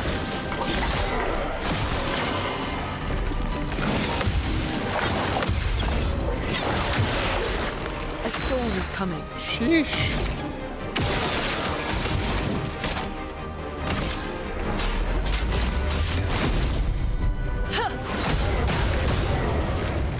The dance begins.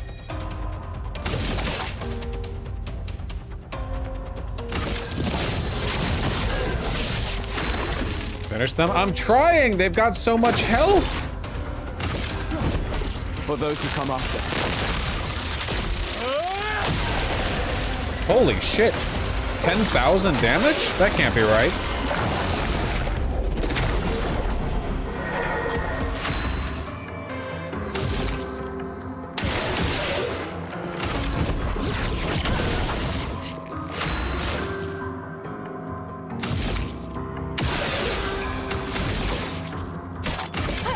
This and precision. Is tonight the night that Trump goes down? You seem to be mistaken. This is an Expedition 33 first time playthrough, no spoilers, let's play. I don't know what the fuck you're talking about. I should have used marking shot.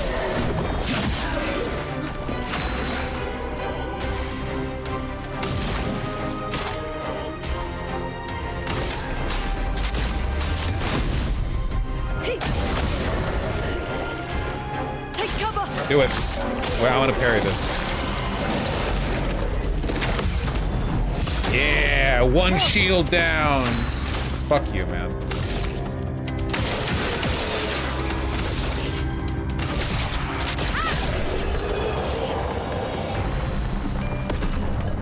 No damage? No damage? Come on. No damage. That's not so bad.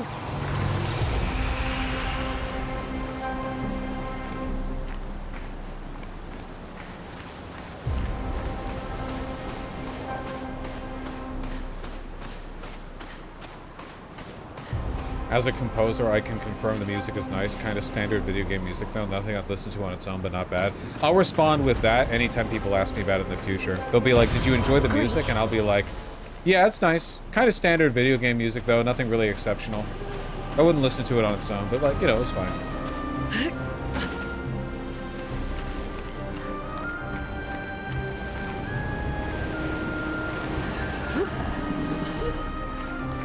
No yellow paint.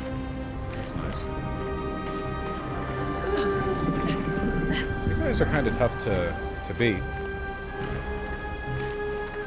Alright, one more.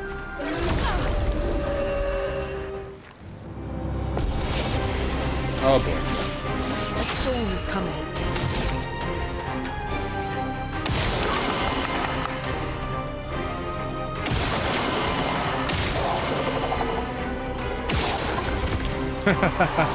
Nice. Whatever.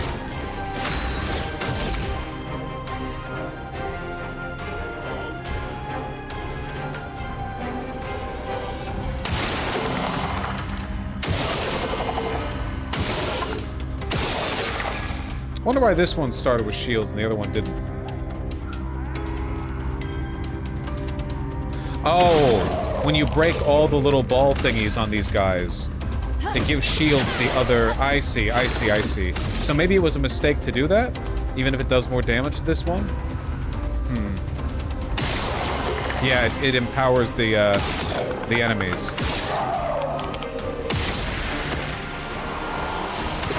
Alright, you now have 1,000,000 fucking shields.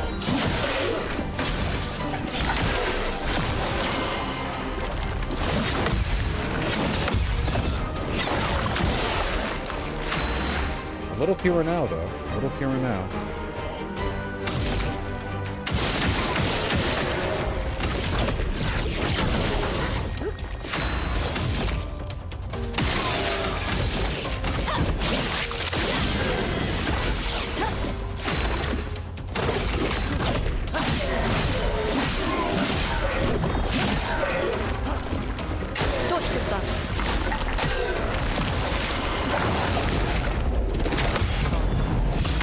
One shield down! A storm is Love coming. that.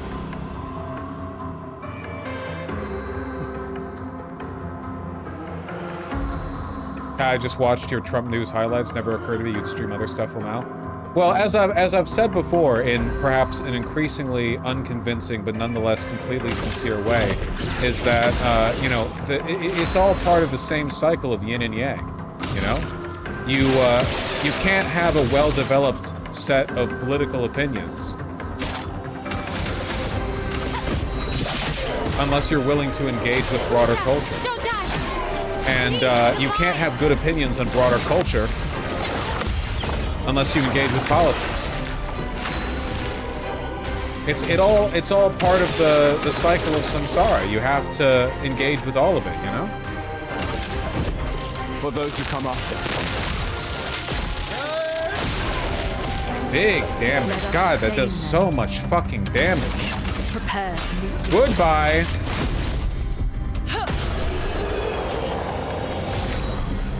No damage again. We're kicking it crazy style with these fights. Let's go and give ourselves some proper weapon upgrades, huh? Let's go and nice. Empower ourselves. New Pictos, play first. Sure. Yeah, why not? Okay, we gotta get over there. So being a gamer is political? Well, being alive is political.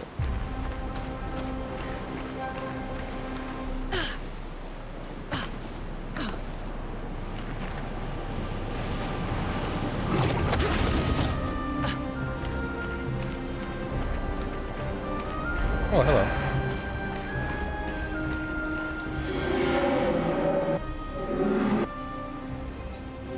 Aura slot.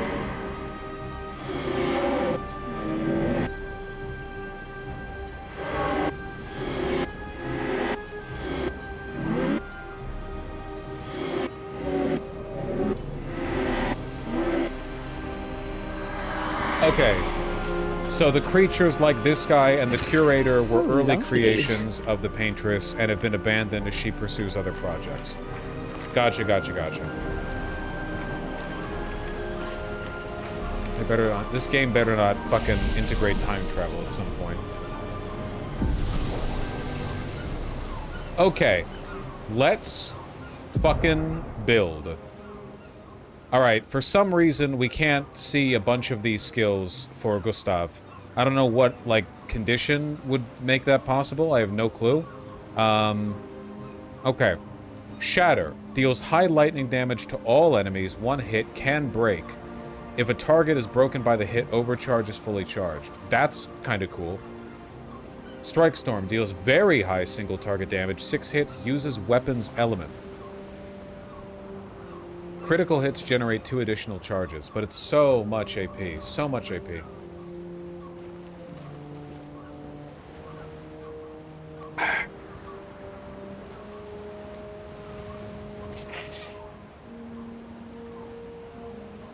Which of these do I want more?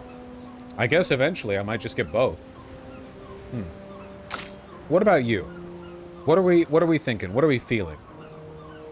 Almost all of your skill tree is unlocked. Okay, let's... The character I like the most is Lune.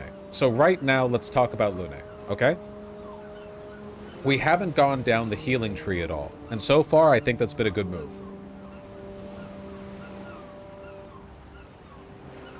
Fire Rage. Deals increasingly high fire damage to all enemies every turn until Lune receives damage.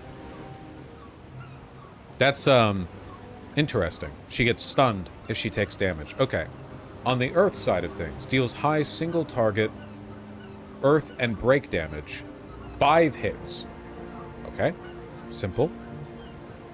Deal low single target ice damage, 2 hits. Gain 4 AP if target is burning.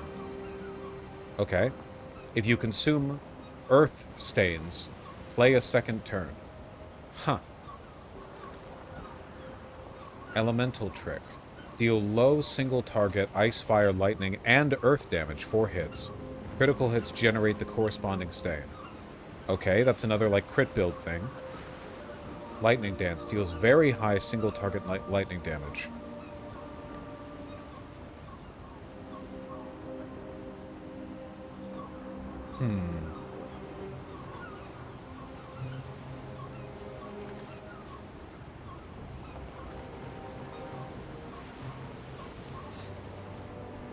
It's okay, call me waifu. You're innocent in this, but lessons have to be learned. The problem is, if somebody gives good advice, or offers a well-meaning opinion, that's just step one, right? Step two, step one is, I like this thing. Step two is, this thing is good. Step three is, Vosh, you fucking idiot, why did you pick this other thing? We're only heading it off at the pass. Remember, your soul is clean, it's fine. Soon you'll rejoin us anew, and everything will be okay. Okay, right now, I feel like I have acceptable options for fire and for lightning. I have not used Earth Slide, like, at all. I do like the fact that Thermal Transfer lets me gain a bunch of AP. I feel like Thermal Transfer is kind of a no-brainer here. Like, I just need that, you know? Crippling Tsunami. Deals medium ice damage to all enemies, 1 hit. Well, that's the only one that I can get right. Oh no, I can't get any, because she has fewer skill points available. I don't really care about going down the healing train at the moment. Maybe we can in the future. That's okay. I'm fine with this. Do I want Elemental Trick? Not really. Not really, no. No, not at the moment. Do we care about you? Not even slightly. Okay. Okay, Mael. Mael, what are we doing? Mael. Okay, Luna and Mael both benefit from the enemy being able to be lit on fire, so we're probably keeping Spark no matter what. Do we want Degagement? Mezzo Forte. Reapplies current stance and gives 2 to 4 AP. That feels really good no matter what. Rain of Fire. Deals medium single target fire damage, 2 hits. Applies 3 burn per hit. Defensive stance applies 2 more burn per... 10 burn?! That's a lot of burn. Okay.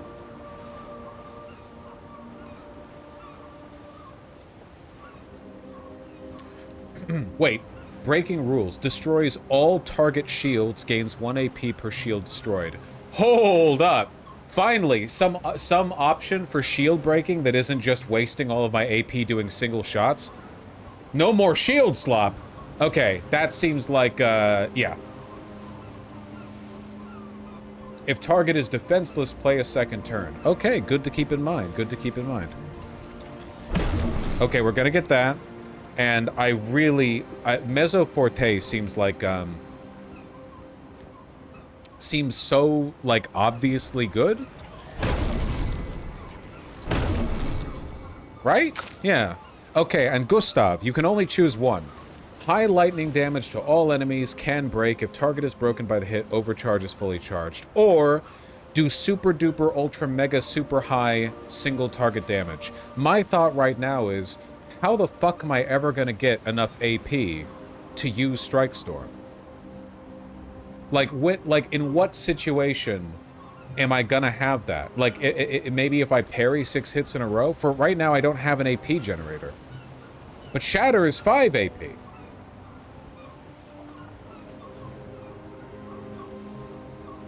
Five is less than 7, I think.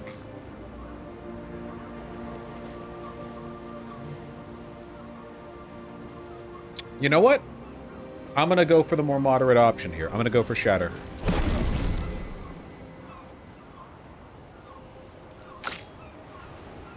Okay.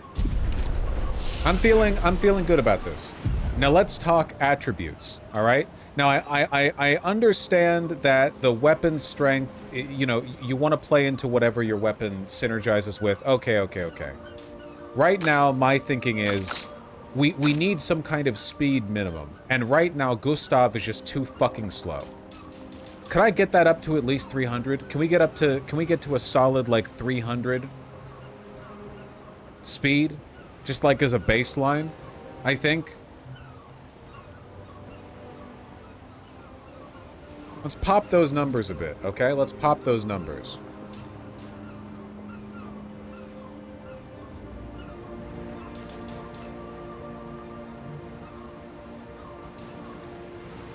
Just agility and vitality? Sure. Let's not overthink it. Let's not overthink it, okay? Let's not overthink it. We can do good work just by doing some vitality dumping on her. For speed, we're really being boosted by our Pictos. So maybe it would be in our best interest to do a bit of a speed boost on her as well. Just like shore things up, because I'm not going to have those same pictos forever. And the rest of it put into luck. I'm feeling good with the luck, you know? I kind of like that. Now for Mael, do I care about luck on Mael? Not principally. Not principally. Do I care about speed? Well, you know what I'm thinking? We just got an ability that allows us to shield the break. Do we not want Mael to go first every time then?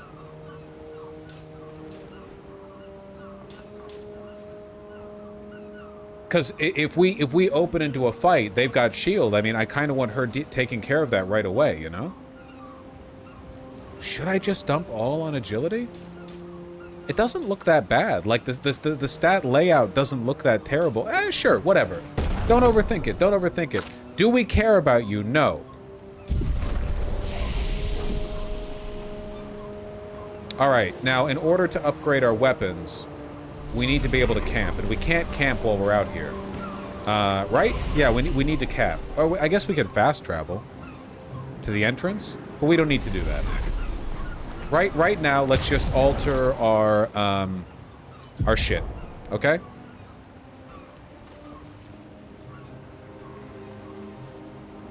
Okay.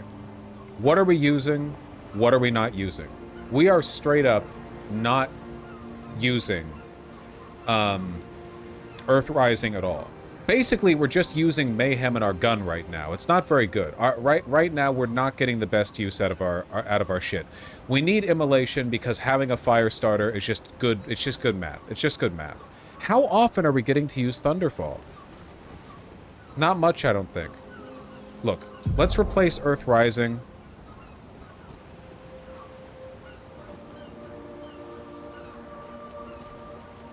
What are we thinking? Rock Slide is good, and it can break.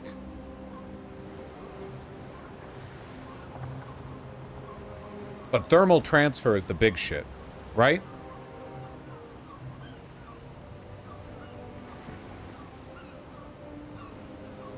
Electrify is also a very cheap stain generator. Guys, I'm not asking for your advice, but like, am I on the right track with it? Like mentally, am I engaging with this, you know, on its level? Am I putting the right thoughts in, more or less? You know, to the people have played. The spirit is there? Okay, I'll take that. I'll take that. Thermic Transfer, Rock Slide. Do I want Rock Slide? Not really. Not right now, no. Okay, we'll just stick with moving to Thermic Transfer. Right there. And what about for you?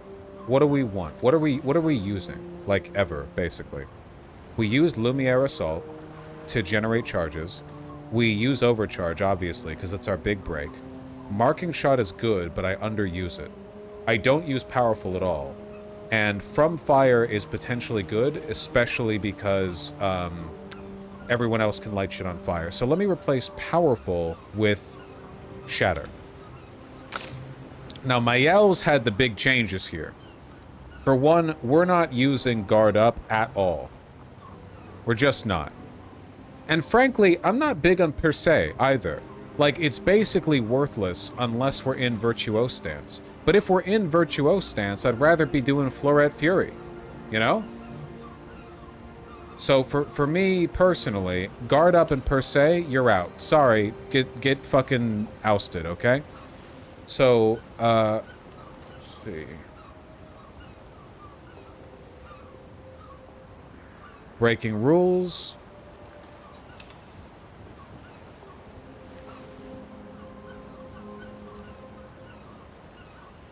Let me do a bit of rearranging here.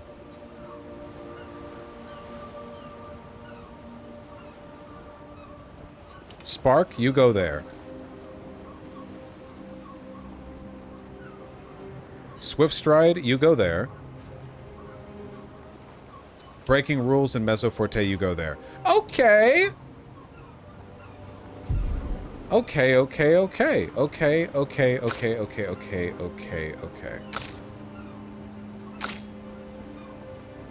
We also have not filled up the Lumina slots for these guys at all. So that's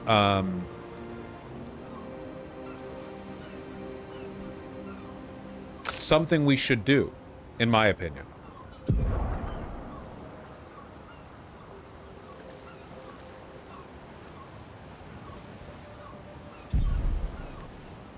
Okay, wait, Pictos. Oh, fuck. They fill up so quickly, huh? Why do we hate Skill here? I just think she looks kind of goofy. We don't really hate her. Take first strike.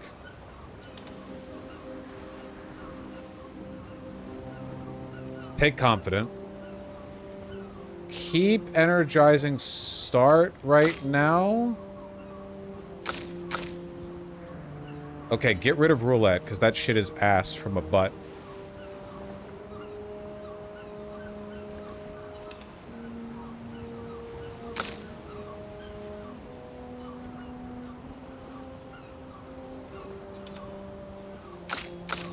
Ass from a butt? Yeah, it's a real thing.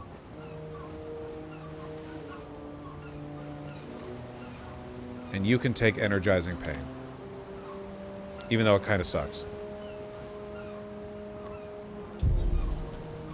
Okay. And now for the final... the final step. Okay? We're going to start editing some Luminas. What Luminas do we want?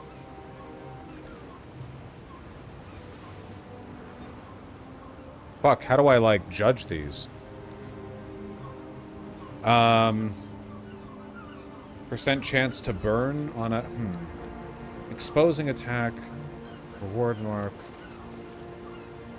They're getting crowded, you can mark some faves. Ah! Add to favorites with Y. Okay, okay. Well... Wait, why are there two of the same... Why does Energizing Start 2 and Energizing Start 3 both do the same thing, but one of them is 5 more Lumina than the other? They have the same effect. You can stack them, I think? Okay, so it's just like one of them is... Okay, okay. Just accept it? Okay, okay, okay. Can I put... the same Lumina on multiple people, or if I put Dodger on one, I can't put it on another?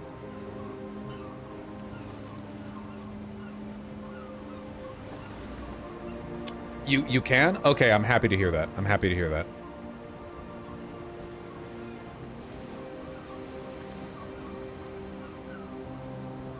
I kind of like the idea of stacking a bunch of free aim shots on Gustav. I don't know. I for one, I just like...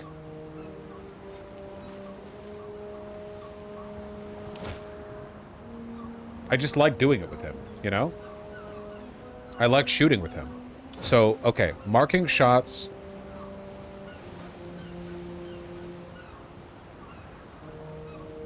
Apply burn on hitting a marked enemy. No, hold on. Burning shots. There we go. Augmented aim. I like it, okay? I like it, and if you're mad at me, I'm sorry. I'm sorry, okay?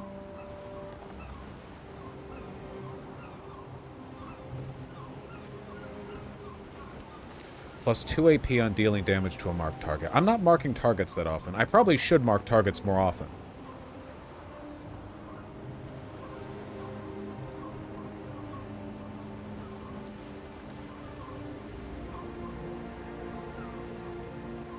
How cooked is Trump and Epstein? I can't predict the future, my friend. Today's been a pretty big day, though, as, like, Epstein shit goes. You know? I'll take critical burn, because I think enemies are going to be on fire pretty often. Okay? That's my... I am from Israel, and this is my loadout. I'm sorry. I'm not from Israel. Please don't. It's not true.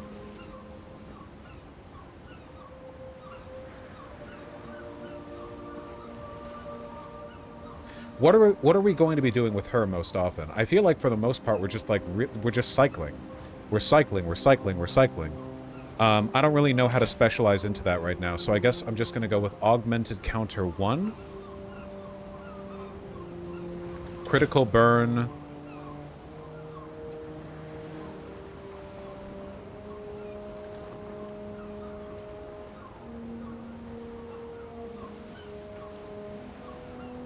How often am I using base attack with her? Not very often, I don't think. Just energizing jump, I guess? You know, whatever. Can't hurt.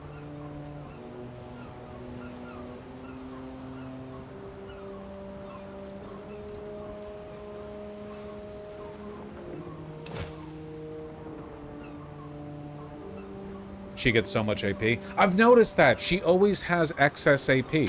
I need to find a really good AP dump for her. I'll work on that later. That's fine. I feel like we're getting stronger doing this, you know? Okay, and then finally, what the fuck are we doing with Lune? What are we doing with Lune? Well, kicking ass, mostly, I feel.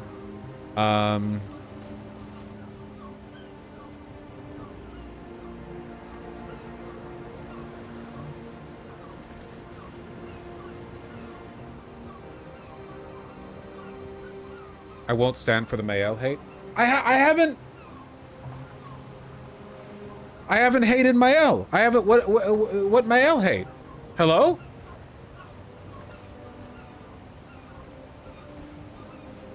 You were thinking it? No, she's fine. She hasn't done anything weird, or whatever.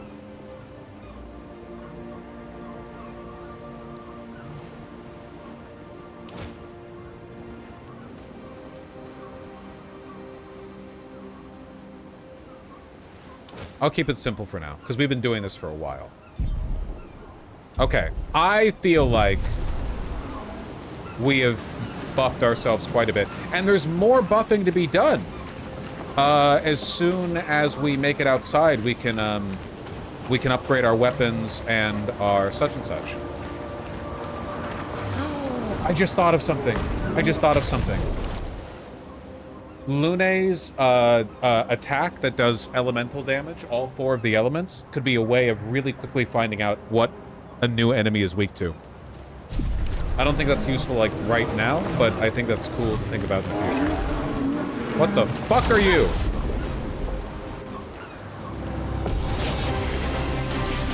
No more menu slop. Menu slop is a real thing, by the way. Okay. Now, how do I play this game again? I've been in the menus for so long, I've completely forgotten. Let's see. Arcing shot, overcharge, Lumiere. High lightning damage to all enemies. 1 hit can break if a target is broken. Let's see how much damage Shatter does. Just, you know, I know this is not an ideal use for it. That's pretty good. I feel like that's pretty good, you know?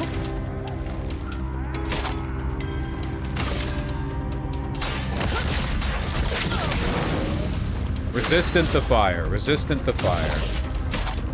Resistant to fire. Okay, well, let's get into Virtuo stance anyway. Ow. Ow. Okay. Good to know. Careful, my arm.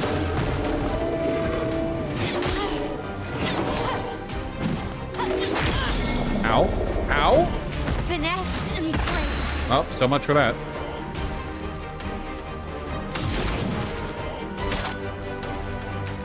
Thermal transfer. Low ice damage, 2 hits, gains 4 AP if target's burning.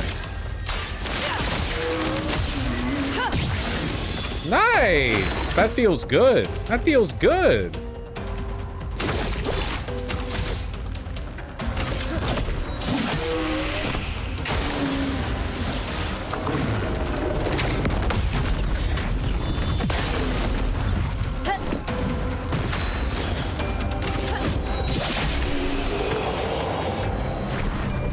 Nice.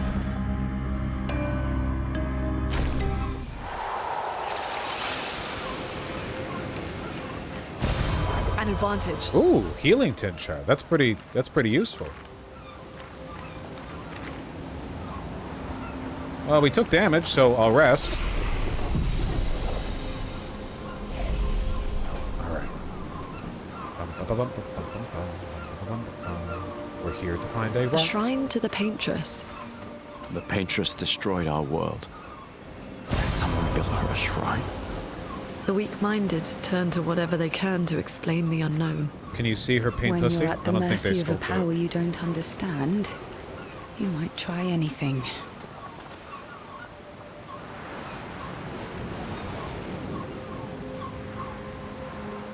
boss.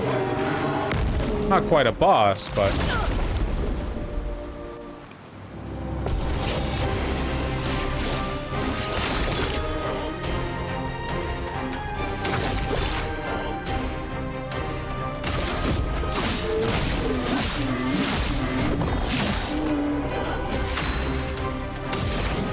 We big on ice damage here?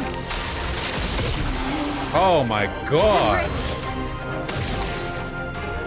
It turns out it feels pretty good. This is my game of the year, like it so far. Yeah, no, I'm enjoying it a lot, 100%.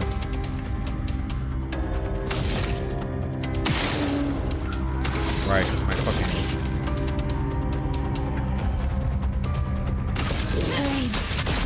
No, I'm enjoying it a lot for sure. I don't know if I'm going to end up liking it more than Silksong, though. You know, not that my recommendation for Game of the Year matters, but Silksong is so goddamn good. So goddamn good. Also, I understand this is like a very Reddit lefty opinion of me of mine, so I apologize in advance for that, but I have had such a... Well, okay, we'll listen to this first. No, I'll just say it first. I've had a harder time enjoying video game dialogue, voiced dialogue, since Disco Elysium. Now that I've seen how good it can get, I feel like it just makes me want to get everyone else to step it up a little bit. Lucille of the 50th. Our beautiful wheel. Wedged upon the rocks. A casualty of the massive serpent of the sea. But even shattered, its presence is still comforting.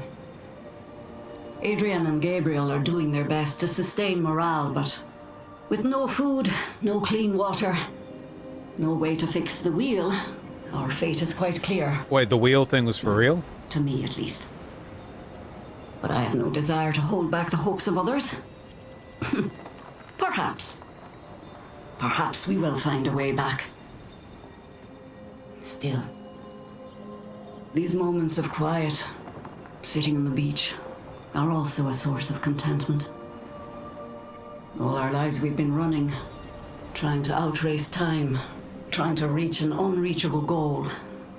And now we can finally rest. What the hell? Lena Khan Kids got to see some of the went on the Adam world. Friedland show? Holy Even shit. The serpent, cruel as it is a deadly elegance that is mesmerizing. But oh, what other marvels might we have seen had we been able to keep rolling? Holy shit, this one's long. I sometimes wonder what it would have been like to grow up outside the dome. Perhaps even live amongst the Nevrons. Could we have achieved a form of peace? Or even prospered alongside them? Are you browsing Reddit during a voice log? Lucille. Twitter, but yes. My attention lapses easily. An advantage.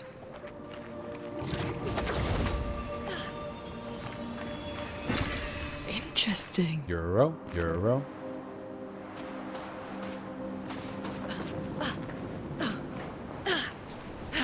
The voice acting in most games is straight up trash. The issue isn't with the voice acting in most cases, it's just that, like, there's no purpose or direction to the writing.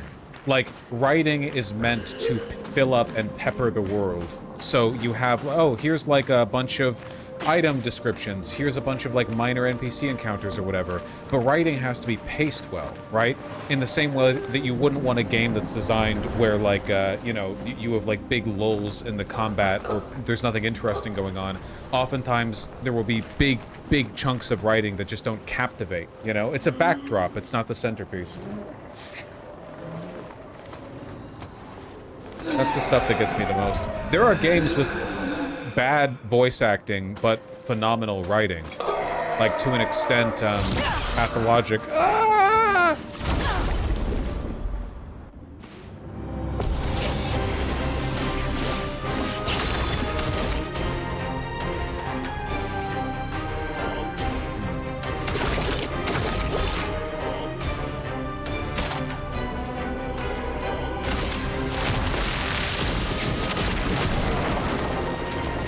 Didn't do too much. Probably shouldn't waste it on that.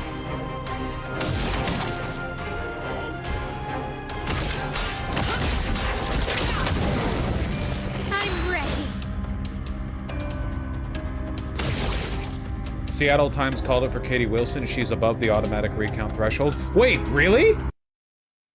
She's outside of the recount threshold? She's actually just going to walk right in?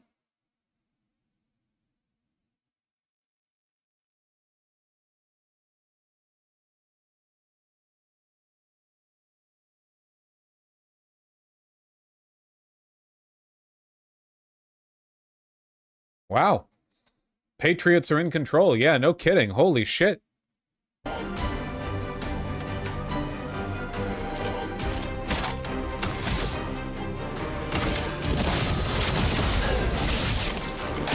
cover. Harriet!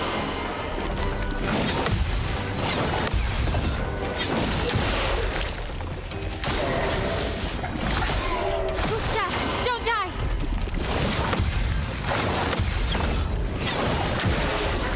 Blades sharpened. So much AP. Well, as long as we got more.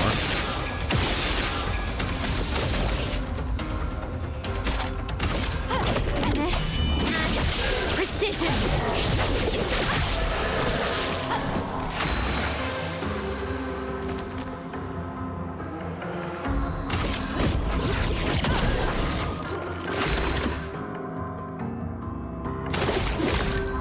Yeah, Mael putting the work in for sure.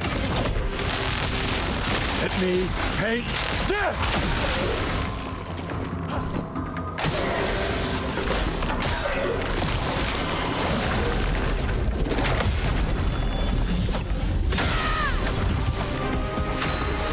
Okay, now we can do that one attack.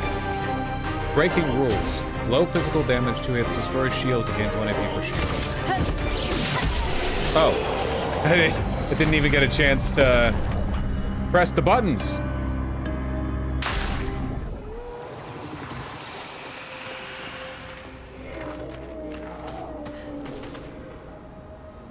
Make sure I'm not missing anything here. Okay, so I approached from here.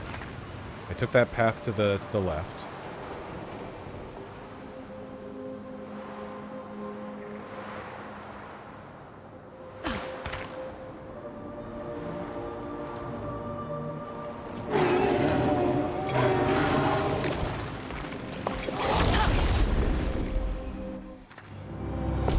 Okay, so we break the shields, or the orbs on this guy, which shields the other guy, but she takes care of that. Okay, hold your horses, hold your horses.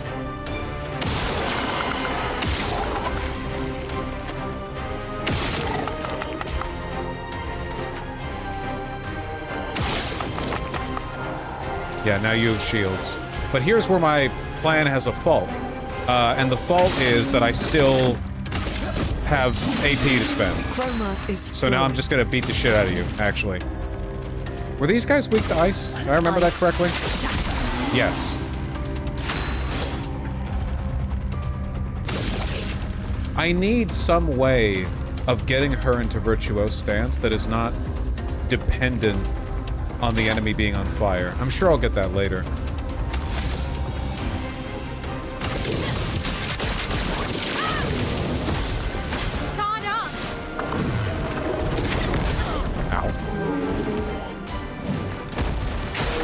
Danger! Ow. Ow. Fuck you. Ow. Why?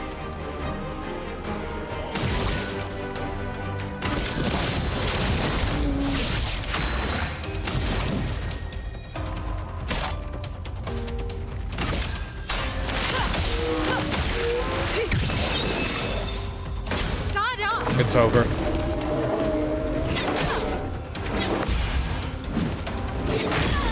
Ow. Ow. I feel like I can't see the enemy that well because of how dark it is here.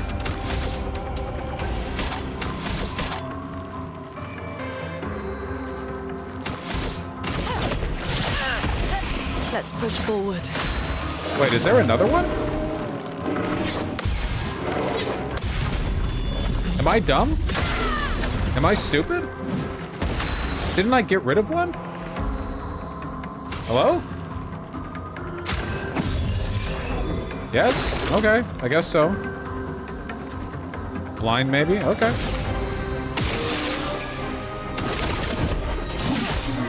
Let's push forward.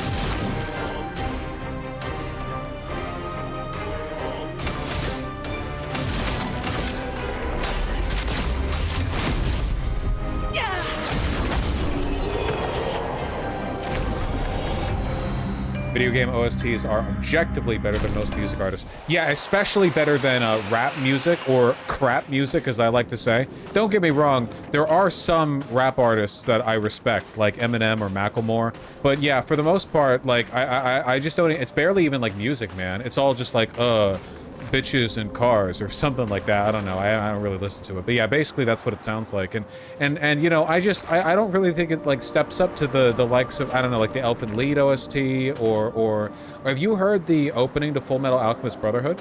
Yeah, that's real music.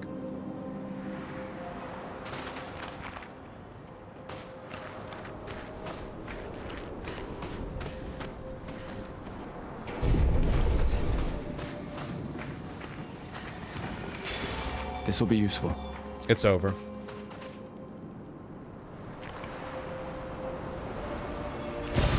Useful. Useful.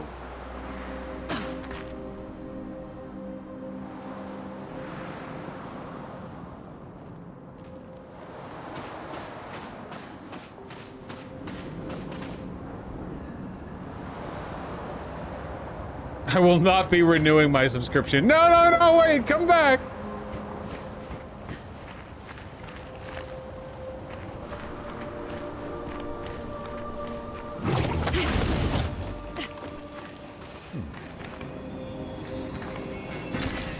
Nice.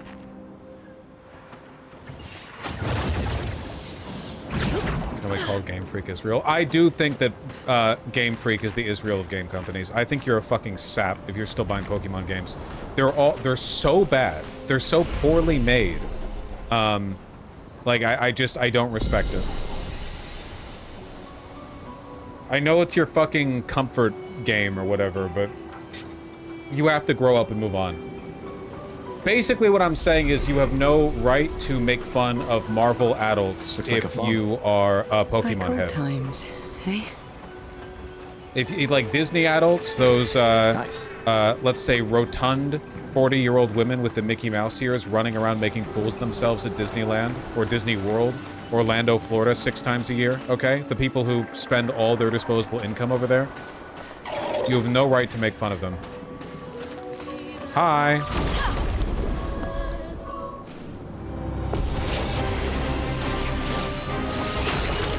Okay.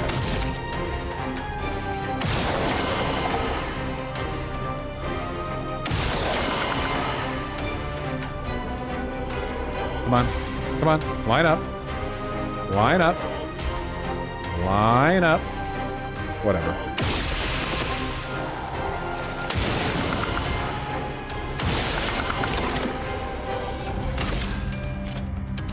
Don't miss. What did What did I fucking tell you?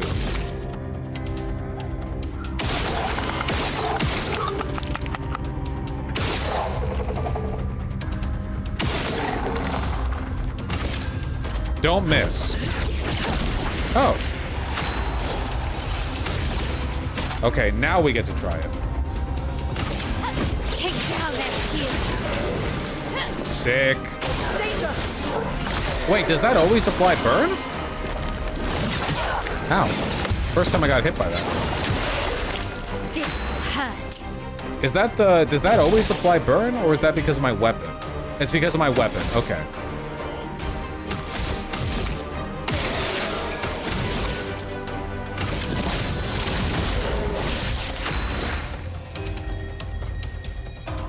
I wish I had one more AP. I'm full up on stains. I know how to get AP.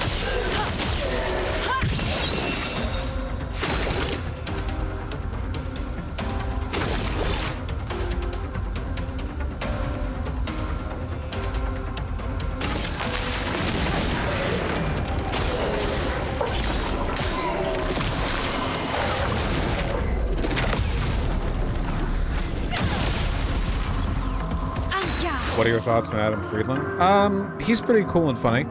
I don't know. Don't most people feel that way about him? Sick.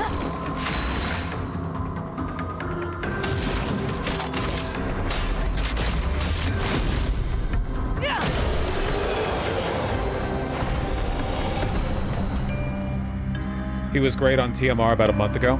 Was that after his appearance on the, on that, what was that British retard?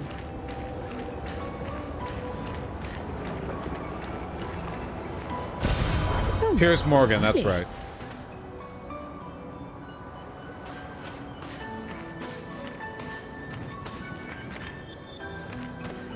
Where the hell are we going? Oh! A merchant. Oh. Wait, this is like a whole other area. Huh. There's a lot of stuff to explore.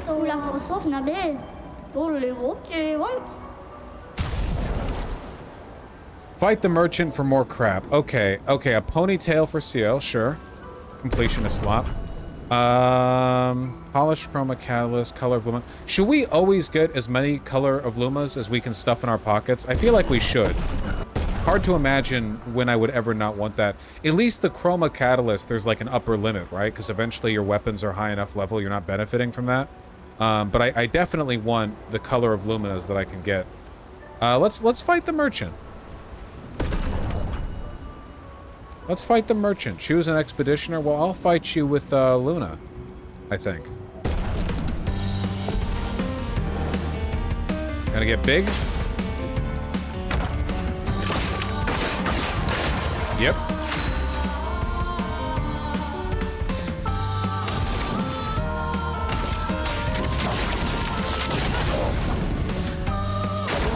I'm ready.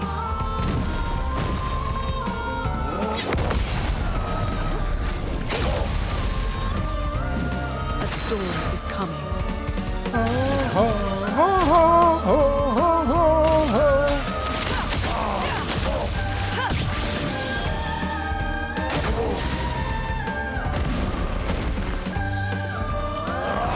Oh, did not time that correctly at all. Let the ink flow.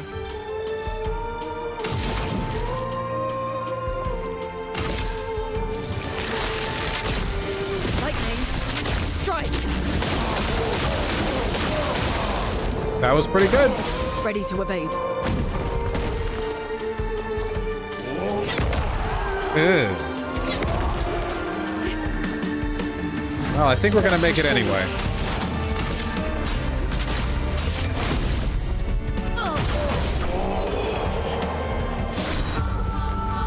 Fuck. Give me your shit! Rangasun. Ah, it's a weapon for the fucking girl. I don't care about that shit. Alright, well, still got to beat your ass. If I go, what's down here waiting for me? This isn't the main path, right? No, it's definitely not. Okay, well, let's do the side path. Do I want to heal after that? No. Skill deserves better. Well, we'll talk to her in the camp, okay? We'll talk to her in the camp. Also, I want to get rid of this fucking Picto for Luna. That means that I don't gain AP when I parry. That's really annoying.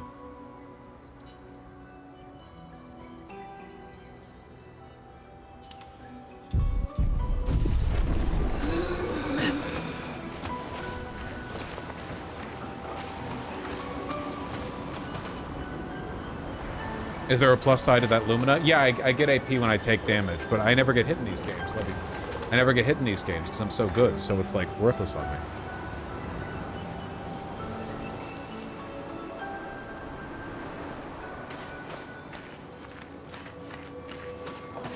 At what point do you plan to move because it's too bad here? I am playing a video game right now.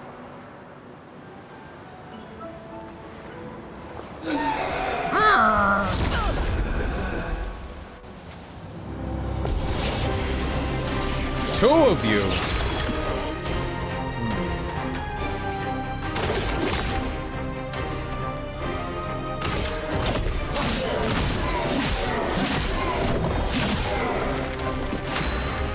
Build those charges. Build those charges.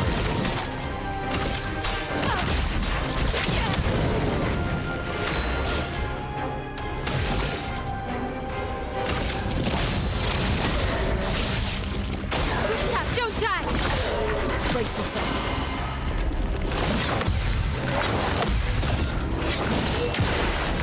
Very good. Stop, don't die! Love these, man. You get so much. Ow! Couldn't have talked. You get so much free AP, you know? Dance begins.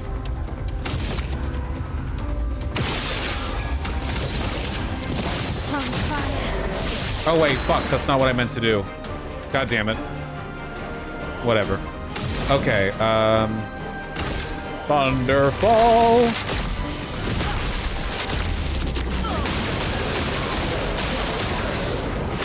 That's pretty good. That's pretty good. For those who come after. Ah! Big hit. Ready to carry. You get any of the new Steam hardware? I don't even have a Switch deck.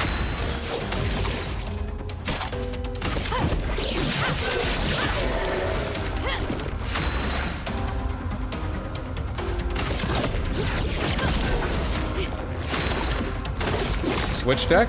What is it called? The Switch, wait, Switch deck, Steam Deck! I don't even have a Steam Deck. You know what I'm talking about.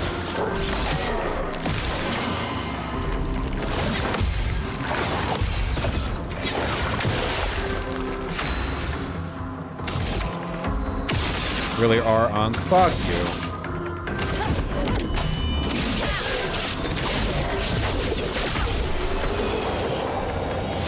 I feel like we're making quick work of these goons.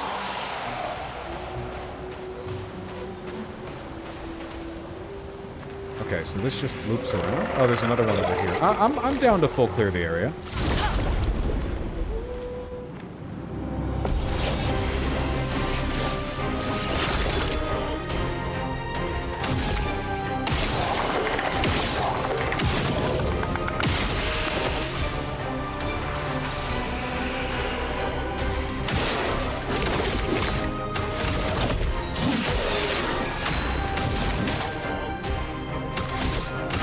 Feel the burn. En garde. En garde!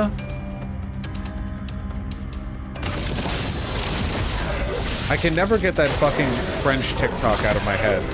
The one where the lady is watching the molten glass be poured onto the other glass. And she's like, what are you doing? This glowing honey is scaring me. That one? Lives in my mind rent-free. I reference it all the time.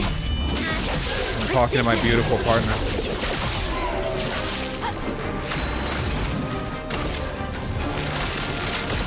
Yeah, librarian, pull that up. Such a fucking stylish game, man. So sick.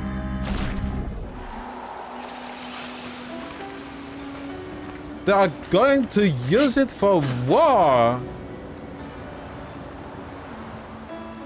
Okay, there's a thing this way, there's a thing that way. Fuck, there's so many places. There's like 3 directions I could go in. 3. That's more than my little monkey brain can handle. Get any Warhammer games in? I spent some more time with Total War Warhammer 3, but, you know, it's one of those things where it's like, once you get it, you get it. I mean, I completed some Legendary campaigns. I had a good time. There's just so many... I'm not 100%ing that fucking achievement list. Whoa! So many.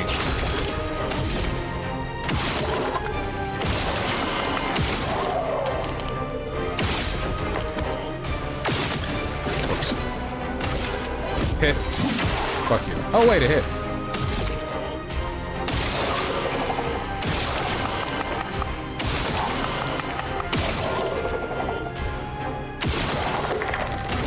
Hit. Fuck you. Finesse and grace. Finesse and grace. Take down the shields. Ready to evade.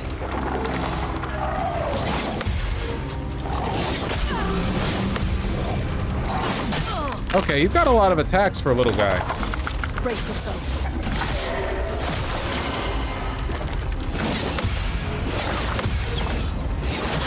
Ow! The dance begins. What the hell? That was fucked up.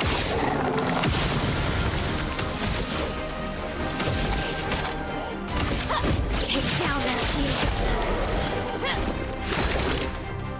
Alright, fucking get her back up.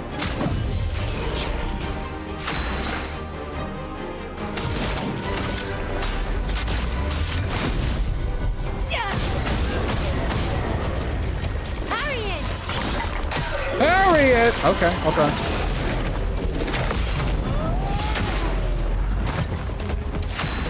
What do you think of the new game coming out? What the fuck are you talking about? Take down their shields.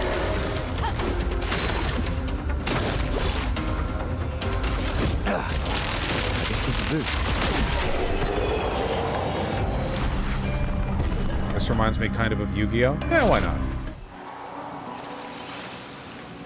Why not?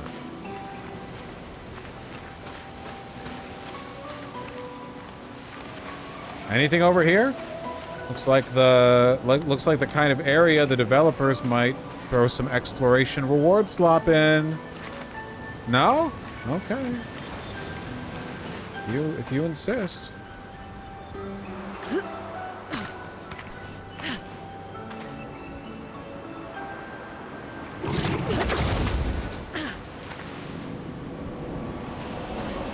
Wait, hold on a second. I've already been there. Where am I going? Uh-oh. I've lost it. The fragile tapestry of the local map has been destroyed in my mind. So I went way back then. From here. And I never activated that. Ah! You know what? I'm really proud of you guys for not telling me. I'm sure that must have been a lot for some of you.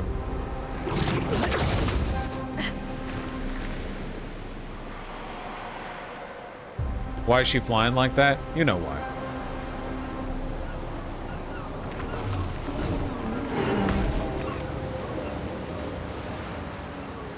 So yeah, back down here. Man, we went like way back. I assumed you were just double checking. Okay.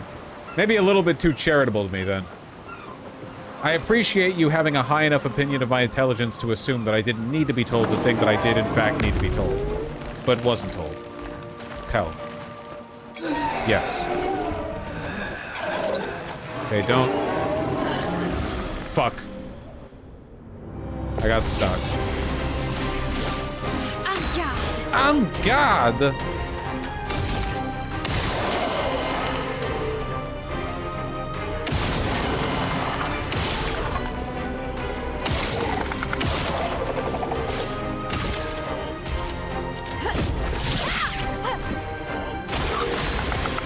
Nice. Oh, we go again. But I don't have the AP that I need.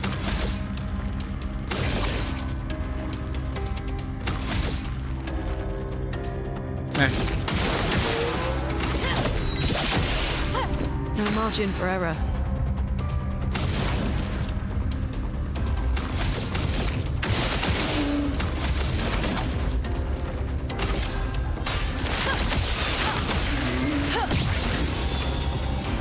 On me. There's another one!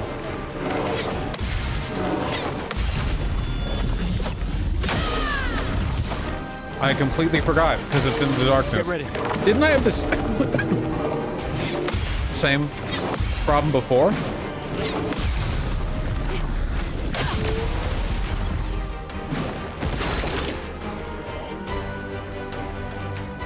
Yeah, Lamau. Okay.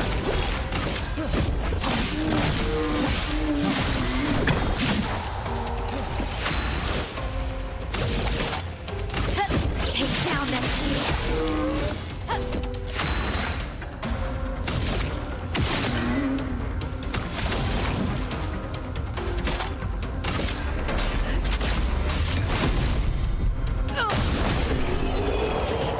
Cool. No damage. I didn't even realize. Okay. Up and around, up and around. Is this the path that I took last time, or no? No, it's... I guess not. Okay. Someone's not okay. I must have gone this way then. Yeah, I went down this path, and then there were two paths that I could have taken, and I took the one... Did I go this way?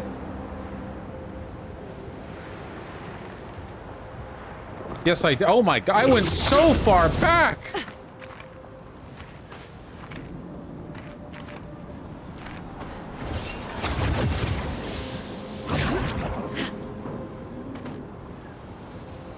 And this is where I rested. Yeah, to the farm area. And then I went down some path that took me around a little... Where was that path? Where was the other way that I went?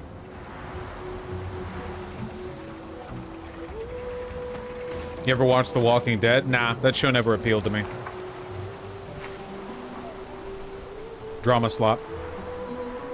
This is where I went. Okay, the only thing I'm going back now to do, even though it probably doesn't matter for the sake of completionism, is to go and activate that shortcut.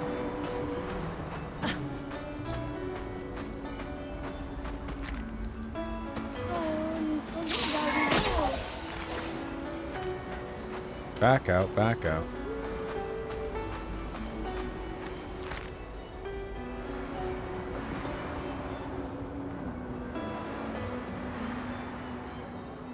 Now, I guess we can just go rest again because, like, we're just proceeding forward from this point. None of the enemies that we've defeated are going to be in our way again.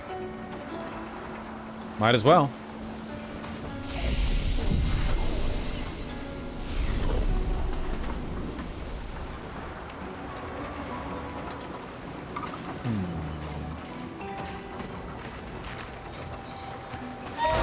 You again? Oh, that's right. We never figured out what your fucking...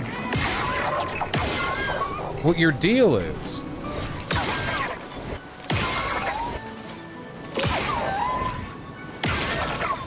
Yeah, I don't know how to... It looks like you should just be able to shoot them. But you can't. You can't activate a fight with them or whatever. I'm sure I'll figure it out later.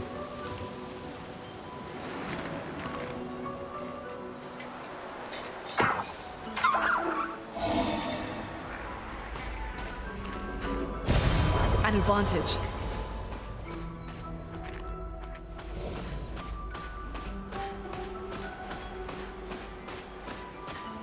Up and away?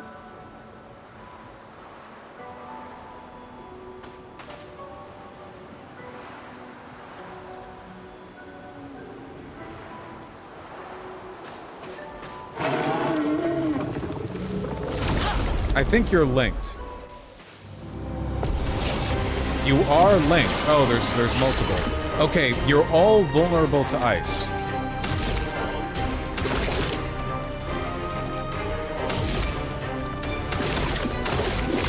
What do we want to do here? What do we want to do here? High lightning damage to all enemies. We don't have any ice damage. We'll target enemies down specifically, I think.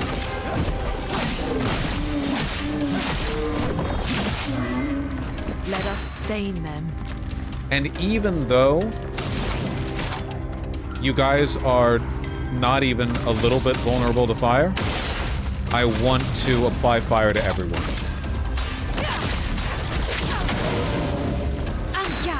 En garde.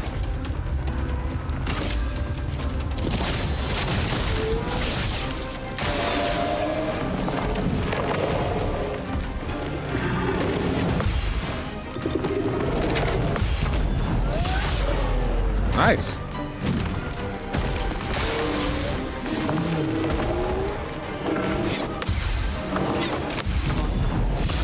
Nice.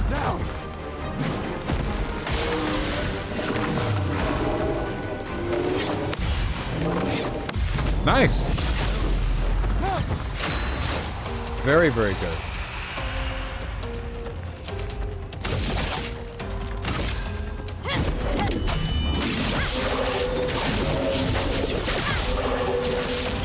Chroma is flowing. Chroma's flowing. Why do I have so little AP on you? I guess I didn't get the opportunity to parry with you at all.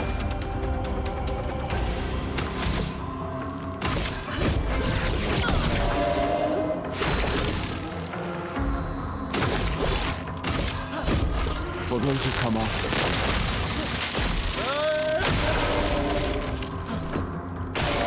Gustav, don't die!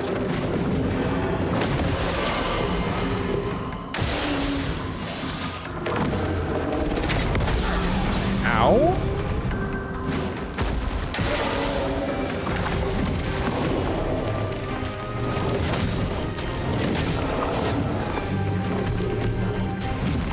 Those were not the correct timings, I'm very sorry to say. Not the correct timings at all.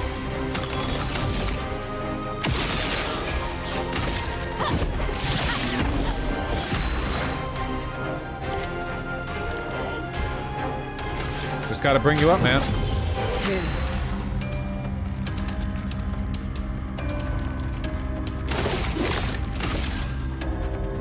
Lumiere Assault on this guy would be super, super overkill.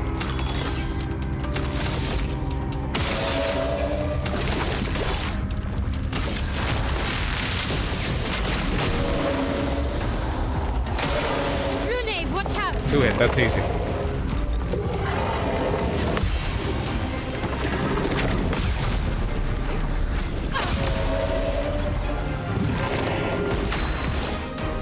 Was the Aurora Borealis visible in Seattle, or is there too much light pollution? It's still light enough out. I don't think I'd be able to see anything. Aren't we supposed to get another geoscope? If I go outside right now, will I see the fucking lights? Let us stain them.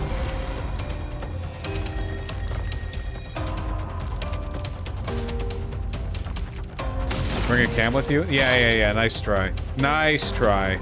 Prepare to meet your end.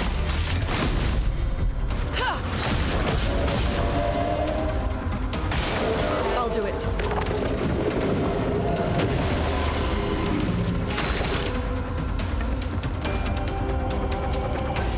Oh, I didn't realize you could skip turn.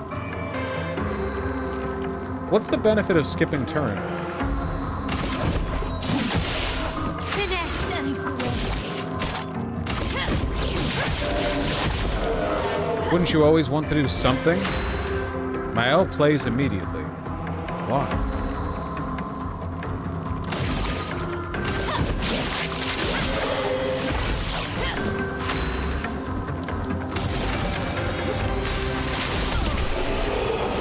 Yeesh.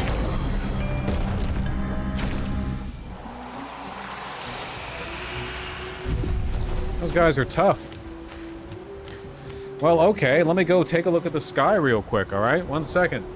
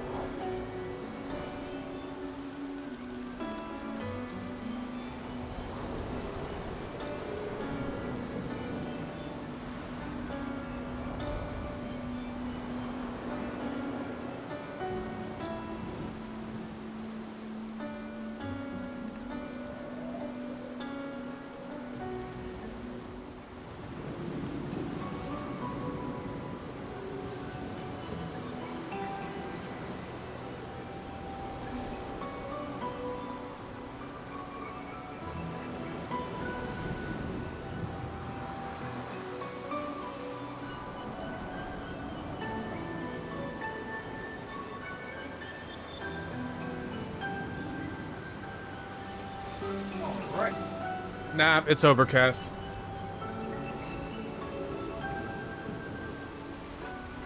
It's overcast and still bright out. Does she have an idling foot animation? I don't know. I wasn't here. You tell me. Does she?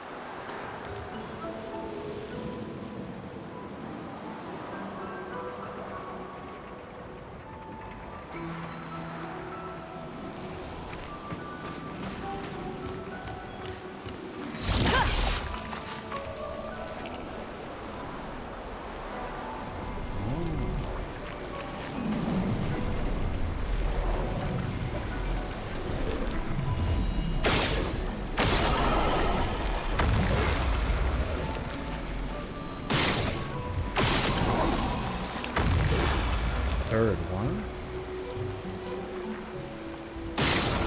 There we go.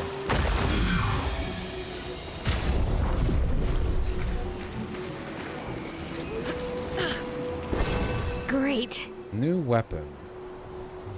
Element. Sword. Fascinating.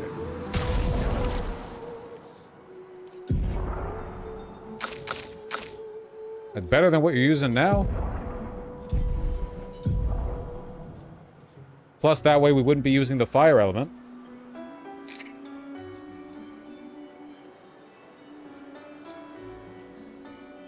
Plus 1 AP on stance switch. This one's kind of cool.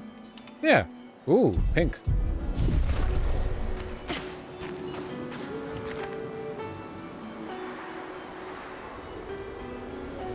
So how exactly did chat get onto the topic of rice and beans and such? Was this broached in some way? Because I certainly don't recall bringing it up myself.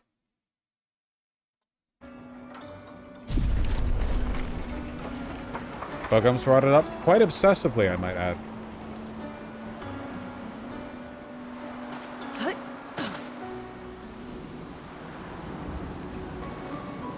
Fuck is this?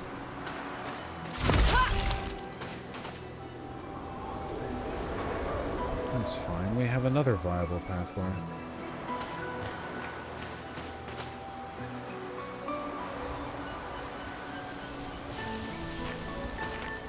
Republicans expect mass defections on the Epstein files vote next week. Do they really?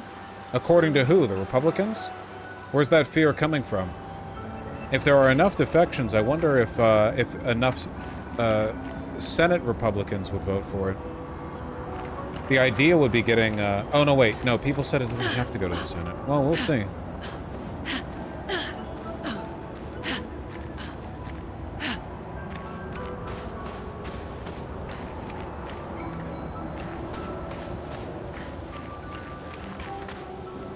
What do you mean defections? Presumably Republicans deciding to vote for the release of the Epstein files. Oh, I thought this was an enemy. I'm stupid. Abandoned incomplete. Oh, it's an NPC.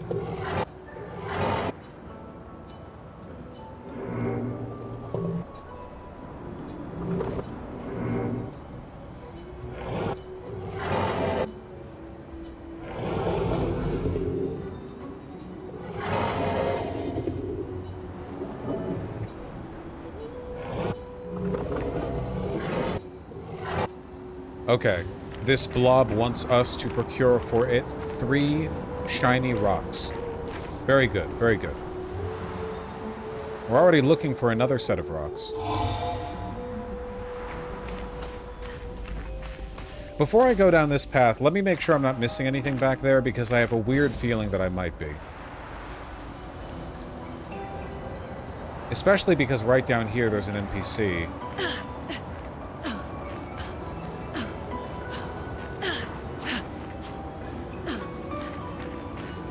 See, there's a guy down there. Thought I would have gone down to that area.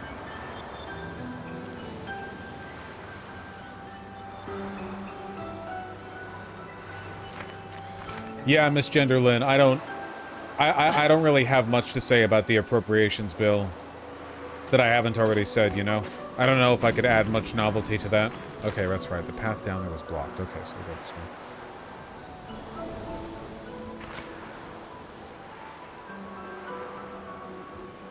I don't know, Loquacious. Every game wants to have a grappling hook, but few games want to explore that potential to its limits. Per Politico, senior Republicans privately believe dozens of Republicans will vote for it, possibly 100 or more. Jesus. I guess we'll see. If that's the case, then I can't believe it, but if that's the case, this might actually be the beginning of the end for Trump. Trump's power, not just as a president, but as the cultural figure, has been built on near unanimous approval and support from within the Republicans. If there's that much open dissent, every ridiculous thing that he says becomes open, like, to scrutiny. You know what I mean? If we reopen the ability for Republicans to openly defy him, it's over. It's very much like a the emperor has no clothes situation. His power is an illusion that can only be maintained if everyone around him is in on it. The Democrats have to remain civil. All the Republicans have to continue to pretend that this is normal and not completely insane. But as soon as that breaks,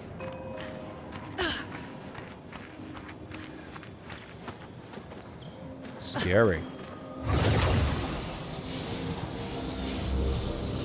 Ooh, actually scary. What's going on in here?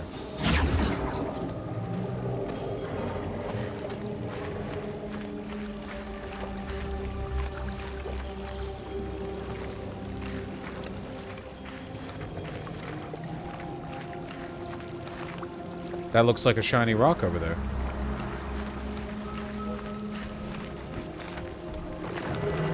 Oh! Didn't see him.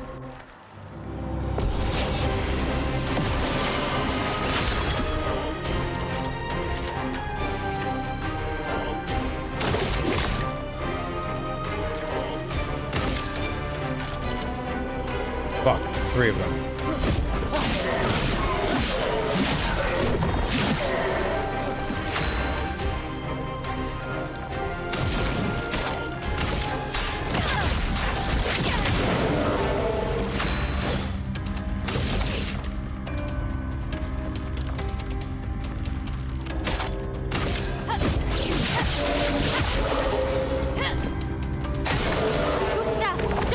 We need big parries here. That wasn't a big parry. That was 1/2 of a big parry.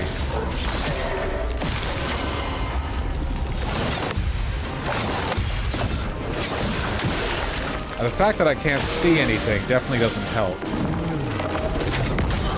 Ow! I feel like I got the parry timing on that, actually. I'm surprised. Okay. Well, time to lock in, I suppose.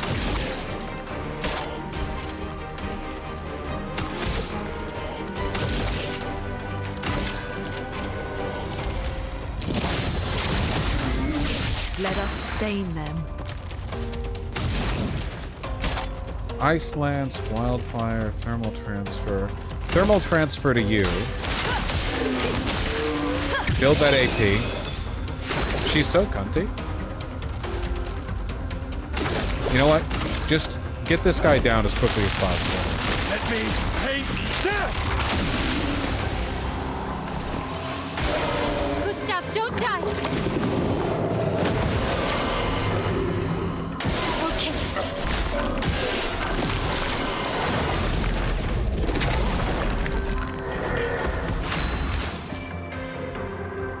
This guy is playing and the Trump admin is crashing. Wu-Tang Clan Marks, didn't you say you were going to go to Hassan's stream like an hour ago?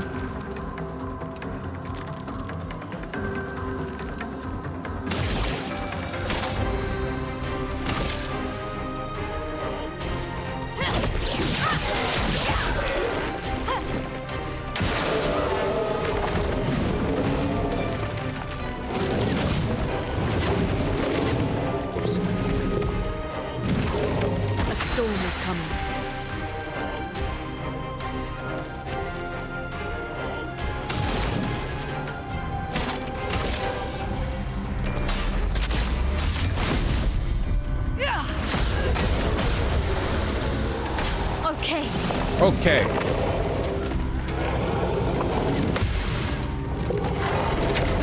Ow. Ow? Blades sharpened.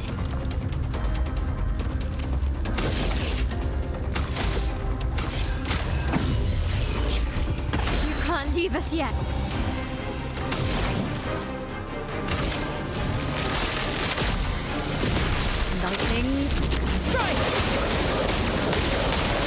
Dude, this guy's got so much health, man.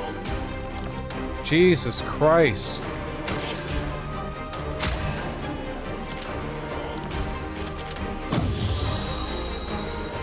Get ready. I can do it. Did I just use the wrong... Did I just give her AP instead of healing her? Okay, 1 second. Let me just...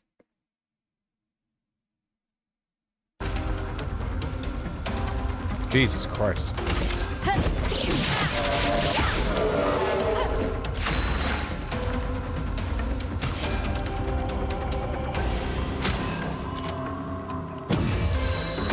Oh, I can't heal her. She can't be healed. She takes less damage, but she has that fucking Picto on it. Oh my god, I thought I had used the AP one or something. Does that mean I can't even res her?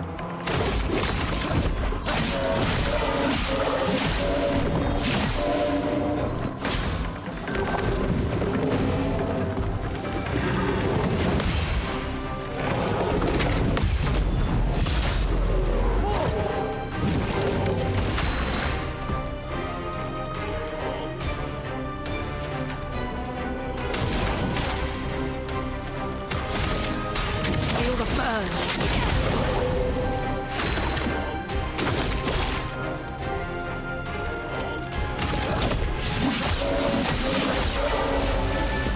Nope.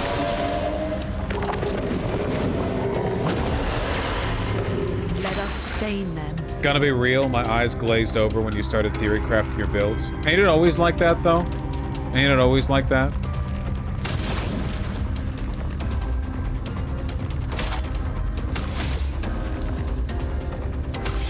You know what? I'm ready.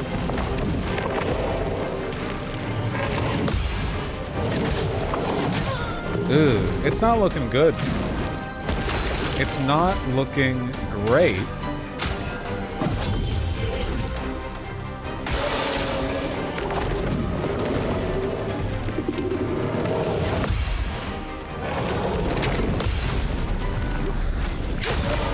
At least we got that.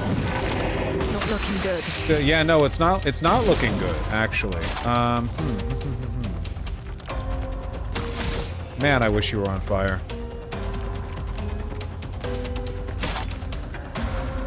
Just ice lance.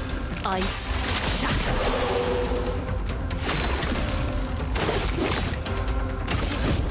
For those who come after. Crit? Is that a crit? I think that was a crit. Let's push forward.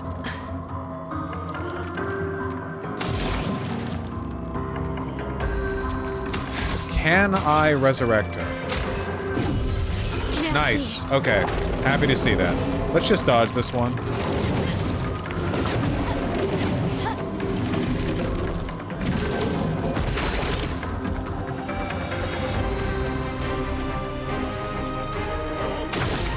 We're so back. Well, at the very least, we're not as likely to be over, right? Right? Romance flowing.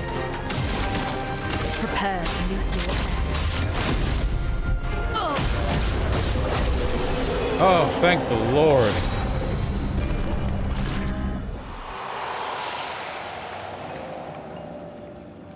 Sheesh. And let's get rid of that confident Picto.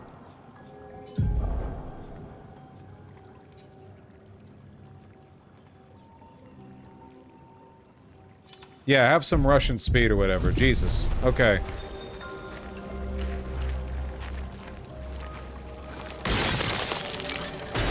Nice. I can use that.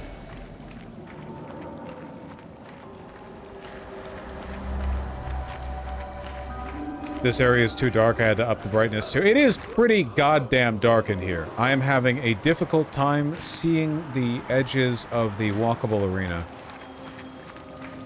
Glad I found that. There's another shiny rock over there.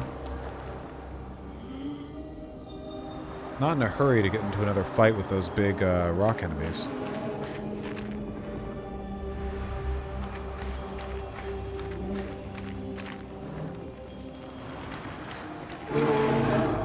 Hello. Oh, fuck.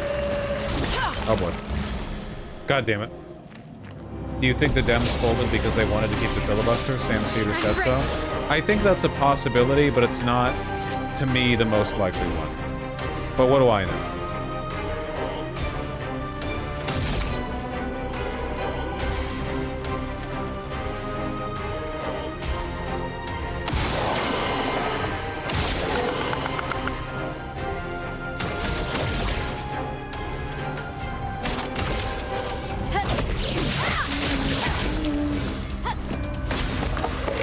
Dark projectile, huh? I'll do it. No. Okay. Oh, okay. Well, fucked that right up, didn't we? Yes, sir.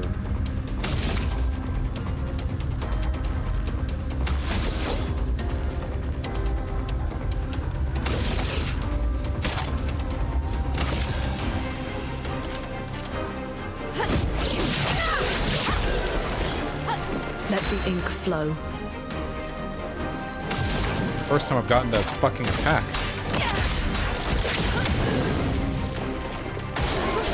Don't die! Hurry it!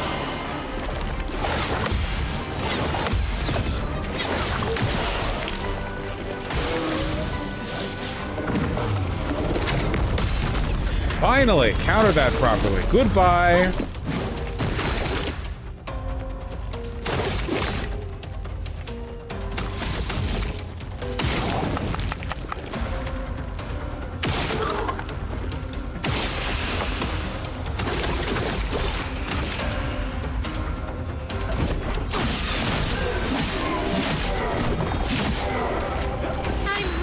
I'm ready.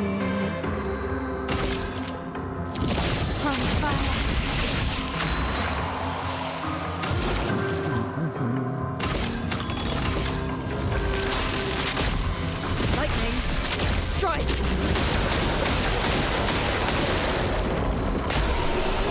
Now that went pretty good. That went pretty good. Feeling pretty good about that one. Interesting.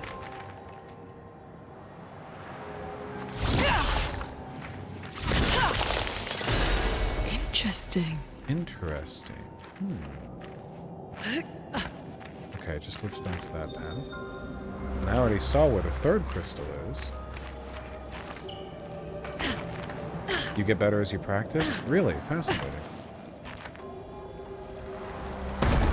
Oh, I was lied to! Fuck. What's up with you, man? What are you up to?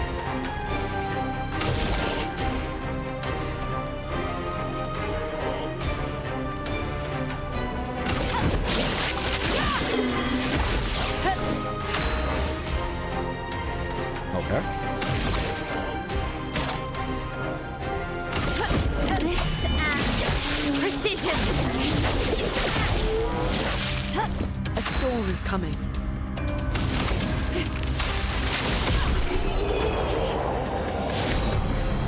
House vote happening now. I assume the House vote on the CR. Okay, so that goes down. Fuck, always so many branching paths.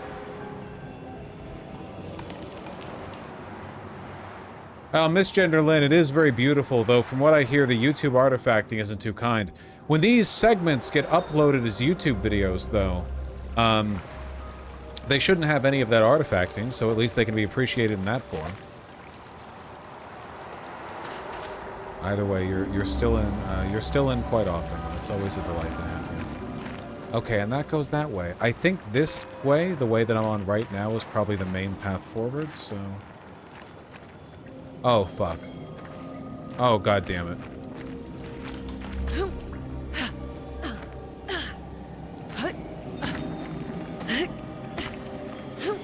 Okay, that wasn't too bad. We can use that. 50% increased break damage.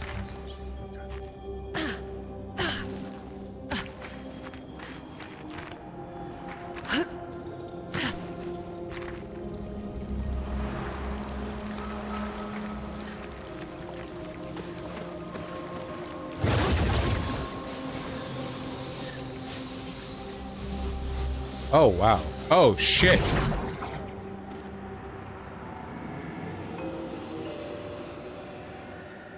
Fucking sick. God damn it, there's another fucking fruit fly in here. We can use that.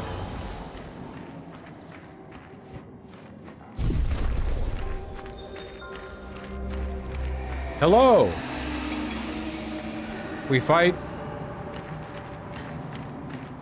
We fight.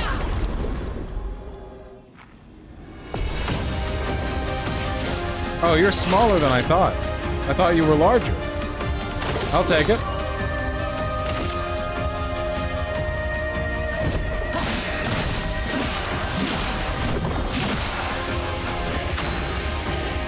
Cool.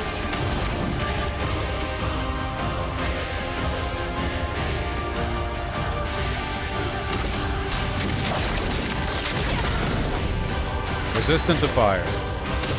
Classic. Danger!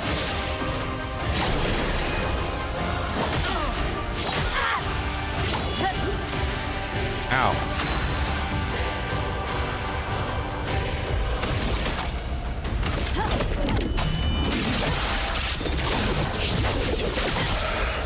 You don't have like an obscene amount of health. This is conceivable.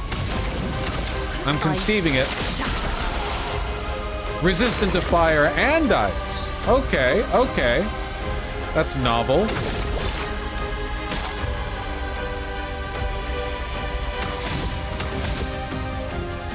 I want to save AP right now.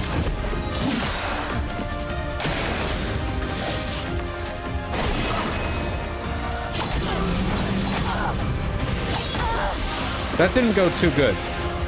My timing was not on for that one. That was not great. Let's try that again. Very doable. Just have to not be bad mostly.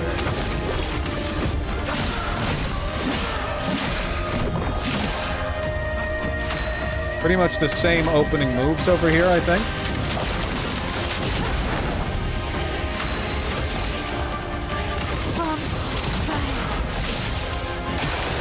Fire attack. Okay, what is it?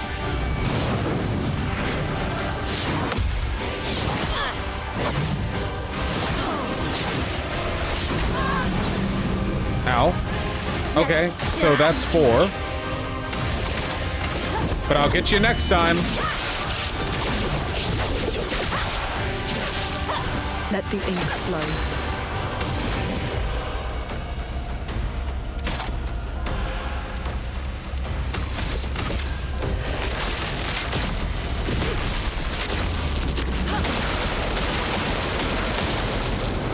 Better, better.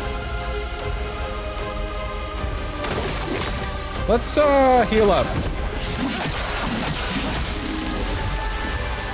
Okay, frozen. Okay, okay, frozen, like the movie. Elsa?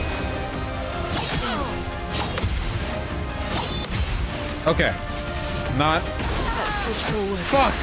Ah!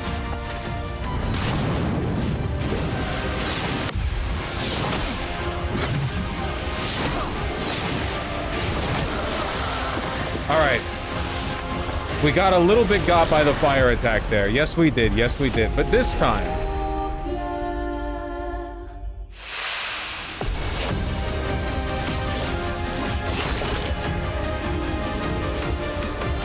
One dem just voted yes. Okay, okay, okay. Hold on. I'll hear about it in a bit. Chroma is flowing.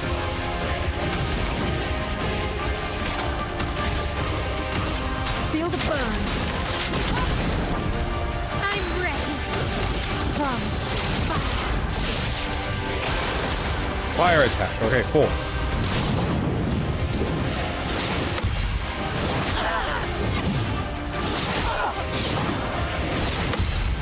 Not phenomenal. I think at least we're not on fire. This and precision.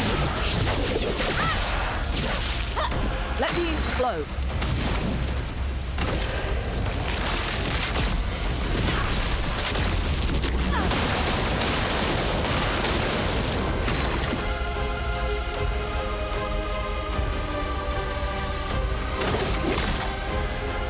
You're good for now. Voda's 7 minutes left. It's just not that interesting of an outcome. We know how this is going down. Come on. Ow. Okay. Could have been worse. Could have been worse. That's my main metric here for quality.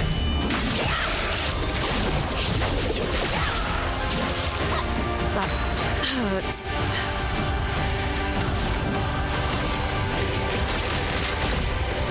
Lightning, strike. Gotcha. Okay. I'm a little embarrassed that took me so many tries. Plus 1 AP on parry, but damage received is doubled? Okay. That's probably great for, like, speedrunners, you know? Nice. Back into the mansion. Yum, yum, yum, yum, yum.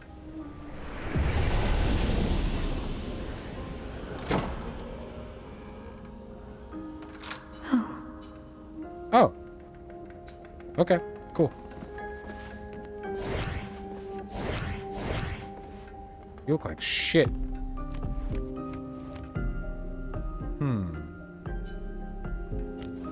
Alright, got a free outfit. Yummy. We are low on health and have, like, no way of dealing with it. Which is a little bit unfortunate. I guess we could rest up here, but then we have to refight stuff out there in the open area. I guess we could just avoid them. You know? Let's try that. And if we do fight them, what if we just didn't get hit? Simply drink your Estus? No, we're out of Estus. See? No more chroma elixirs.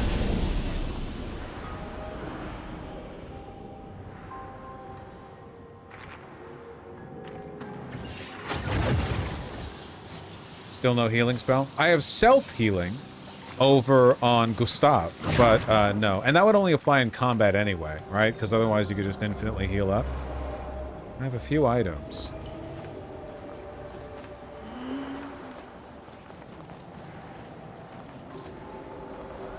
Wait, how did they get... Oh, fuck. Me warping to the manor brought them back anyway. That sucks. I really don't want to fight the big lad again. Why is it so dark? Excellent question. You know, let's actually up the gamma a little bit. For your sake and for mine.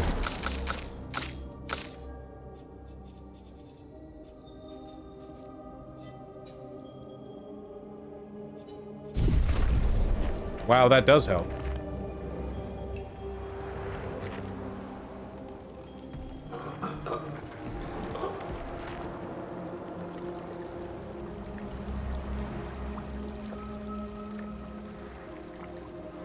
I always keep my monitor to the lowest brightness setting. So I tend to turn gamma up in games anyway. Just hadn't yet for this one.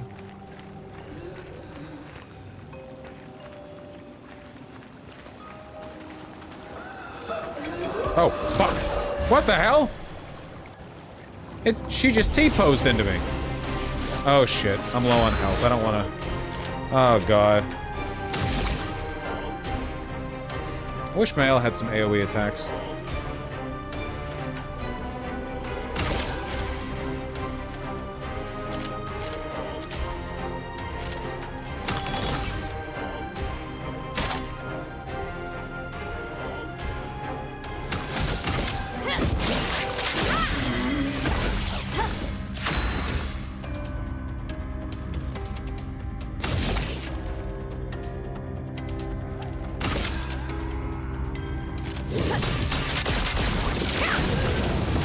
Let's push forward.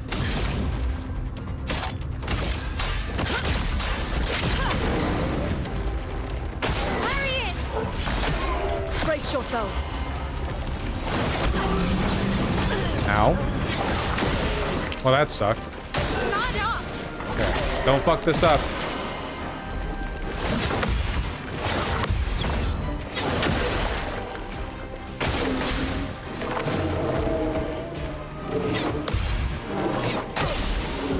I did fuck this up.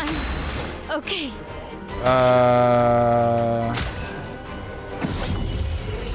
Not leaving you behind.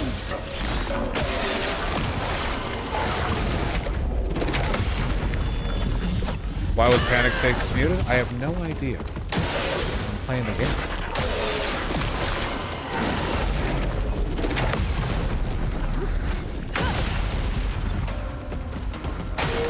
I'm ready.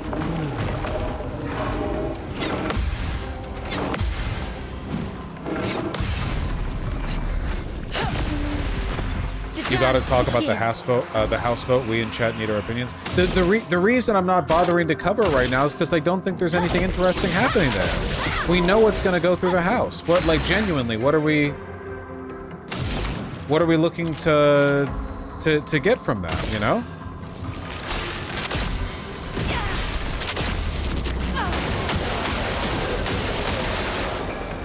Brace yourselves. Take cover.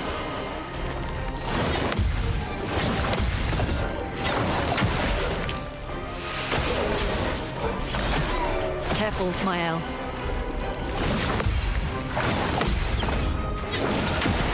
If I have nothing to say about it, there's not much I can do, you know? Take down the shields.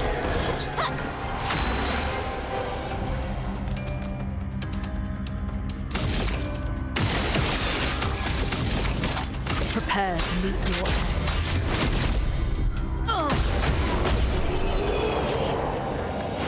One Republican broke party vote. Was it Thomas Massey? Because he said he might over the hemp regulation stuff.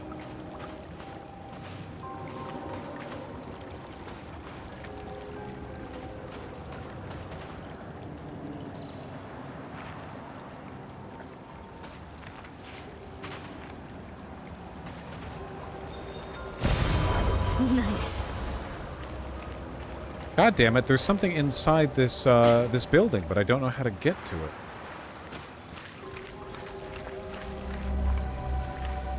How the hell do I get in there?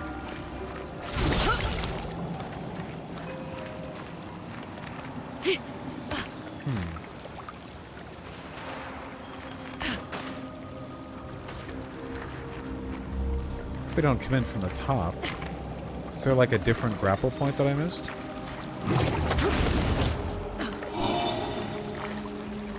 Not one that I can see.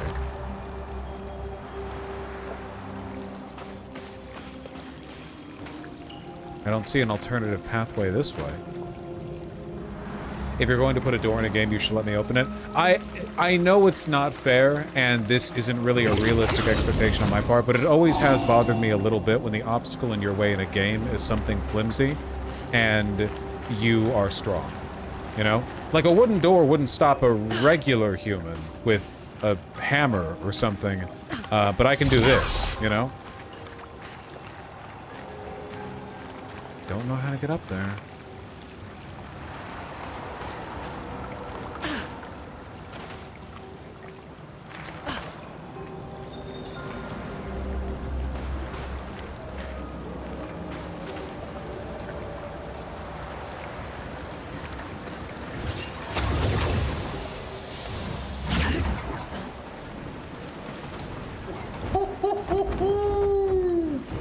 Fury is over there. Really? Well, that's good to know. Ooh, but I sense something scary. Yeah, boss slot. Sorry, we need to tone this meme down. However, can I fast travel over to the previous flag? Yes, I can. Which is good, because I need to talk to that NPC.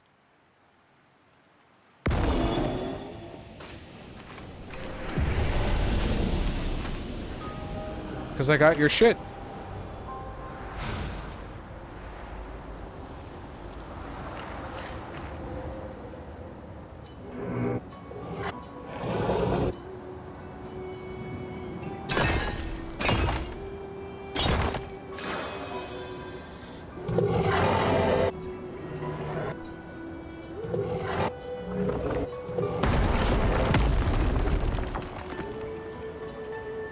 we have given him big rocks.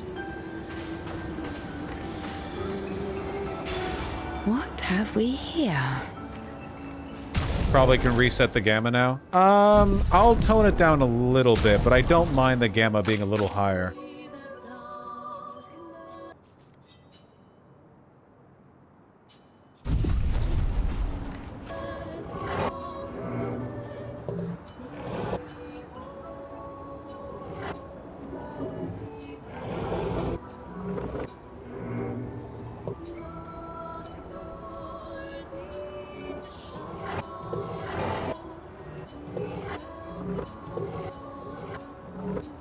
So, does that mean Thanks a the lot. Paintress has multiple forms?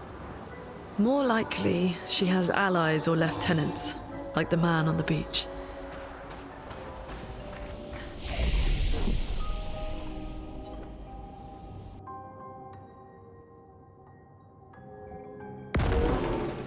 All right. Is it boss time?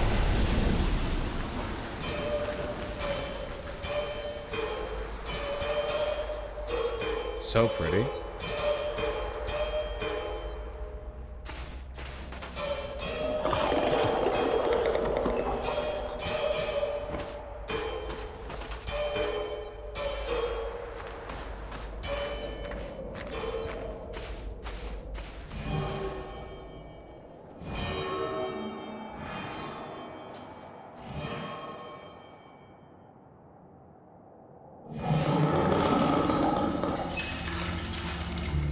Bloodborne enemy?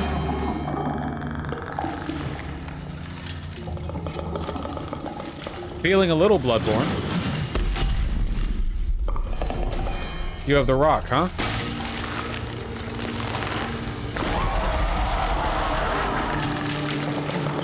All right, let's get rid of it. The rock should be nearby.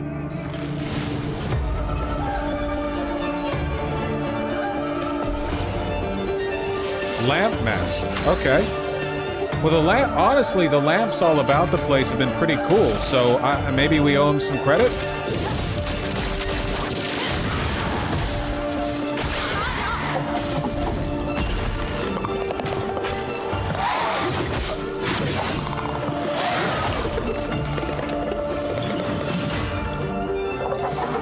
Not too bad.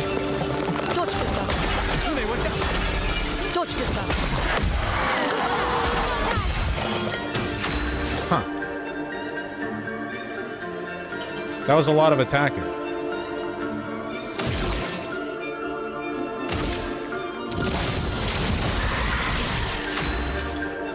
Okay, we're all the way up to 8. What do I want to do here, actually? What if I just did free... Hold on. What if I just free aim 4 times to get 4 stains and then mayhem? Do I want to do that? Is that like a viable move if I have an excess of AP? I mean, I know it's viable in the sense that I can do it. Prepare to meet your end. It's a lot of damage. Heal up a little bit.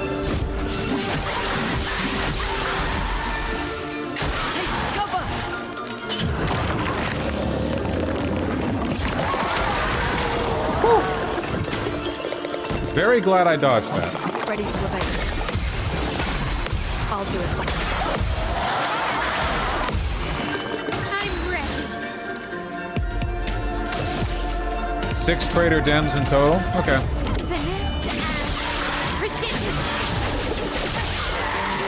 Brilliant stuff as always.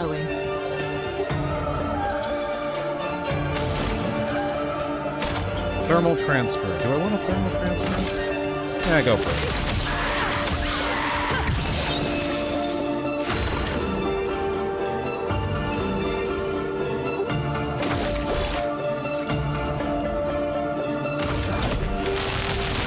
Let me paint death! Oh.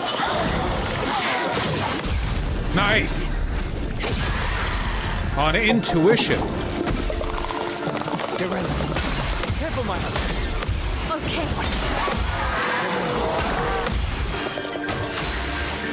All right. And you gave me enough AP for another Florette Fury. You fool. You fool. You're down to less than 50% health already. It's going terribly for you.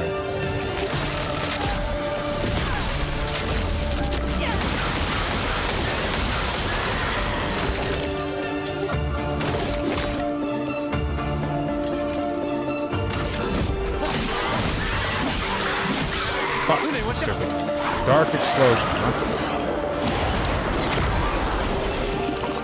Dodged again? I'm having an easier time with this guy than some of the regular enemies in the area. En garde.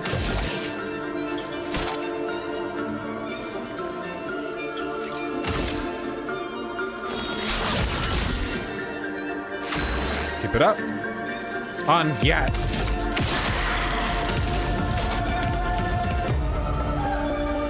Prepare to meet your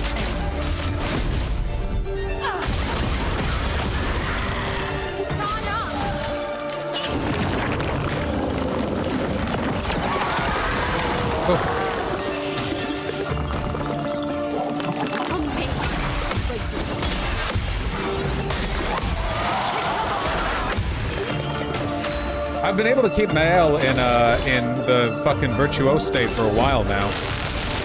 Let me take that! This fight's been going so fucking well. I feel like I'm jinxing it saying so, but I feel like it'd be cowardly of me to not say so just because I'm worried about jinxing it. The optics, the jinx optics.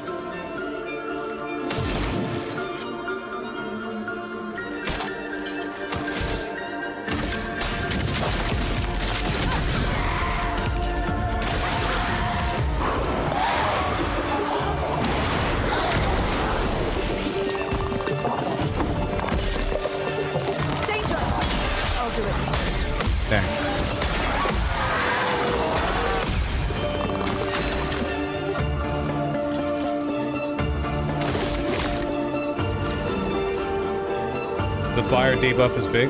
What fire debuff?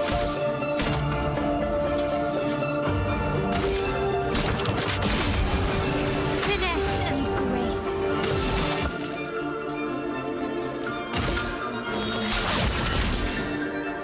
chroma is flowing. I've been looking through the Epstein files all day. Really shows how Epstein viewed Trump as a liability and a risk to his investments. That's really funny. I mean, true. Trump had him killed. Strike.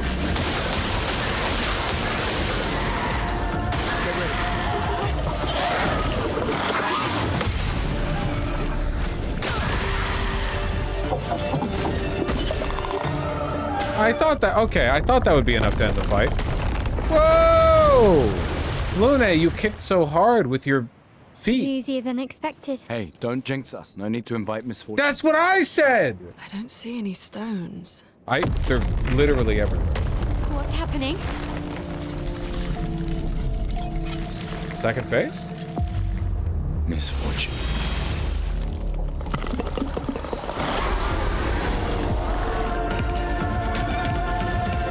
Oh, shit. Yeah, second phase. Fuck, okay.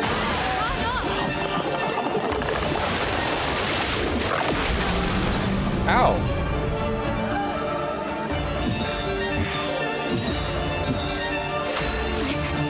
Well. Ow. Wait, but he's flying now, so my attacks won't even hit, right? Am I silenced? Is this... Am I doing this right? Oh no, okay, you can still be attacked normally. Okay. We're in trouble, gang. We need to start healing the fuck up. Apply bandage to yourself first. Let's push forward. Silenced. Can't use skills. Okay. Heal. Just get back up.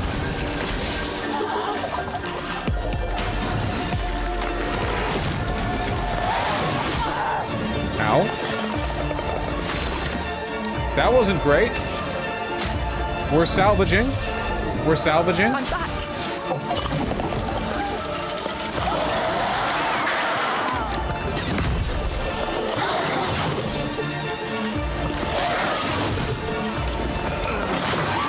We're failing to salvage?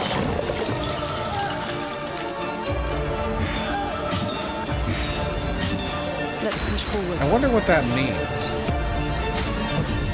You don't get to die yet.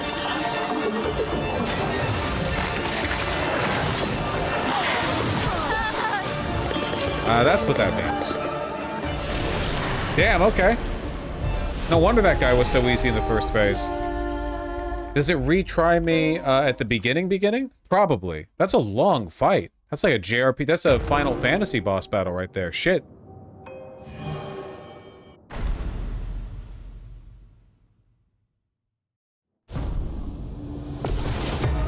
Yeah, okay. All right, we need to preserve our resources. I feel like this first phase has too much health then. If this is meant to be the super, super easy phase, I feel like it has too much health. Because the skill stuff doesn't happen till later.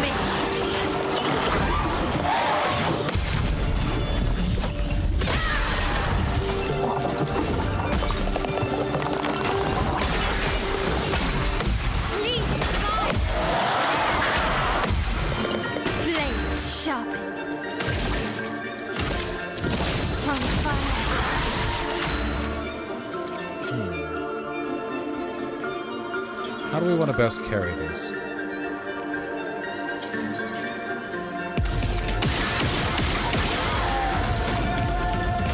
Prepare to leave your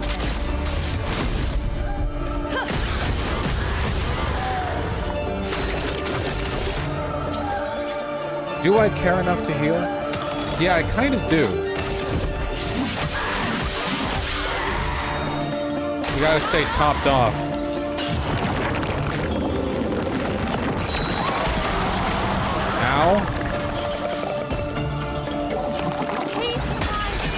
Oh no.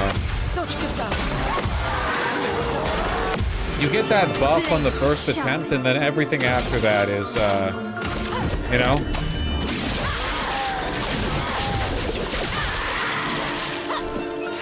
Man, kind of wishing I'd heal now.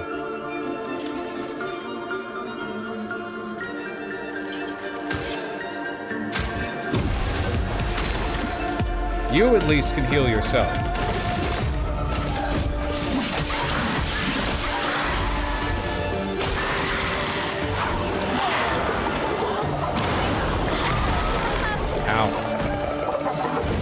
I don't know if I'm feeling this this attempt. You're ready. Brace yourself. Let us stay ready. I've been shaken by the second phase. I've been rattled, you know?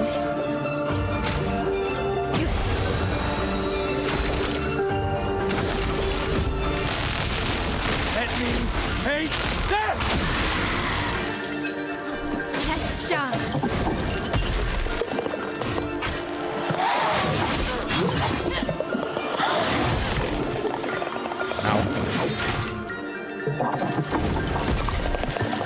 I'll do it. I completely forgot about that attack. The storm is coming.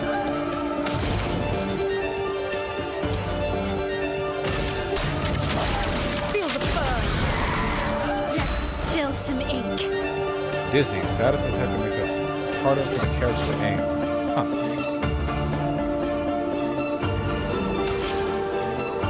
We'll just heal ourselves. I don't think we're winning this attempt, but, you know, I'm willing to...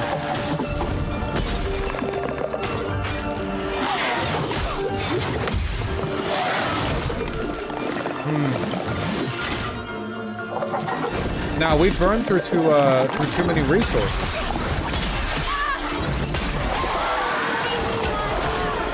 Is there an option to restart the fight? I can't... No, that's... Wait, is there actually not an option to restart the fight? Load previous saves?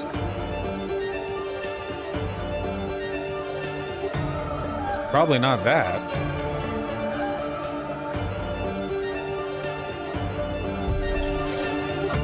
Skip turn. Finesse and grace. Let's dance.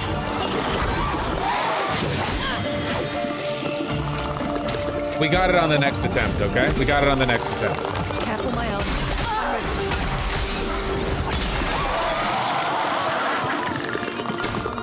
So good, so good. Okay. This time for real. Let's bring it in.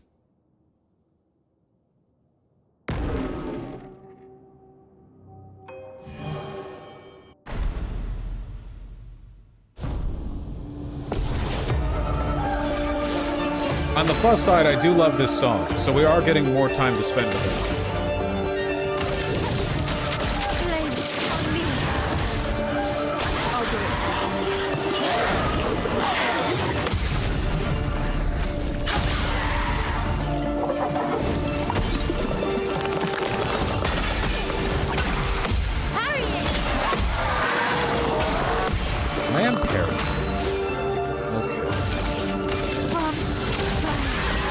Overflowing with energy.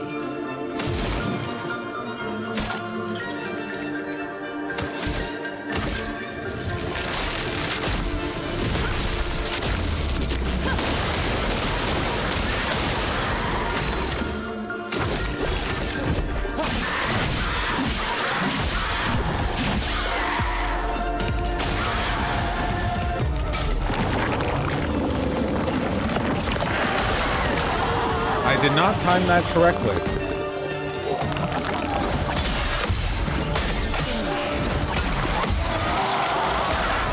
I don't know, I'm starting to think I might have just been lucky in my first run to a certain extent.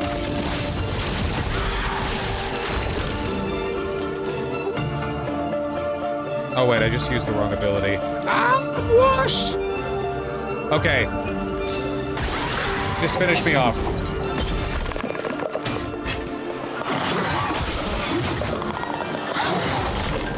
Just finish me off.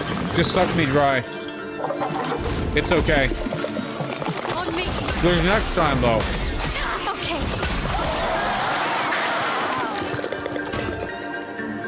Alright. No more fooling around.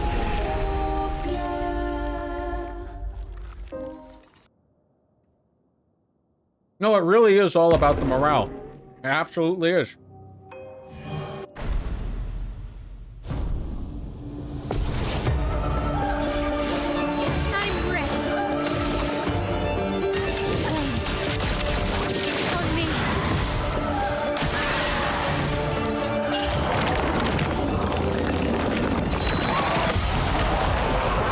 See, that's how much I'm not fooling around now. Get ready. Ready to carry.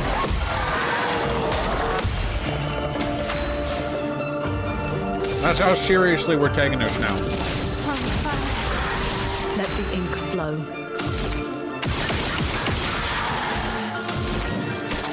Prepare to meet your end. Heat.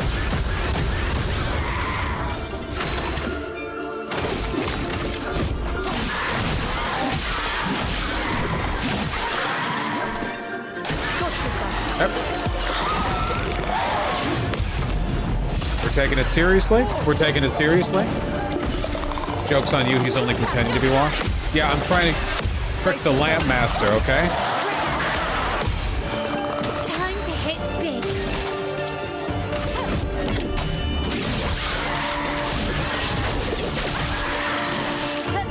God, he's got so much health, though.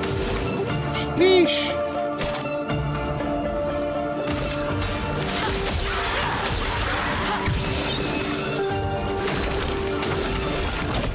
For those who come after.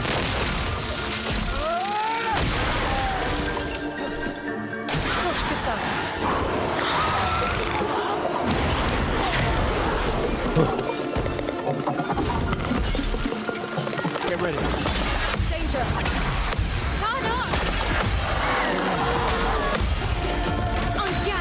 On God! Damn, I can't Floret Fury. I'll miss a Forte then. is coming. A storm is coming.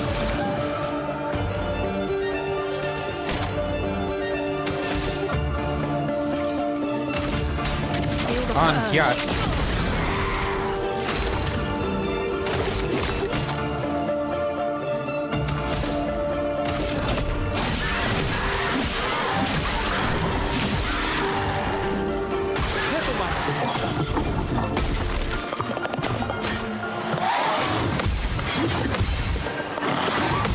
Nice. 8,000.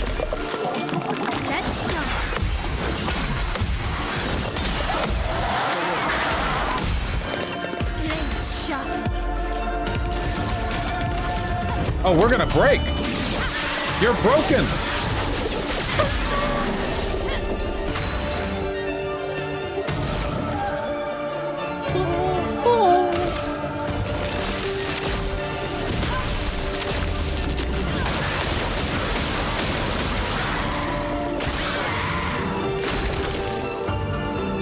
Stop. Wait, hold on. I'm gonna keep the overcharge. I'm gonna keep the overcharge because there's a phase 2. I wanna bring that into the next phase.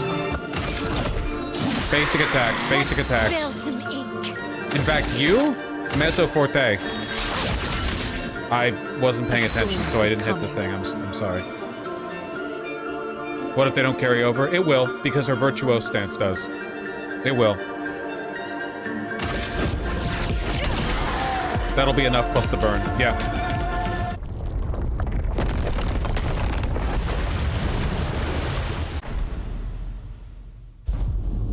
All right, motherfucker.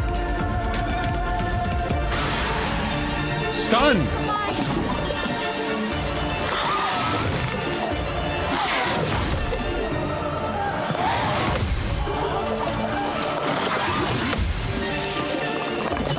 Okay. Okay, you stop doing that shit. You're making me nervous.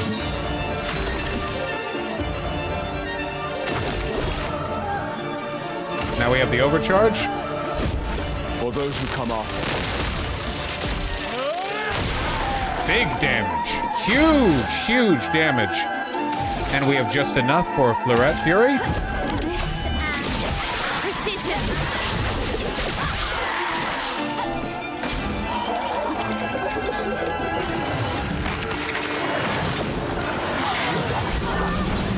Ow. Not looking good. Yeah, I've gotten really close to that timing a couple of times now. That's unfortunate. Okay. Feel the burn.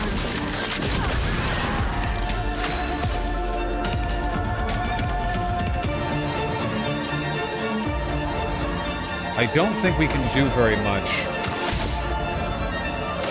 with our Virtuoso. We can mess a Forte. Okay.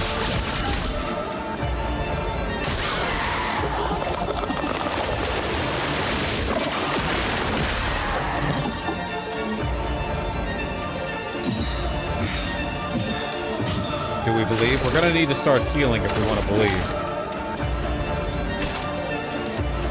Recovery or from fire? Keep doing the damage. Okay. 4 AP, we're gonna heal. Healing Tint, and I want you to heal yourself. Please.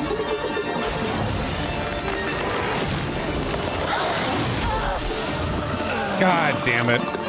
Wow, that did so much more damage that time.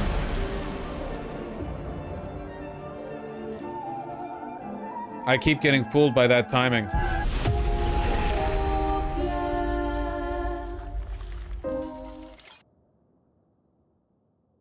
Scale Teak the Wheel. She's functionally at level 0. I don't think she's doing very much. That goddamn sword, man. Well, apart from that, it was pretty great. That was a rout besides that. Didn't I no-hit the entire first phase?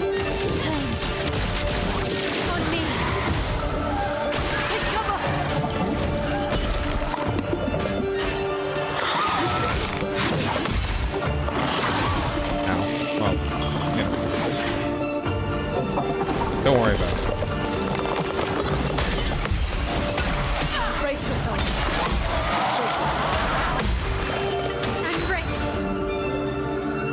Not as great of an opener there, but that's okay.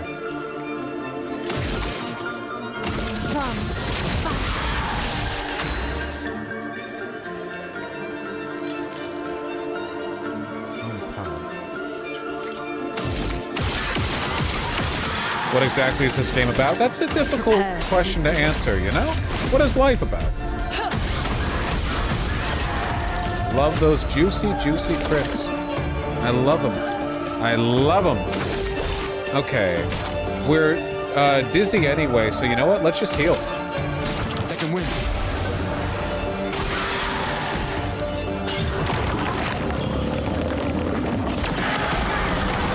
That wasn't great. I'll admit it. I'll be the first to admit it. That wasn't great. Let's start. I'll do it. That wasn't great either. Okay. Nope, I'm gonna stick with it. I'm sticking with this run.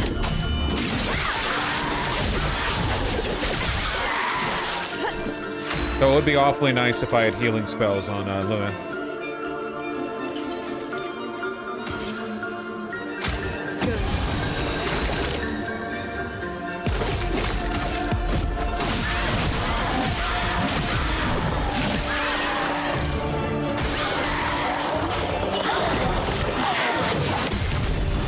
Give me good shit. Give me stuff I can parry. 5,000! How do her parries do so much? Take cover.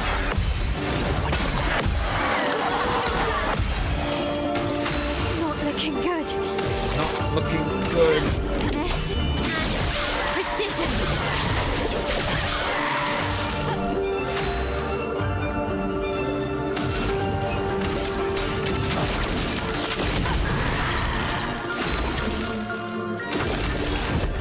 For those who come on. Woo.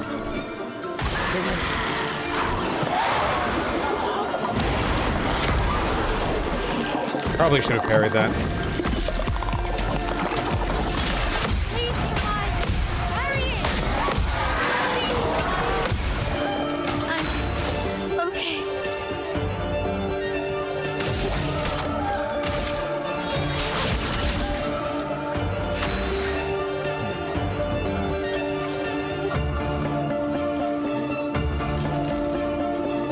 What is the play? What is the play?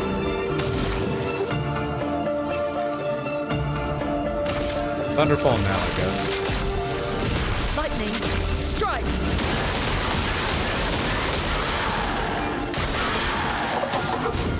Parry? Nope. That wasn't parrying. That wasn't parrying. I'm gonna keep with it because I feel like if I'm on my shit, I shouldn't be getting hit anyway.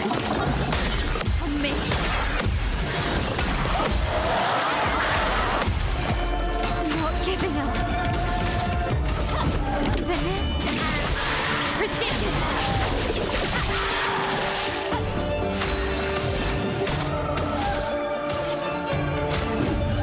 You don't get to die yet. Alright, any believers in chat?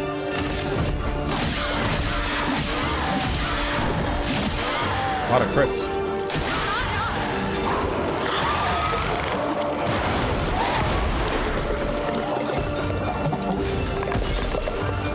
Brace yourself. I'll do it. I can do it. Can't Florette Fury, that's unfortunate. I think I'm going to keep cycling her in Virtuose for now, with Mezzo Forte. Because we're going to be in phase 2 soon.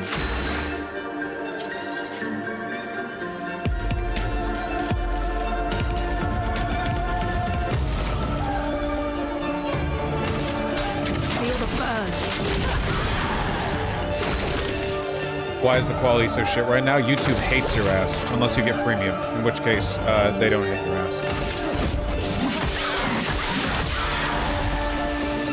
Careful my elbow.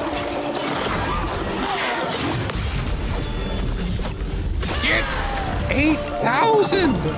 8,000! 8,000! Her crits are so... Her counters are so good.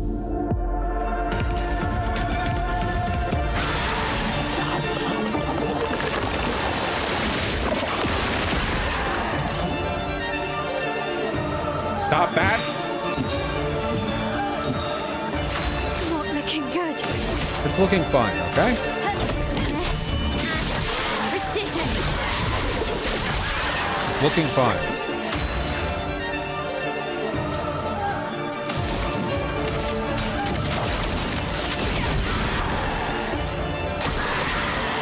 Fuck, okay.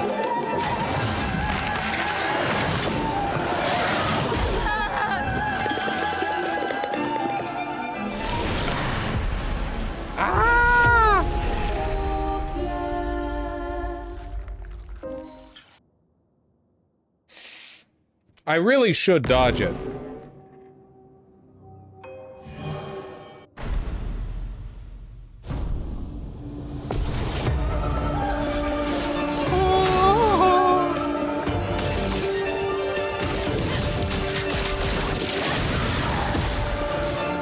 to evade.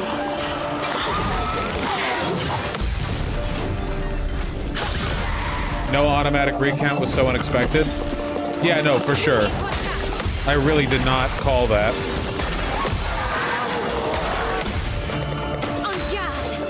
House Dems just said they'll all vote against reopening the government, but only if you beat this attempt. Ah, shit. I always knew it would come down to this. Now's our chance.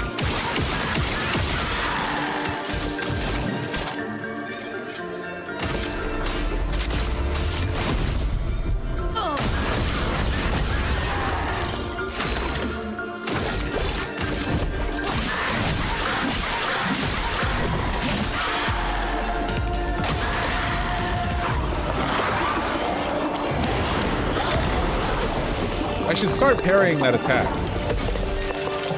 On me. Get ready. Brace yourself. I'm ready.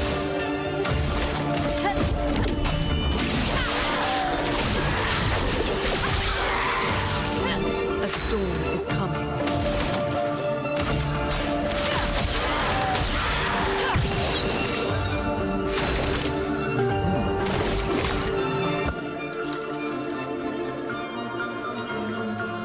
Take him down. Dodge this guy. Okay.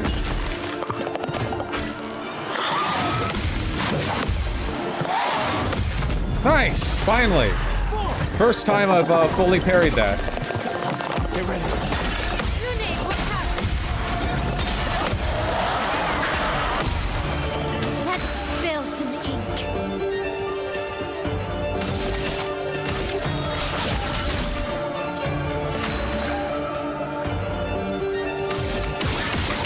Whenever I have an excess, I feel like I'm being lazy with her and I'm not using her, her, like, stain cycling to the greatest of its abilities. For those who come after.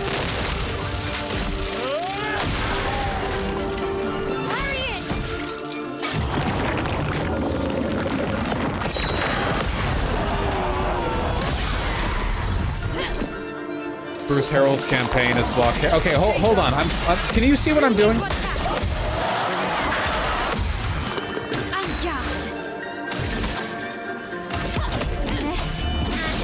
Precision. Break? Chroma is flowing.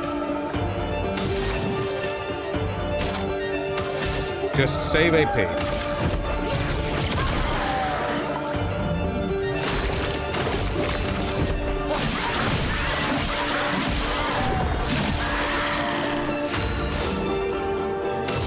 Save AP.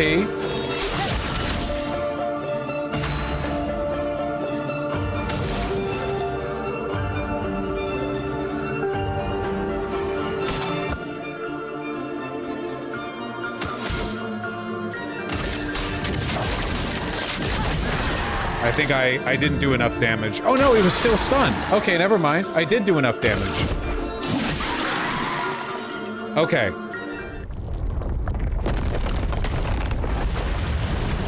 All right. Let's lose this again.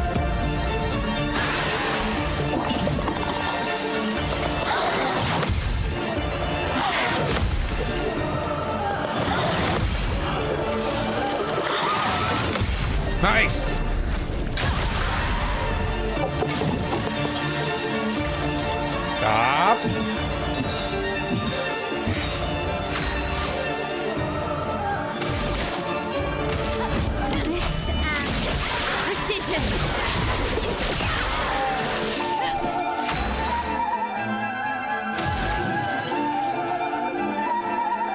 I really want you to be on fire.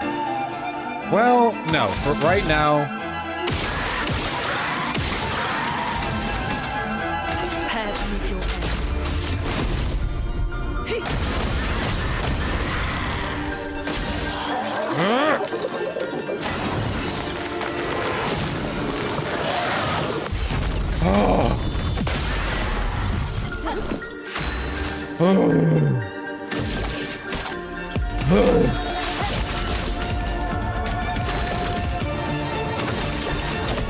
For those who come after.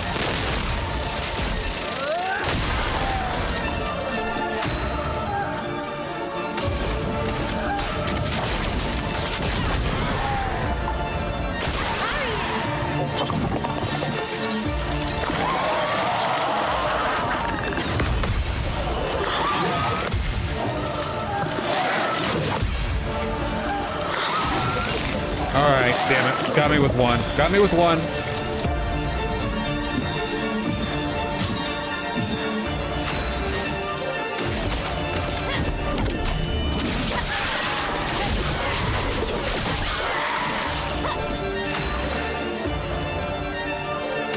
Best move, best move, best move, best move. Probably thermal transfer, build up some AP.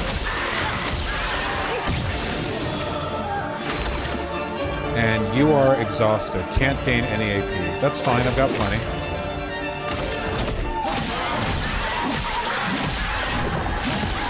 Okay, enough for an overcharge next turn.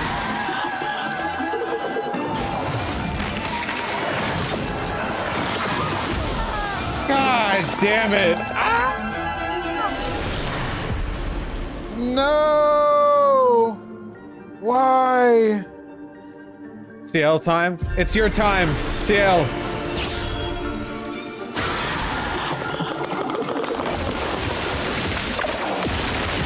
It's all on you.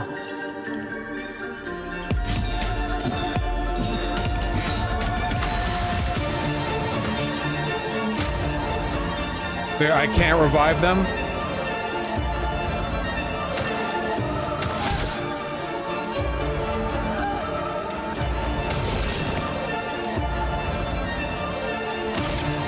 Here's your card. Hold on. Hold. Okay, yeah, that went about.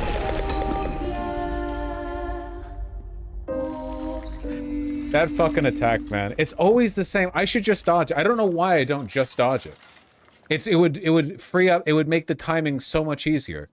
But then I feel like I'm losing to the sword, you know? But it is a party wipe. I mean, it's a party one-shot.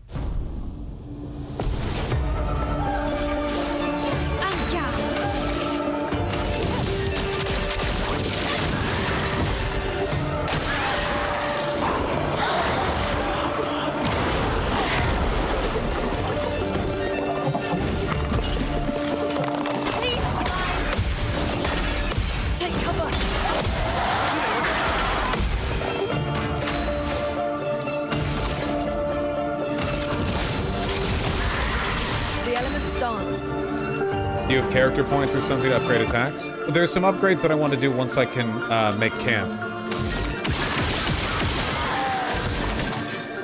Prepare to meet your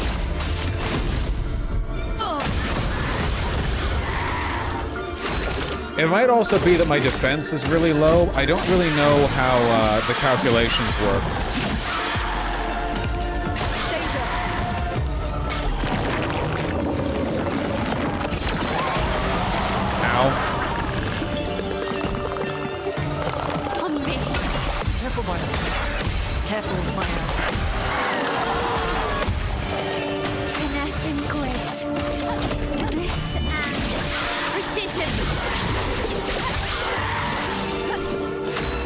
Alright, heal everyone up.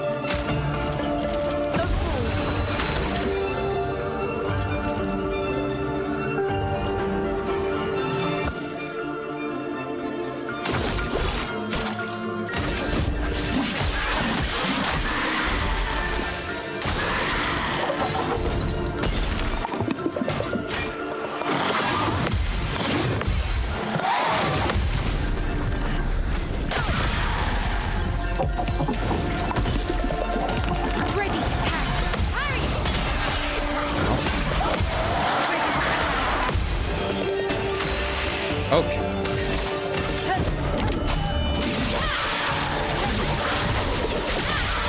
I got muted previously for pointing something out literally visible in the open map in Silksong. I suspect the mods are on the Epstein list. Well, I can't comment on whether or not the mods are on the Epstein list. I can say, however, that when you're watching a streamer miss something obvious, they're missing that obvious something is part of the experience of watching it as a viewer.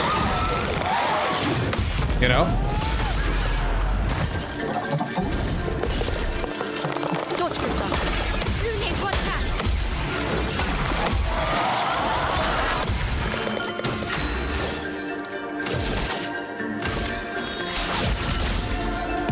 So much potential. So much potential.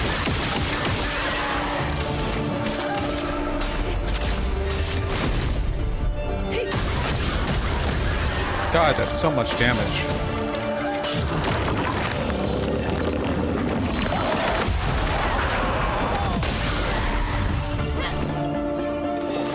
I'm ready.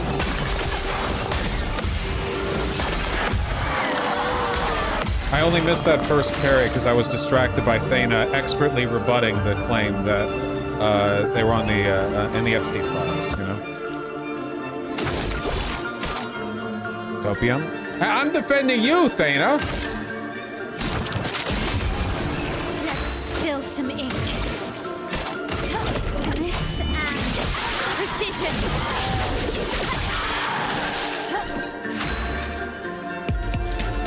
Alright, we're out of healing tints, but we are up back to full.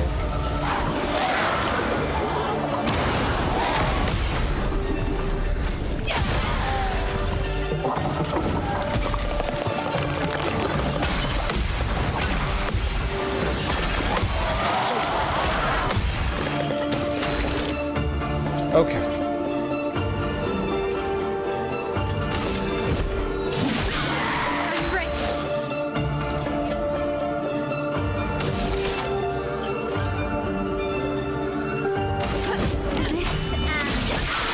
Is this anyone's game of the year? This is a lot of people's game of the year. Okay, I swear to God, I will try to just dodge the sword attack. I will try to suppress my ego and just dodge the sword attack, okay? I'm ready.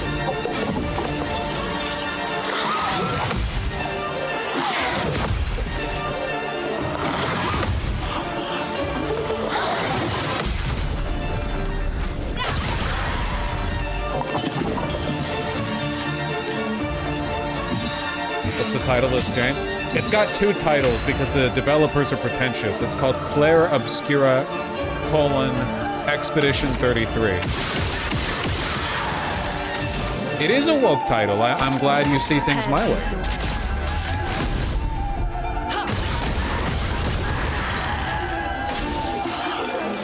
God damn it. I wanna...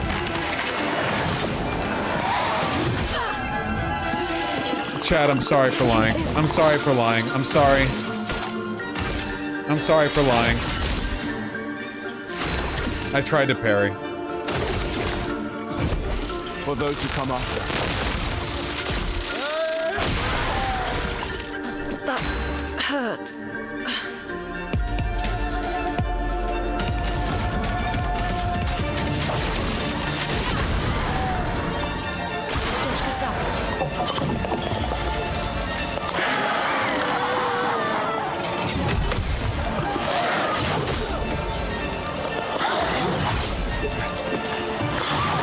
I'm razzled.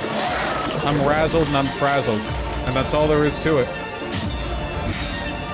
Do attacks ever miss, or do you aim yourself in this game? It's like a stat-based thing, you know? You're not missing an attack. It's turn-based. I'm never beating this fight. Let's push forward. Alright, get him back up. And you do a heal so you're not...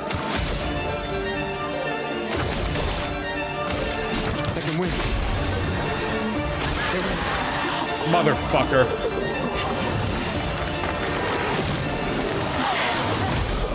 Okay, that time I did try to dodge.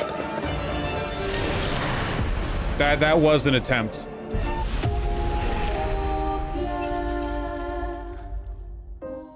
I know, I like the music.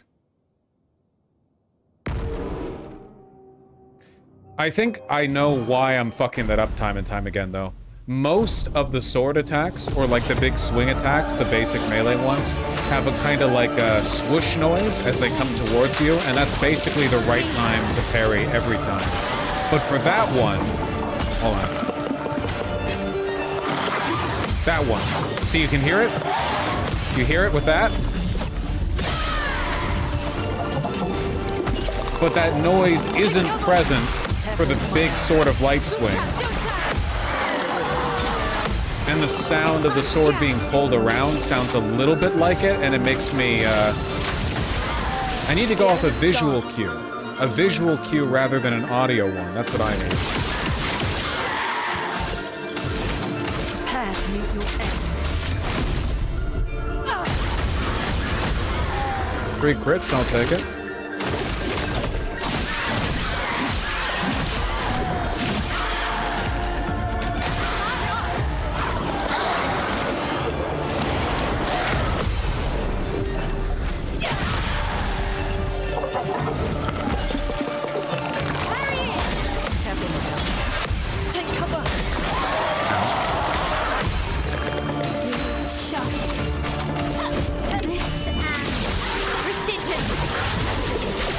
At least we got our methods down pretty good, you know?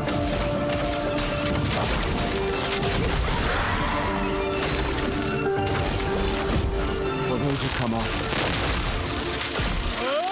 Props to Bosch for me throwing the controller across the room after getting wrecked like that so many times. Really? You've never been stuck on a boss for like 20, 30 minutes or something? Take cover!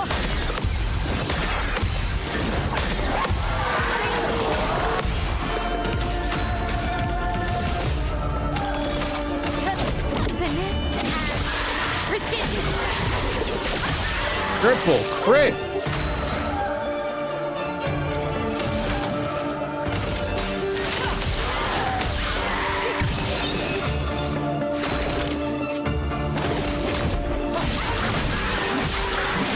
Anyway, so far it's shaping up to be a good first phase, so...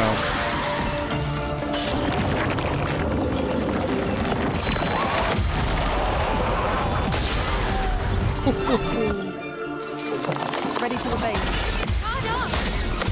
Watch out!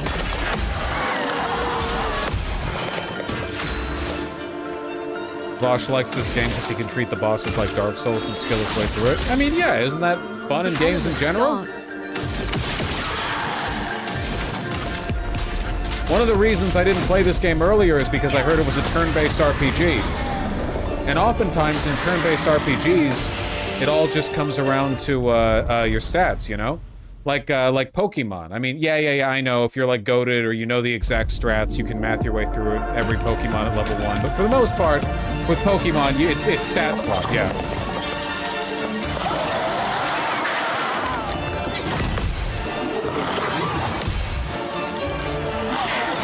Ah. Damn.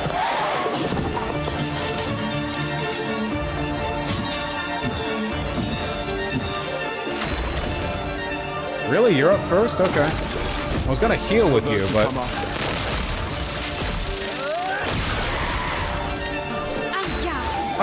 God. Crit? Nah, you're not critting because, It's flowing. motherfucker's not on fire. Feel the burn. Please, no sword.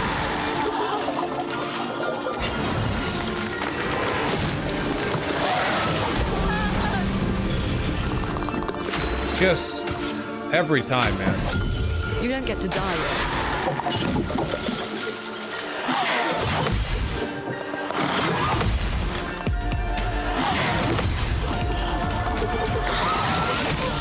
Really? Oh, I actually thought I got that. Okay. I'm assuming this strange ritual with the lamp's a damage boost. I won't waste this. All right. Motherfuck.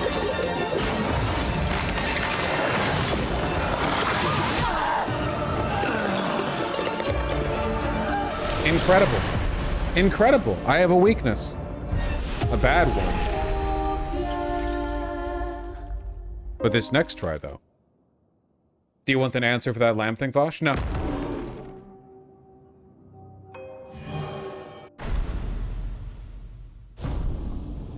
Gotta perform a strange ritual with a rope in my chair in my room.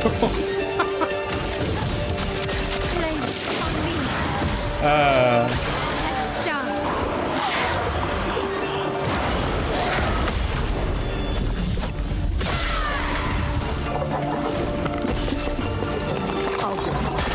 Harry! Take cover!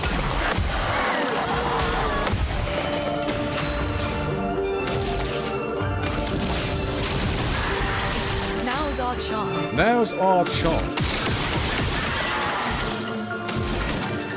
Prepare to meet your end. Ah, almost got the 4 crits.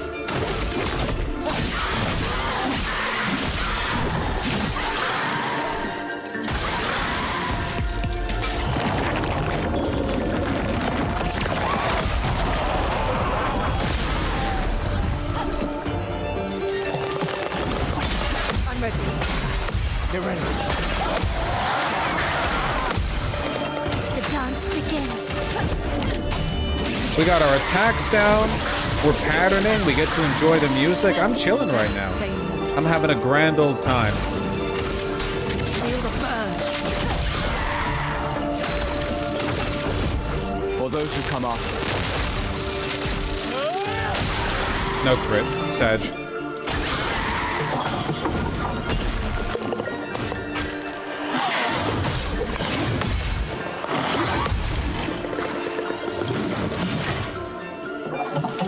Took a hit, unfortunate, but thankfully it's on the one guy who can heal.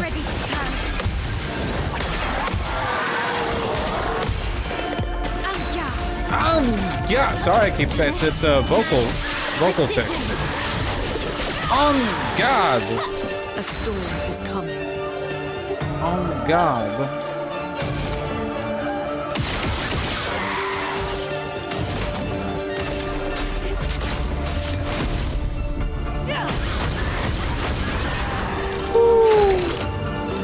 Oh, baby.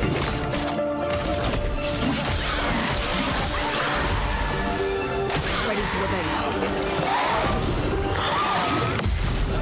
That one's so easy.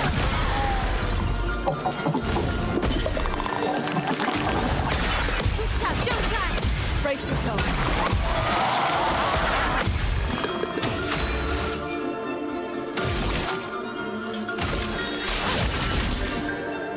Let us stain Line them. it up, line it up. Get your AP up.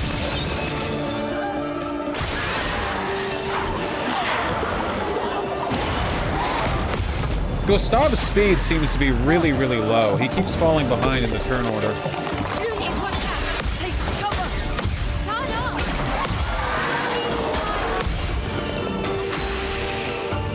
Well, I want to keep my AP and my overcharge, so I'm just gonna fucking, no. He's not on fire, so I can't. I'll just do recovery. Rest of you can take, can finish him off. Do a Mesa Forte. We can have Luna. We can have Luna finish. The Thunderfall? Is the Thunderfall overkill? A Thunderfall is overkill. Do I want to do Ice Lance instead? What about Wildfire?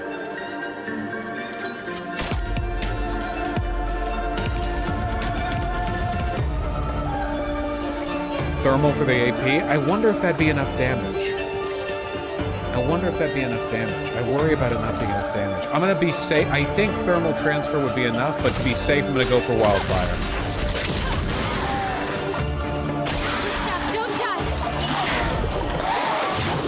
I really did not think he'd be able. I nearly got hit by that because I was so sure he was going to get phase transitioned. All right. This one's for all the marbles.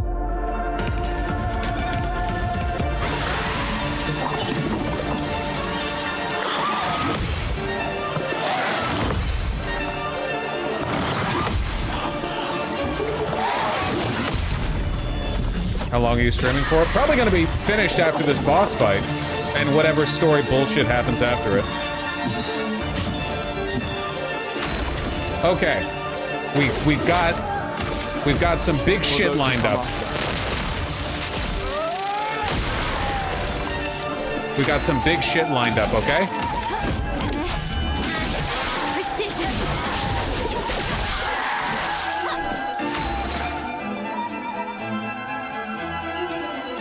Probably we want you on fire. Feel the burn. Please don't do it. Please don't do it.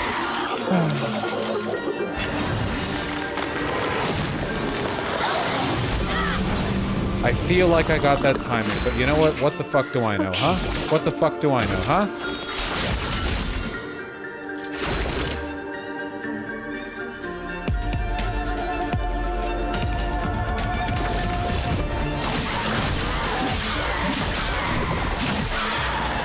Let's push forward.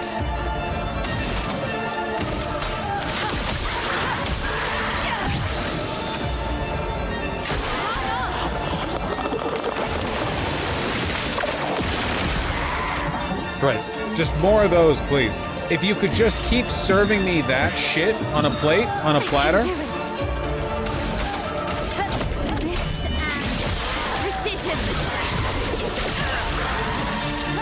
Let's push forward. Okay, we just gotta rush you down. We just gotta rush you down.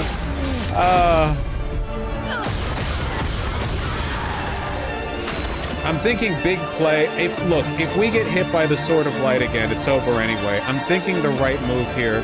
I think it's just rush down. I think it's just rush down. Or is it to self-heal? Maybe if Gustav can live, but if the Sword of Light comes out again, it's done anyway. You know? It's done anyway. Yeah, the heal won't even matter.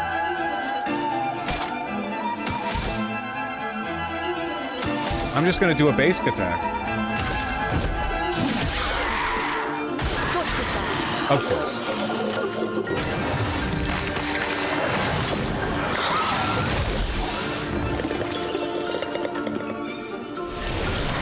I can't perceive it. I can't perceive it. I can't perceive the attack. It's invisible to me. Oh boy.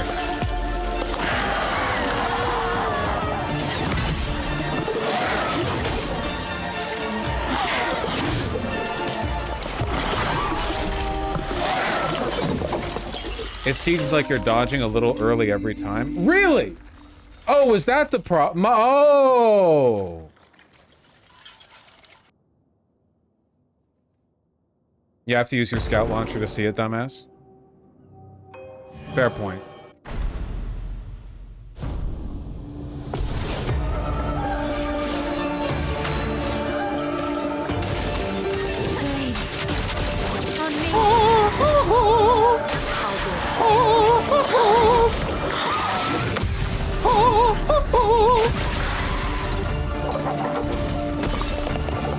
Get ready. Rune, watch out. Take cover.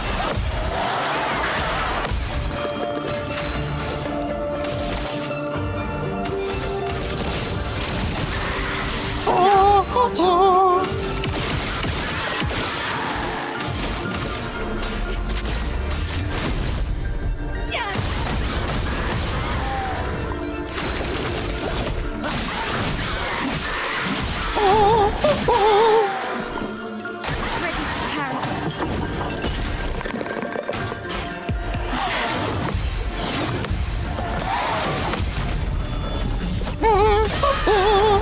8,000, man.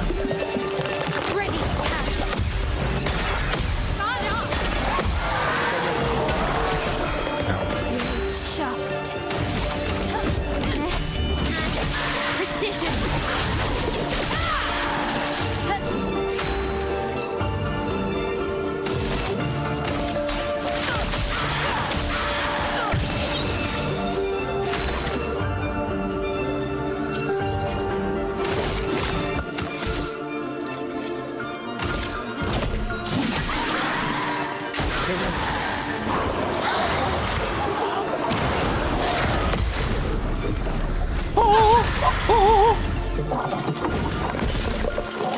Lune, watch out!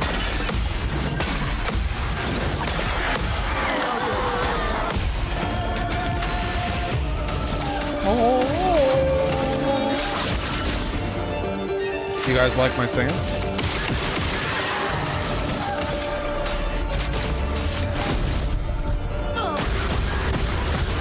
One crit. For those who come after. Please survive.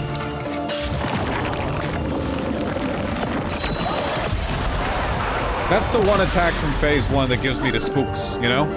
That one gets me a little.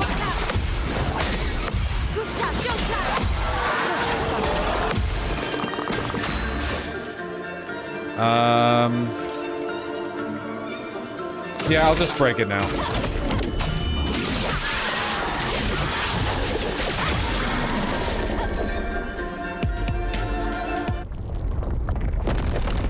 Why Bosch no shoot lamps ever? You know, asking that is essentially just spoiling that it does something. Fortune. Now I'm not going to do it out of spite.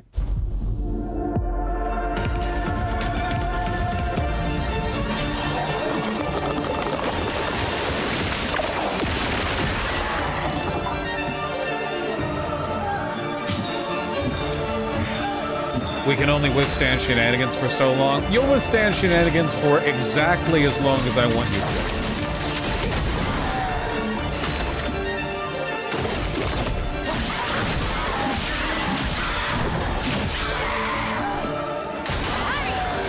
Motherfucker.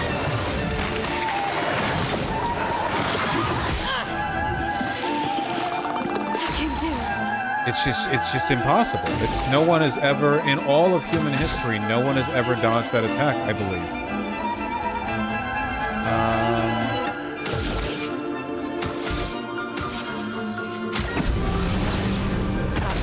Hurts. It hurts? Yeah? Yeah, does it? Is that true?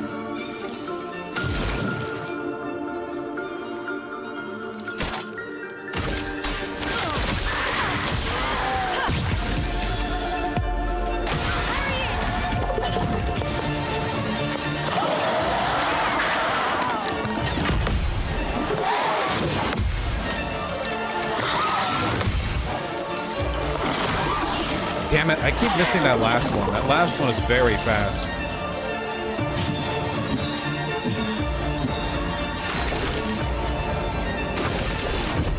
For those who come after.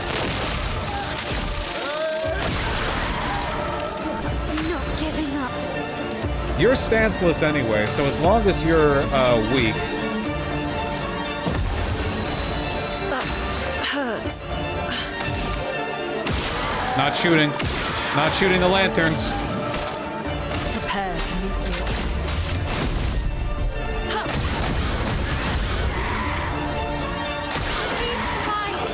Yeah, why not, man? Yes! I can do it.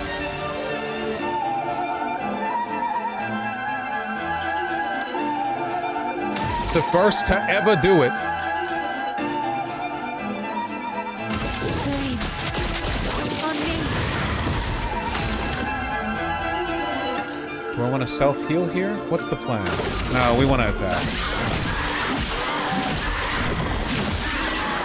Not looking good. Yeah, you, on the other hand. What do we want to do here? Yeah, we're gonna... Yeah, okay, let's heal ourselves. On me.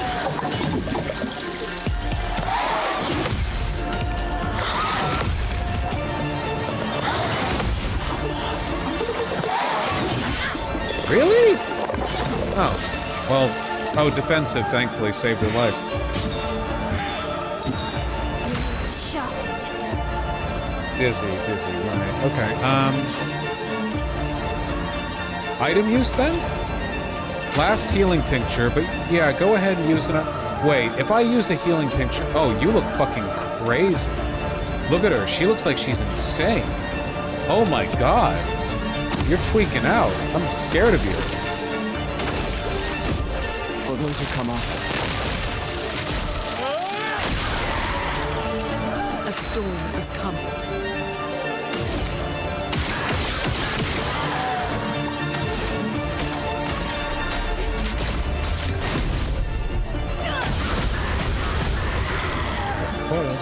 Please no sword. Of course, yeah, I mean, why wouldn't it, right? Why wouldn't it?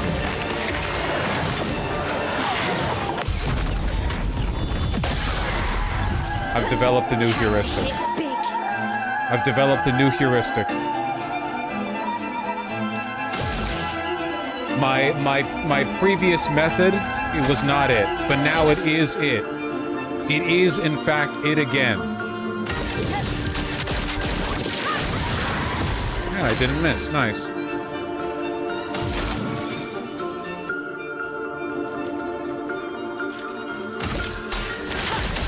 I think I just have to survive one more turn. I'm gonna play it safe here. I'm going to recovery. Second wind. I'm so stupid. Oh, thank God, it's the easy attack. Nice. I think that does it.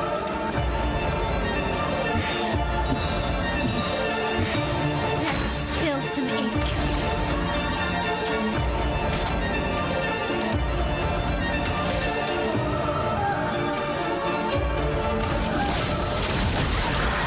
Now was our chance. Fuck. Let's not throw.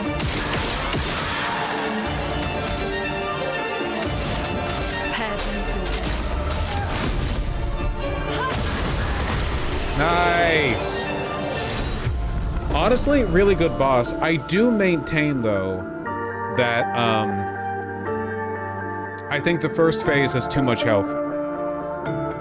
Because the first phase is so much easier than the second phase. It's really like, it's like past a point, it's just like time sunk. I think if the first phase had like 30%, you know what?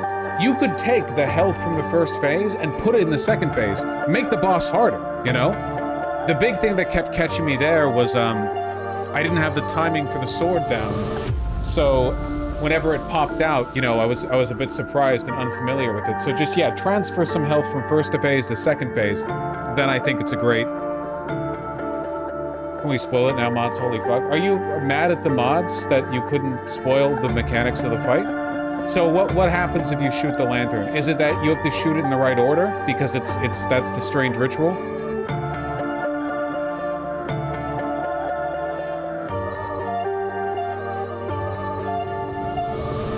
Disables the sword. Is the sword specifically the one that it gets rid of? Because that's like the one-shot attack. It prevents the sword attack if you do it in the right... Okay, gotcha. That's pretty funny. That's pretty funny. The sword is a punishment for not doing it. Well, we learned... That explains why the sword attack did not have an audio tail and everything else did. Because it's a punish attack. You shouldn't be getting hit by it anyway. Really dead. Looks like it. Is this it? Oh, Flory.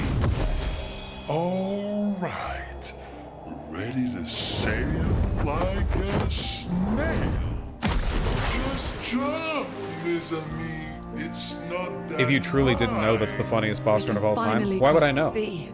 You don't happen to have some wine stashed away, do you? Wine? Hey, you can do this. I hate water. There's got to be a safer way to board this guy. She doesn't seem that far now, does she? Yeah. Wanna throw one more rock? The others are waiting, but... You might reach her. Okay. How long is a full playthrough of this game, by the way? What are we, 10 hours in-ish? 10?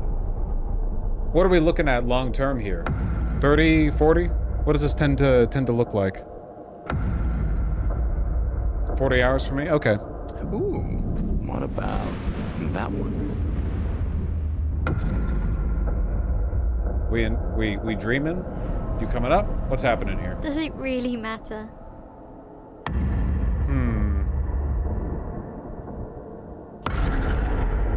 Well, you know, like I always say, it's not about the rock, It's more about...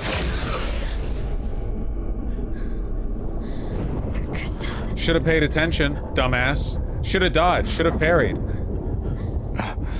That sword attack is a punishment for not targeting the 4 lanterns.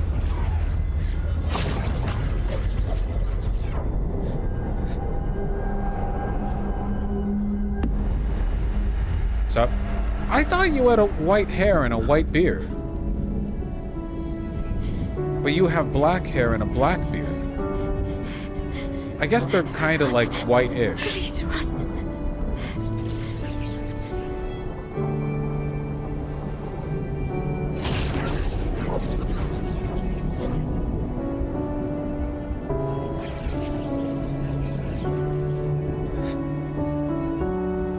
Okay, Gustav, we're locking the fuck in. Parrying every hit. Come on. Why? Why are you doing this?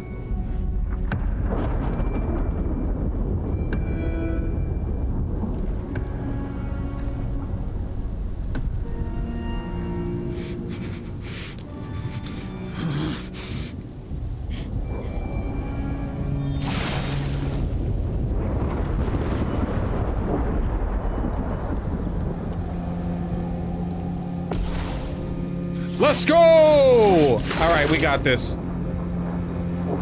1 health out of 1,065. Okay, no, we're fine. Just got to build up that overcharge meter. We've done nothing to you. We should be on the same side. It's free.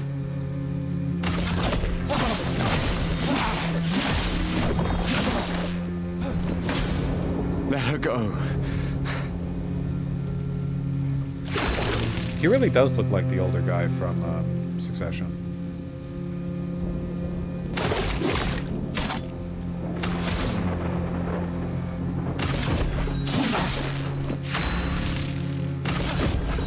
Almost got him, lads. Something's going on up there. Escape. Yeah? Get us up there. What the fuck? Seriously? I feel like we've killed some pretty powerful stuff. What the fuck is up with that guy? For those who come after.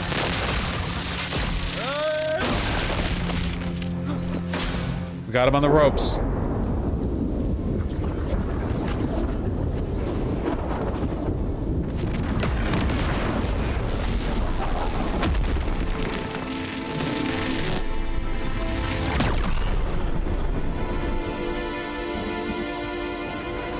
See, guys, if you just believe in yourself, it says right there in the bottom left, there's a red X through him. We won.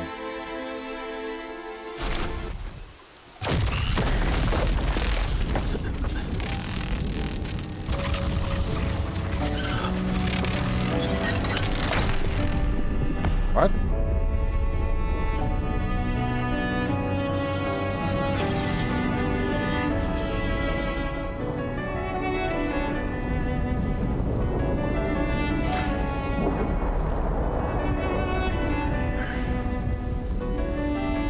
Popped off. Not in the good way. For those who come after. Right? No.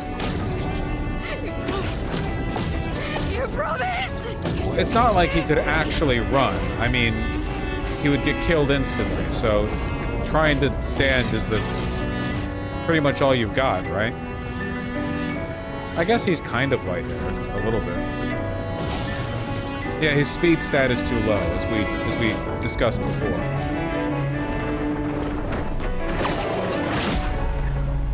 Teleports behind you.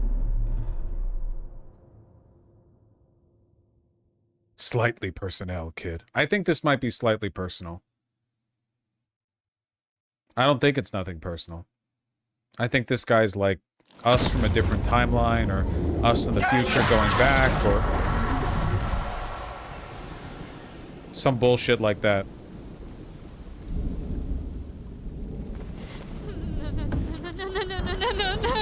Okay, now you can fight him.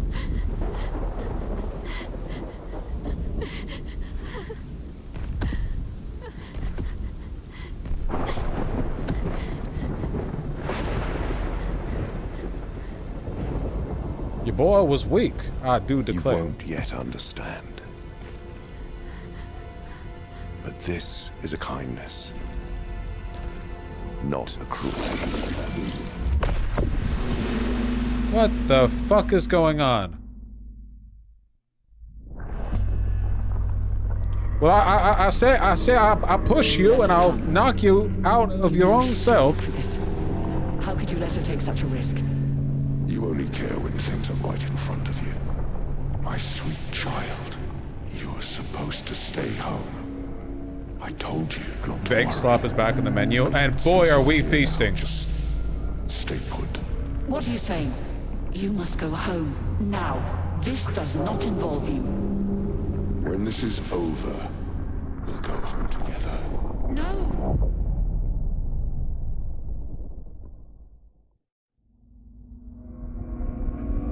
Sure. Okay.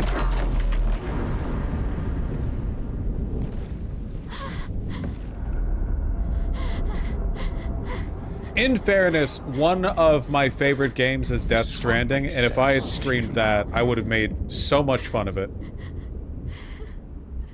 But we both want what's best for our families. I'm sorry you're caught in the middle, but I did try to warn you.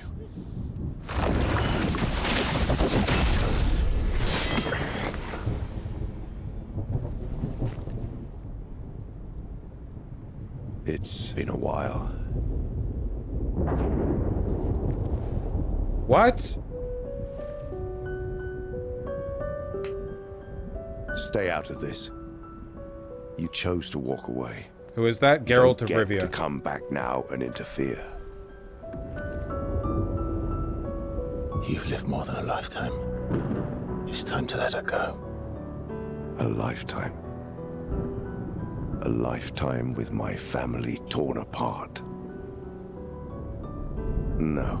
Really though, if I had streamed Death Stranding, can you imagine the way I and chat would have been reacting to those cutscenes? Your family. But she is. What? Oh, I know you. You would use her. She chose to come. I didn't make the rules between you two. Death Stranding is an awful game, lol. Low IQ opinion, in my opinion. Which is fact. Hey. You alright? What the fuck is going on? It's okay. I'll handle things here. I feel like there is a greater than 50% chance of time travel shenanigans taking place here. We have a girl in a mask who seems to have some relationship with this girl who's not in a mask. This guy looks kind of like Gustav. The old guy looks kind of like Gustav. Maybe everyone is Gustav. Maybe this is his own personal hell, and he's just living 1,000 lives on this island. Are you ready for the consequences? She'll never paint again. What the fuck are you talking about, you stupid piece of shit?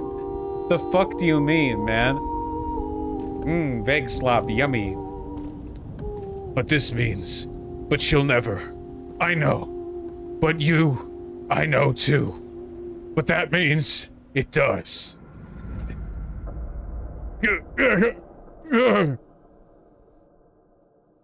I'm not finished with you.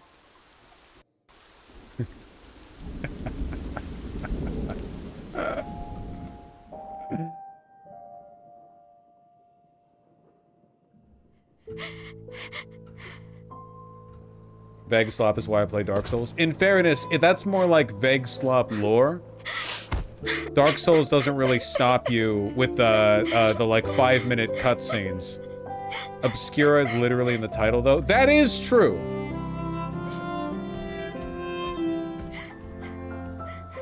Uh-huh.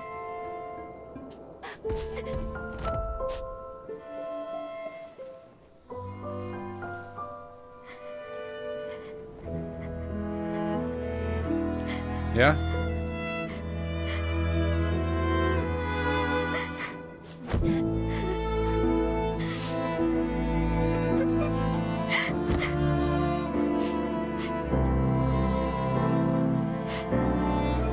I like him. I forget his name, but I like him.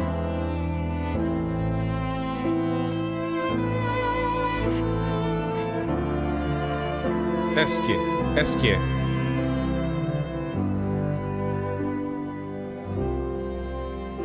If we looked at the moon, that's a planet. Some shit's going on up there. Fuck, now we have to learn to play as her. God damn it, we're missing a party member. We have to learn to play as fucking Susan or whatever.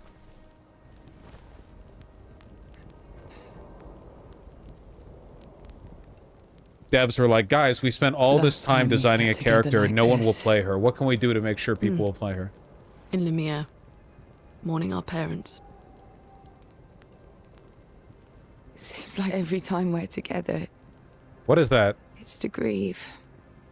The glitching there, the fire effect was fucking him up. I wish we could have spent more time in Insane Mog here? Oh yeah. less hopeless contexts.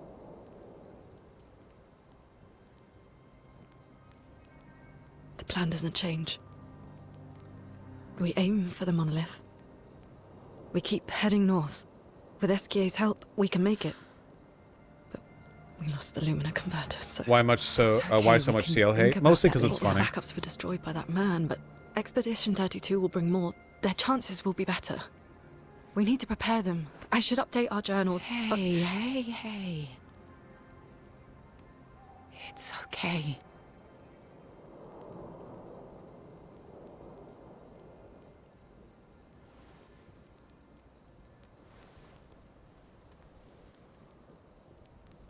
Tomorrow will still come.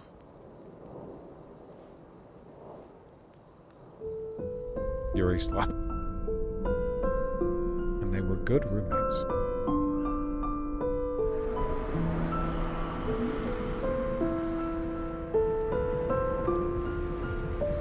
So, like, why is a 16-year-old part of Expedition 33? Because apparently you can volunteer, and I guess she just wanted to go along with Gustav. She wanted to go early. Geralt!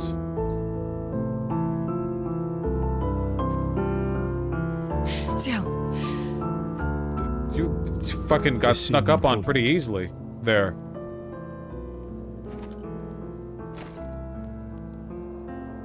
If you want to reach the monolith, best path is through the quarry up north. Who are you? And where did you get that expedition uniform? Strange way to say thank you. I'm sorry I couldn't save your friend. I'm wearing an expedition uniform because I, too, am an expeditioner. What? What do you mean you're an... I've never seen you before. First expedition. Expedition 0. Of course. Expedition 0? But how are you alive and not... Old? I don't know exactly, but some of us stopped aging and were not affected by the gamage. Some of you? Like the man on the cliff? Anwar, our commander. Why? Why did he massacre our team? How could he turn on his own people? He believes his immortality is a gift from the Paintress. Killing her would kill him too, and he enjoys living forever. And you don't? Real? Okay. I like that as a motivation.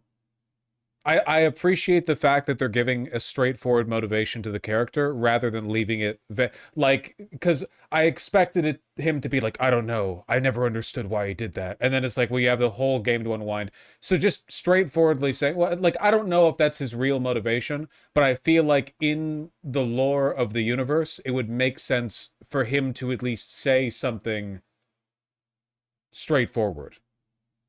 You know? Burying everyone you know while you live on can weigh you down a bit. I like that it's petty too. I mean, it's pretty like trivial, right? Killing lots and lots of people just so you can live longer. Perhaps I can help you. It's very selfish. It's not like philosophical. If you don't mind the company. Yes. Aren't you ridiculously overpowered? So, if I want to kill Renoir, I have to kill the paintress first. What's your name? Verso. Verso. Verso. Oh, shit. Entering the Citadel.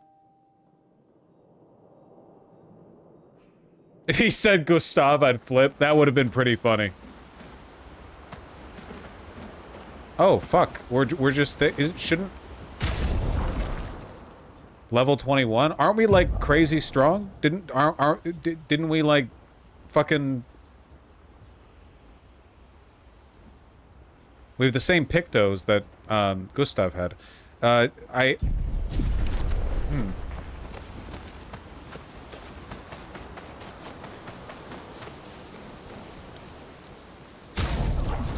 Well, shit, guys. It's like 7 p.m. I gotta fucking go. I gotta fucking skedaddle, man.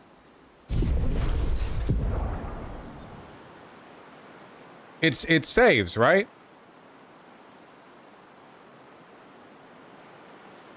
Go eat, girl? Yeah, I'm hungry as fuck. I'm so fucking hungry. I'm so fucking hungry. Ah.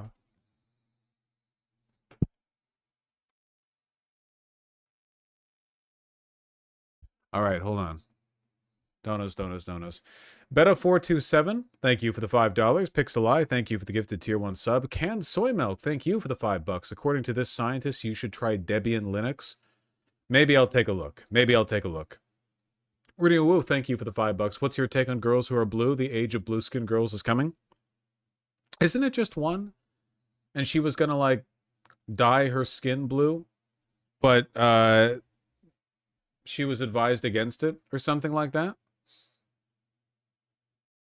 I'm racist against blue skin girls. I'll just lay that one out, like, on the table. Miss Gender Lynn, thank you for the tier 2 sub. Really appreciate that. Cody GR, thank you for the 4 gifted tier 1 subs for those who watch later. Very true. And Ghislaine Maxwell, thank you for the tier 4 sub. So appreciative. All right, Voosh, here's the tier 4 sub. Purchased from my shiny new computer. Now glaze me. I expect nothing less than what the warden at Camp Bryant gives me daily. Fuck you. I hope you're enjoying the foot rub you're getting from the warden right now, though. I can't believe Katie Wilson won. Outside the recount margin, too.